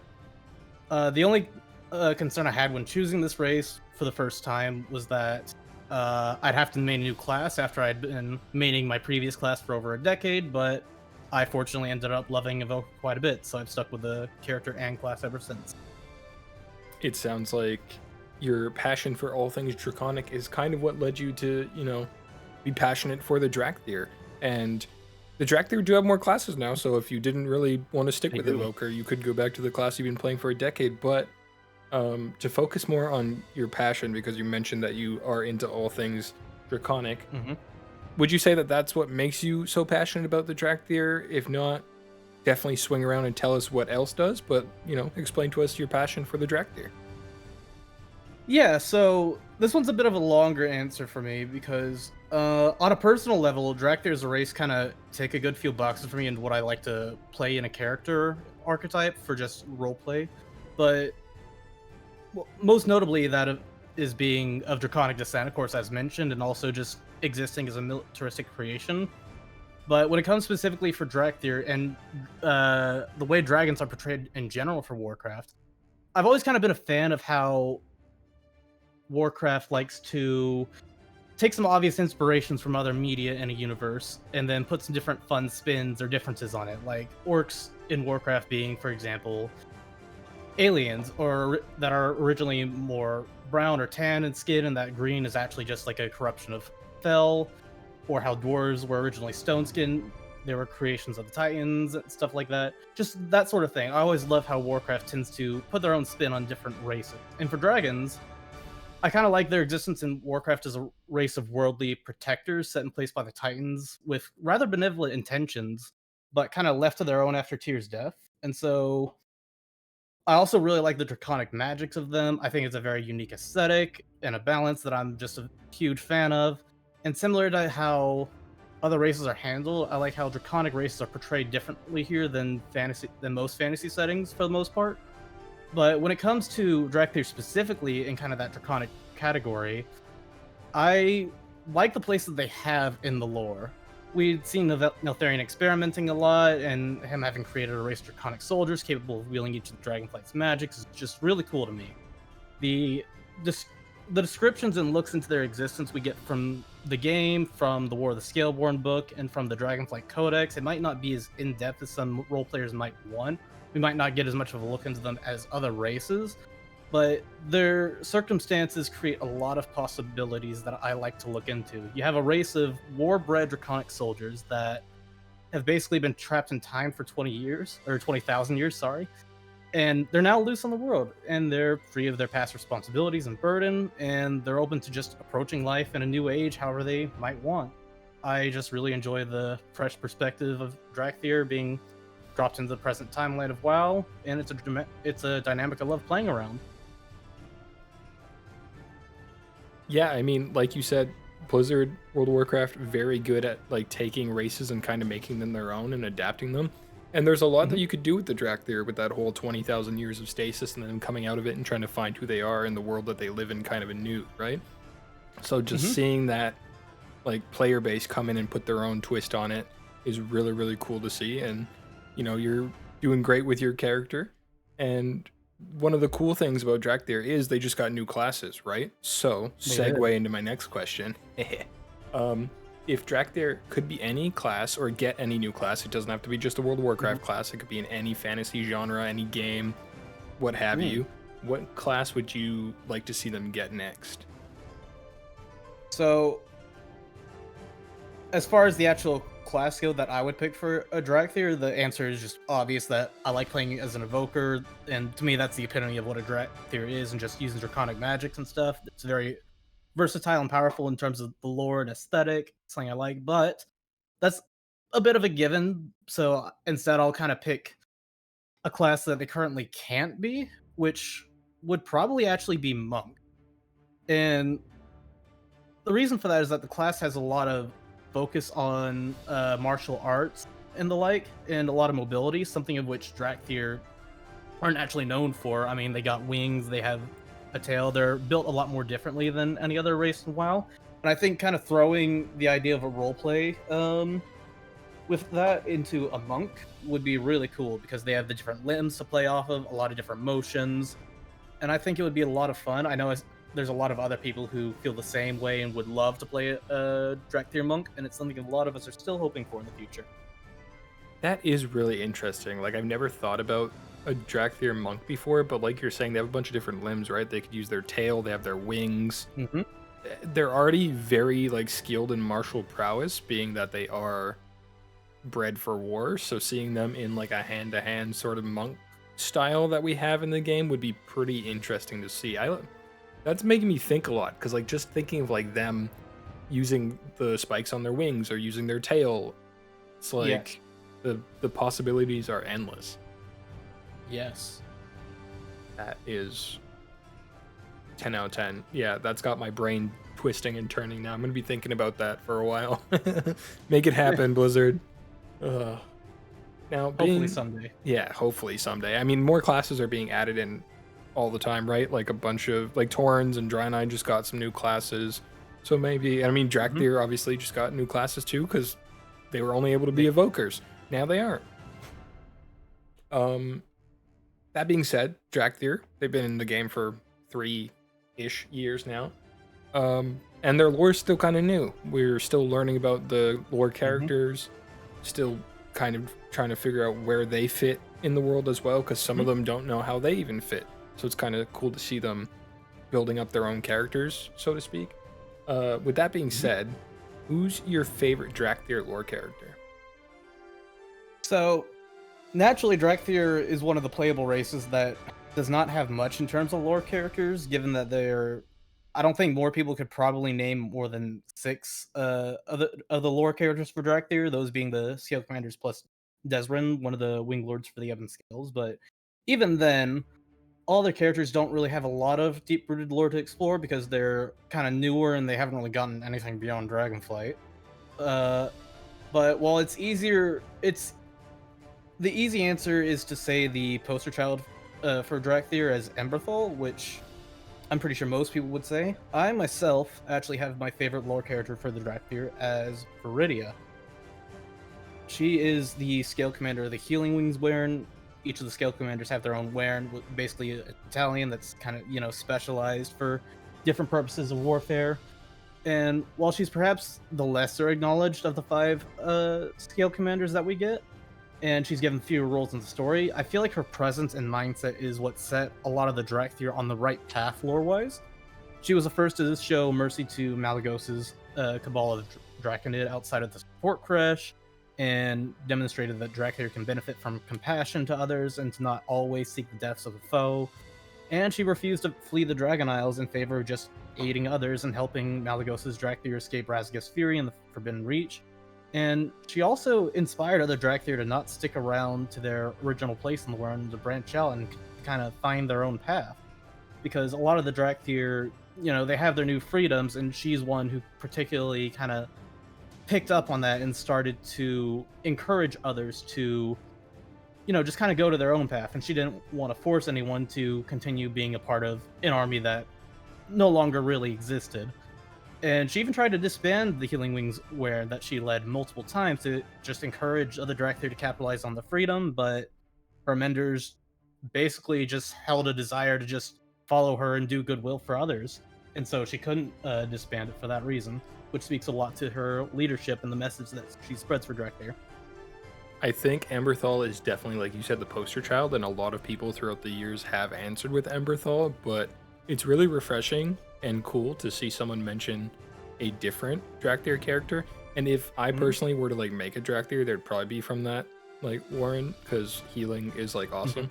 And that's what I tend to play in game now, as a healer, so it goes through my RP sometimes too. Now my final question to you, and this is a big one.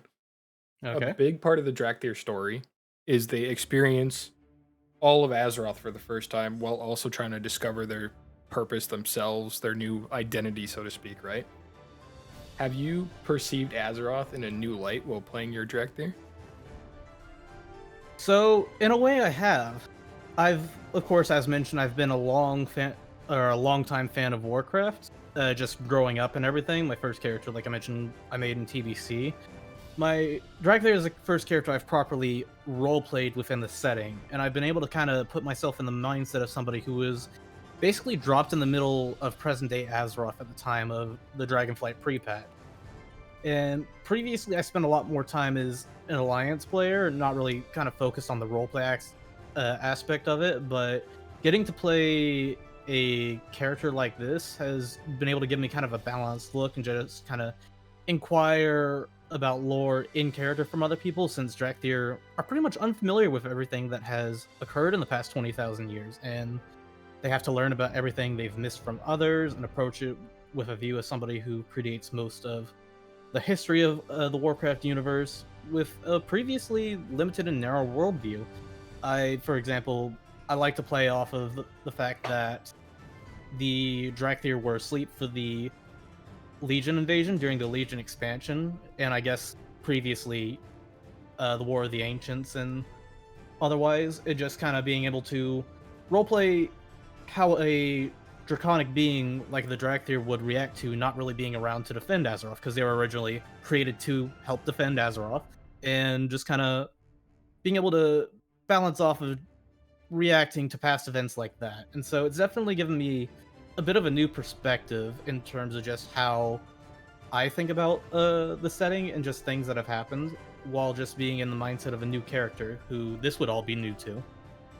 So it kind of lets you learn new things while your character's also learning new things, right? You really get to put yourself in your character's shoes, so to speak.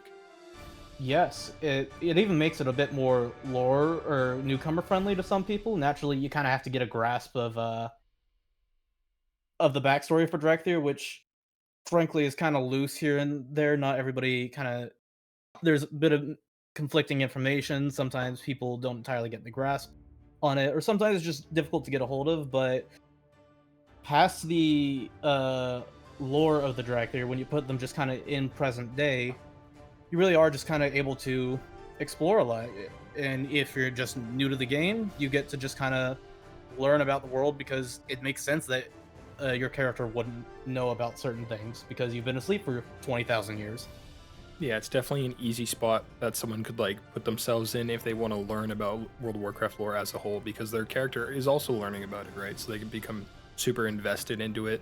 and it's probably a good starting point for newer people. Yes. Awesome. I love everything about that. And Zarenthal, thank you so much for taking the time to do this interview with me, and I hope that you have a great Tournament of Ages. Of course, thank you. I'm very much looking forward to it. Hello, everyone, and welcome to the 2025 Tournament of Ages Pandaren Race Rep interview. Joining us is our Pandaren Race Rep, Jali. Hello, welcome. Thank you so much for taking the time to do this interview. Please introduce yourself. It's wonderful to be here. Thank you for having me. I'm Jali's player. I've been in this community for probably going on well over a decade at this point. I forget what expansion I started. I'm pretty sure it was Cataclysm.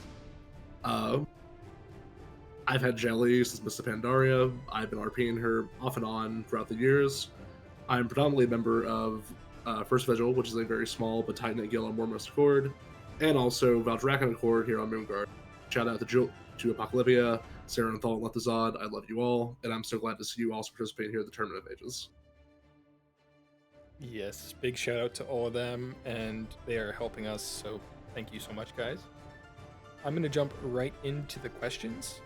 What made you pick Pandaren? I fell in love with them back whenever Mists of Pandaria came out. They're one of my favorite lore races. Then whenever I saw that the potential to be a race rep for Pandaren at the tournament was a possibility, I decided to for myself. I think they're a very fun race that offers a lot of unique neutral RP opportunities, and I thought that Jali being a lore walker that engaged with both Horde and Alliance individuals was a perfect chance to rep the race. Yeah, there's a lot to do as role-playing as a lore walker. Like you said, you get to kind of walk both sides, right? You get to deal with the Horde and the Alliance.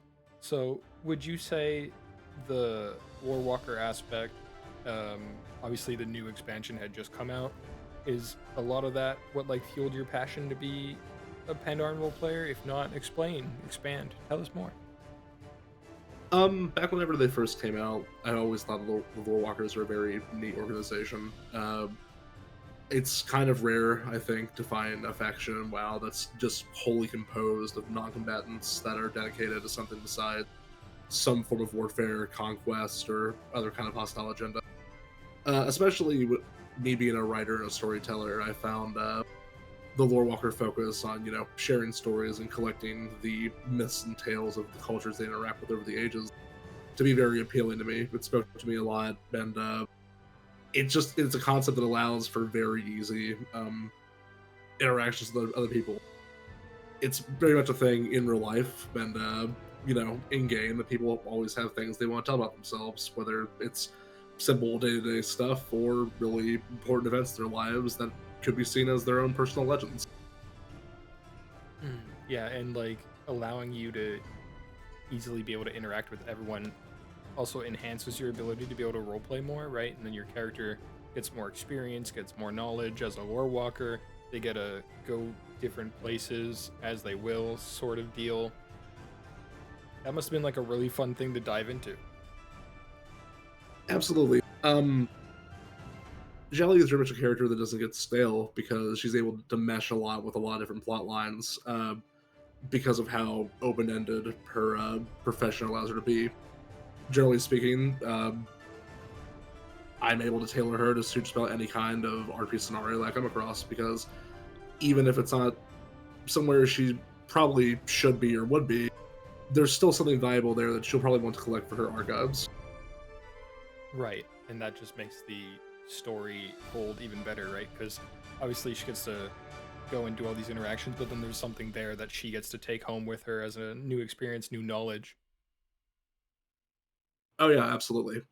There's always something to be learned, always a new story to tell. Which, hey, that's what the lore walkers are here for. They're looking to expand their library, expand their knowledge, their stories, pass that on. Now, with that being said, Pandarans have been in the game for a while now. Mists of Pandaria is not a new expansion. It's been out for several years at this point. Pandarans have a pretty decent amount of classes that they could be. Out of all the classes that they can't be in World of Warcraft, or perhaps from other fantasy like IPs, games, that sort of thing, what class would you like to see them get next? If I had to choose another class for them, and saying it could be any class at all. My all-time like dream, especially for Jolly Hero, will be some kind of like inscriptionist that use like written cantrips and stuff, scrolls and stuff like that to cast spells. I know Final Fantasy has a class similar to that. It's not coming to my tongue at the time, but I think if I was like wanted to dive whole hog into class fantasy, that'd definitely be something that appealed to me. But right now, I mean, I already have the best class that I could possibly think of for the character, which is Monk. Whenever I think Pandaren, I naturally think Monk. And whenever I think Monk, I think Pandaren. Monk is a great class. I've been enjoying Mistweaver a lot lately. I got into it for the War Within, and it's been a whole lot of fun. And I'm trying to think on that Final Fantasy XIV class that you're talking about, because I too am an avid player of Final Fantasy XIV. And I want to say that maybe you're thinking of Conjurer, but at the same time, I don't know. It maybe Astrologian. No, that's more like dealing with the stars and all that stuff. It's not I guarantee I could probably think of the name like off the top of my head if I wasn't even thinking about it in any other conversation. Scholar. It's always when you're going, Scholar. There we go. I was like, Conjurer doesn't sound right. It's definitely not Astrologian. And then you were talking, I'm like, boom, I have it right there. That would be an interesting class to see. The name definitely fits. Yeah, the name fits. I mean, it would be an interesting class to see them implement. I think it would fit the Pandaren very well. But like you said, when you think of Pandaren, you think of Monk. And when you think of Monk, you think of Pandaren. So they kind of have their, I guess, not perfect class, but the class that's best tailored and suited to them already. Pretty much. I mean, in terms of just class fantasy abilities, transmog, the storylines, especially back during Legion, it's hard to think of a more Pandaren experience than the Monk class. Very, very true. When I originally played Pandaria, I didn't go through it as a monk. I don't even think I touched Pandaren during Pandaria, but with Miss Pandaria Classic coming out, I took the immediate time to dive right into the starting area and experience it for the first time as a monk, Pandaren monk player, and just the nostalgia and the awesomeness came through, remembering that monks were able to use their weapons to fight and not just their fists. Like, they actually took out their staff and like bopped people on the heads and used their fist weapons. It was an amazing experience. I really wish they would come back, and I've been diving like wholesale into Mob Classic since it came back. It's impossible for me not to. It was easily my favorite expansion of all time, and that's still held true all these years later. It is a really good expansion. Like, I know a lot of people kind of pass it over because there was that whole year of just Siege of Orgrimmar, but like up until that point, like that expansion had a whole lot of content and a whole lot of amazing things in it. Like, just the world of Pandaria in general was amazing to go through and play and experience and see. There was just so many things. Now, that being said, sorry, go ahead. Oh, you're completely fine. I was going to say, I do think, and it is one of the reasons why I gravitated towards the race so much over the years, is just that I think out of all the races Blizzard's released for a long time, Pandaren really got some like the most expansive lore and expansive roleplay that we've seen for really just in the game's lifespan. There's so many different nooks and crannies of the continent and the various people that inhabit it that really there's just a million different RP scenarios or characters you can think of with a. Yeah, 100%. There's so many different things that you could roleplay, different scenarios, a bunch of like, your character could pretty much do anything and have an amazing time doing it, and the story that will get created is just something that'll keep you busy over and over and over again. And you bringing up the stuff that you just did about the Pandaren kind of leads me into my next question, because like you said, the Pandaren do have a pretty like chunky amount of lore. They have a lot of great memorable characters. Do you have a favorite Pandaren lore character? I mean, there's quite a few I could probably list off, but if I had to name my favorite, I'd have to go with Chen Stormstout. It's hard not to. He's the archetypal Pandaren. He was the first one we ever saw back in Warcraft 3. So much of what the race's modern interpretation is by Blizzard, it was distilled from him and the campaign with Rexar. Definitely Chen all the way. Yeah, Chen is a very great pick and a very amazing character. Like, being able to quest with him through Pandaria and like go on this journey with him and Lily was just an amazing experience. They added so much to the questing experience too for players. Like, it didn't feel like you were just going from point A to point B. You gotta like live this family's experience of seeing their homeland for like the first time and dealing with people who don't really look at Wandering Isle Pandaren in a very positive light, because they kind of didn't. But then they go back to their ancestral home and all this stuff. Like, Chen's just an amazing character, and it was cool seeing him in, I think it was the Assault on Darkspear Village or whatever during Pandaria, I think, where he comes back and he's fighting with like Thrall and Rexar and Vol'jin. That was pretty crazy. Yeah, he was definitely there, and I'm pretty sure he made a brief appearance back in Dragonflight during the Bane Bloodhoof quest line in the Anoran Plains. Yeah, he does pop up, I'm pretty sure. And like Blizzard keep making him pop up because he's a great character. Absolutely. Now, I could sit here and talk about Chen for hours because there's so much to talk about. I unfortunately didn't play the original Warcraft games. I really need to because Chen pops up and I've heard amazing things. But I'm going to get into our last question, which is, which of the 4 August Celestials do you think would win a, I hope I pronounce this right, Jihui tournament against each other? That's the Pandaren board game, by the way. I mean, for me, easy choice. I have to rep my favorite and also Xiaoli's favorite, which is Yu'lon the Jade Serpent. I think it's very hard, if impossible, to be the August Celestial of Wisdom in a strategy game. Yeah, that's going to be hard Just to kind beat. of a no-brainer to me. Yeah, I think Yu'lon will have that on lockdown for sure. Give all the August Celestials a run for their money, but then in the end, come out on top because that's the best one. It's just the way it is. Yeah, that's just the way the cookie crumbles. Well, Zhao Li, thank you so much for taking the time to do this interview with me. I had an amazing time, and I hope that you have an amazing time at the Tournament of Ages. Absolutely. Thank you so much for having me. I hope everybody that's listening has an amazing time as well. It's always great to be here. Hello, everyone, and welcome to the 2025 Tournament of Ages Earthen Race Rep interviews. Here's our Earthen Race Rep, Dagrin. Hello, welcome, and please introduce yourself. Howdy, howdy. So, I'm Dagrin, otherwise known as Molester Starblossom over on Blue Sky. It is a great honor and pleasure to be here as the inaugural Earthen Rep. Yes, and thank you for being our inaugural Earthen Rep for this year. And we're just going to jump right into the questions. So, what made you choose Earthen as your race? So, myself, like I imagine many others, when the Earthen were first announced, I was not the most impressed. Because, I mean, on first glance, it's just, oh hey, stone dwarves. But questing through Khazalgar during 11.0 and just seeing how much clear passion was put into this race by their design, the lore, all the side quests that were dotted throughout Dorne, the Ringing Deeps.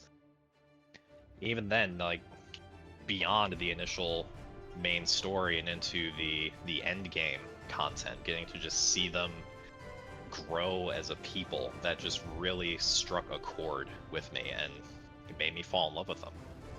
Yeah, I think at first a lot of people saw certain things that they weren't too happy about, but then, like you said, as soon as the expansion launched and people really got to dive in, that's where like the love for the race came in, because there are a lot of people out there who really enjoy it, and everyone gets to enjoy it because it's on both sides, right? It's not locked to Alliance or Horde. Now, diving and more into that just real quick here, because I'm sure a lot of what you just said probably has to do with this next question. What makes you so passionate about the Earth? So, the experience of getting to learn about these little guys here. Of course, they're not as little as dwarves per se, they're actually a bit taller. Just getting to see their culture and how deeply interwoven it is with the setting that Blizzard has built in War Within.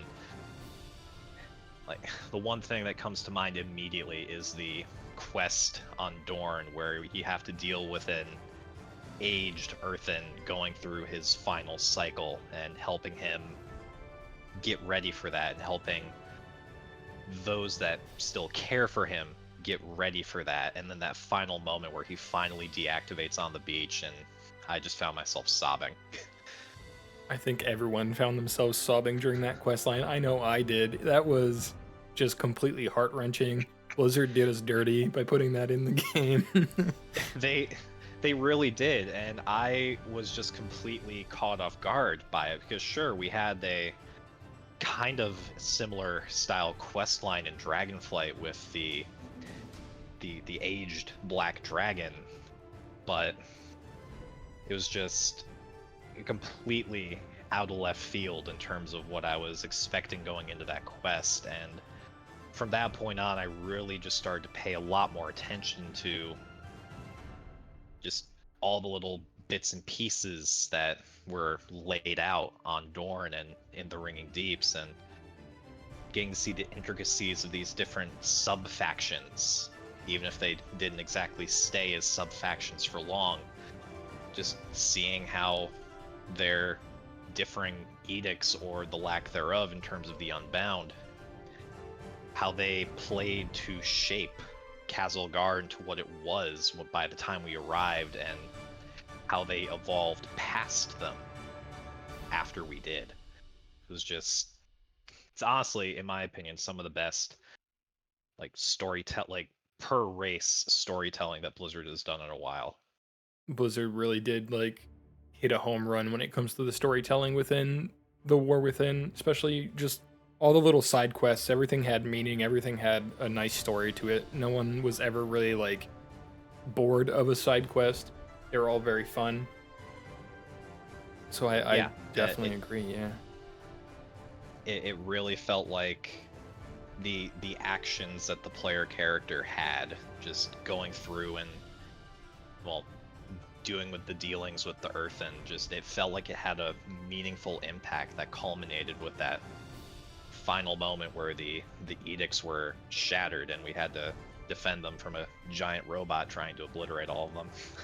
That was a crazy, crazy story. And speaking of the other sort of factions within the Earthen, there's kind of other classes that you get to see within. There's the machine speakers and all that. So with that being said, if the Earthen could be any class in World of Warcraft or any other game, what would you like to see them get? So this was actually my one sad, semi-disappointed moment, was that they couldn't be druids. Because seeing how the Freysworn were such an integral part of just, one, the maintenance of Dornegal, and two, the Unbound society as a whole outside of the city walls, I initially thought, upon looking into that, I was like, oh, well, maybe they'll be druids when they're unlocked. But, the week or so passed for the story content, we got them unlocked, and the closest we got was shamans, which I thought was a little bit of a letdown, because I personally think having a race able to transform exclusively into stony/stormy variants of animals would have just been an amazing visual and really fun for RP, but maybe in the future. Maybe Blizzard is adding in more classes to other races as the expansion goes on, so maybe we will see druids for the Earthen, and maybe one day the Freysworn will actually tie into the story somehow, because there are a lot of little random deactivated Freysworn throughout the Isles of Dorne that you could just run into in the world, but they don't do anything. Yeah, and while the ones we do see walking around do tend to use some more shamanistic abilities, they all do tend to have more druidic looking mogs. So fingers crossed, one day I would certainly love to play one of those. It would be fun. Talking to some of the Freysworn NPCs, they do seem very secretive, so maybe Blizzard's keep it secret, keep it safe, just for now. The Earthen being the newest race in World of Warcraft, they haven't gotten many lore characters that we've been able to get used to yet. or introduced to, really, but I'm gonna hit you with the question anyways. Out of all the Earthen, who's your favorite lore character?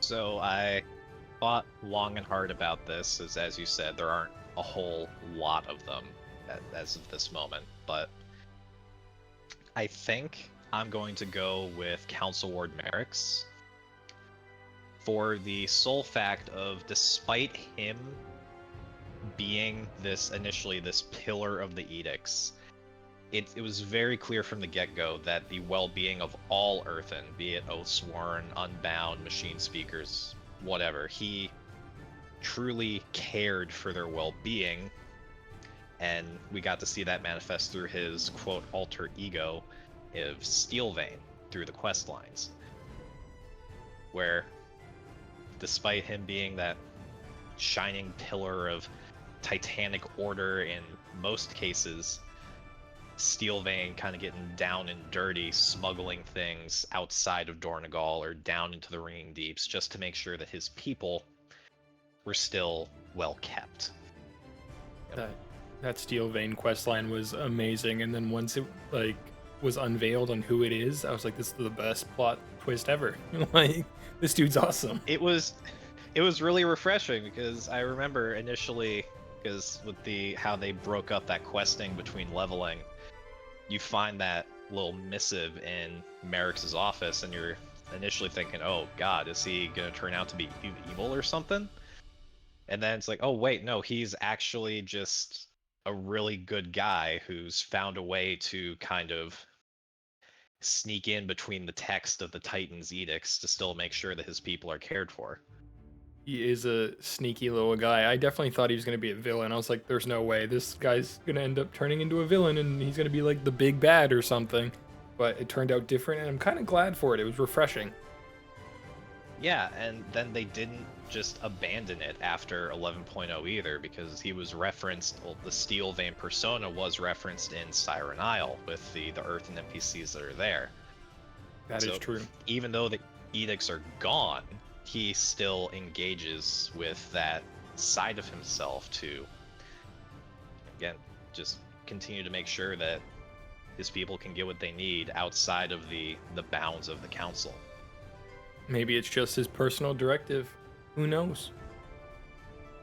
And speaking of personal directives, some Earthen do have personal directives. Like, for example, the meatery guy who's like super big into his meat and his bees. Does your Earthen have a personal directive that they're passionate about? So, Daegrin, when he more or less reawoke to what he is now, was very much so at a loss, as he had lost touch with his original purpose, and that caused him to wander outside of Dornegal as an Unbound for quite some time. But through his own trials and tribulations, he was able to discover a potent connection to the storm, or just the elements in general. And through that connection, he was able to, in a way, re-spark some of that original purpose, relearning how he was once this artificer who was able to construct these. I don't want to boast with him too much and say grand, but he was certainly knowledgeable when it came to constructing various constructs and automata. So now he seeks to continue that path, to construct these various machines and other things to help defend his people, while staying in touch with the elements, and in some cases, especially more recently, infusing the two. A funny example I tend to give is how he, in essence, made a mech suit for a storm elemental. Now that sounds awesome. Yeah, he takes great pride in his work, and he is very interested in learning about the various peoples and their directives, as it would be, of Azeroth. Especially now that his people, free from the edicts, get to discover their own personal directives through their interactions with the rest of the world. I love it. And like any good craftsman, he should take pride in his work, because if you don't take pride in your work, what's the point of doing the work? Exactly. Well, Daegrin, thank you so much for taking the time to do this interview, and I hope you enjoy your Tournament of Ages. I certainly plan to. Thank you for having me.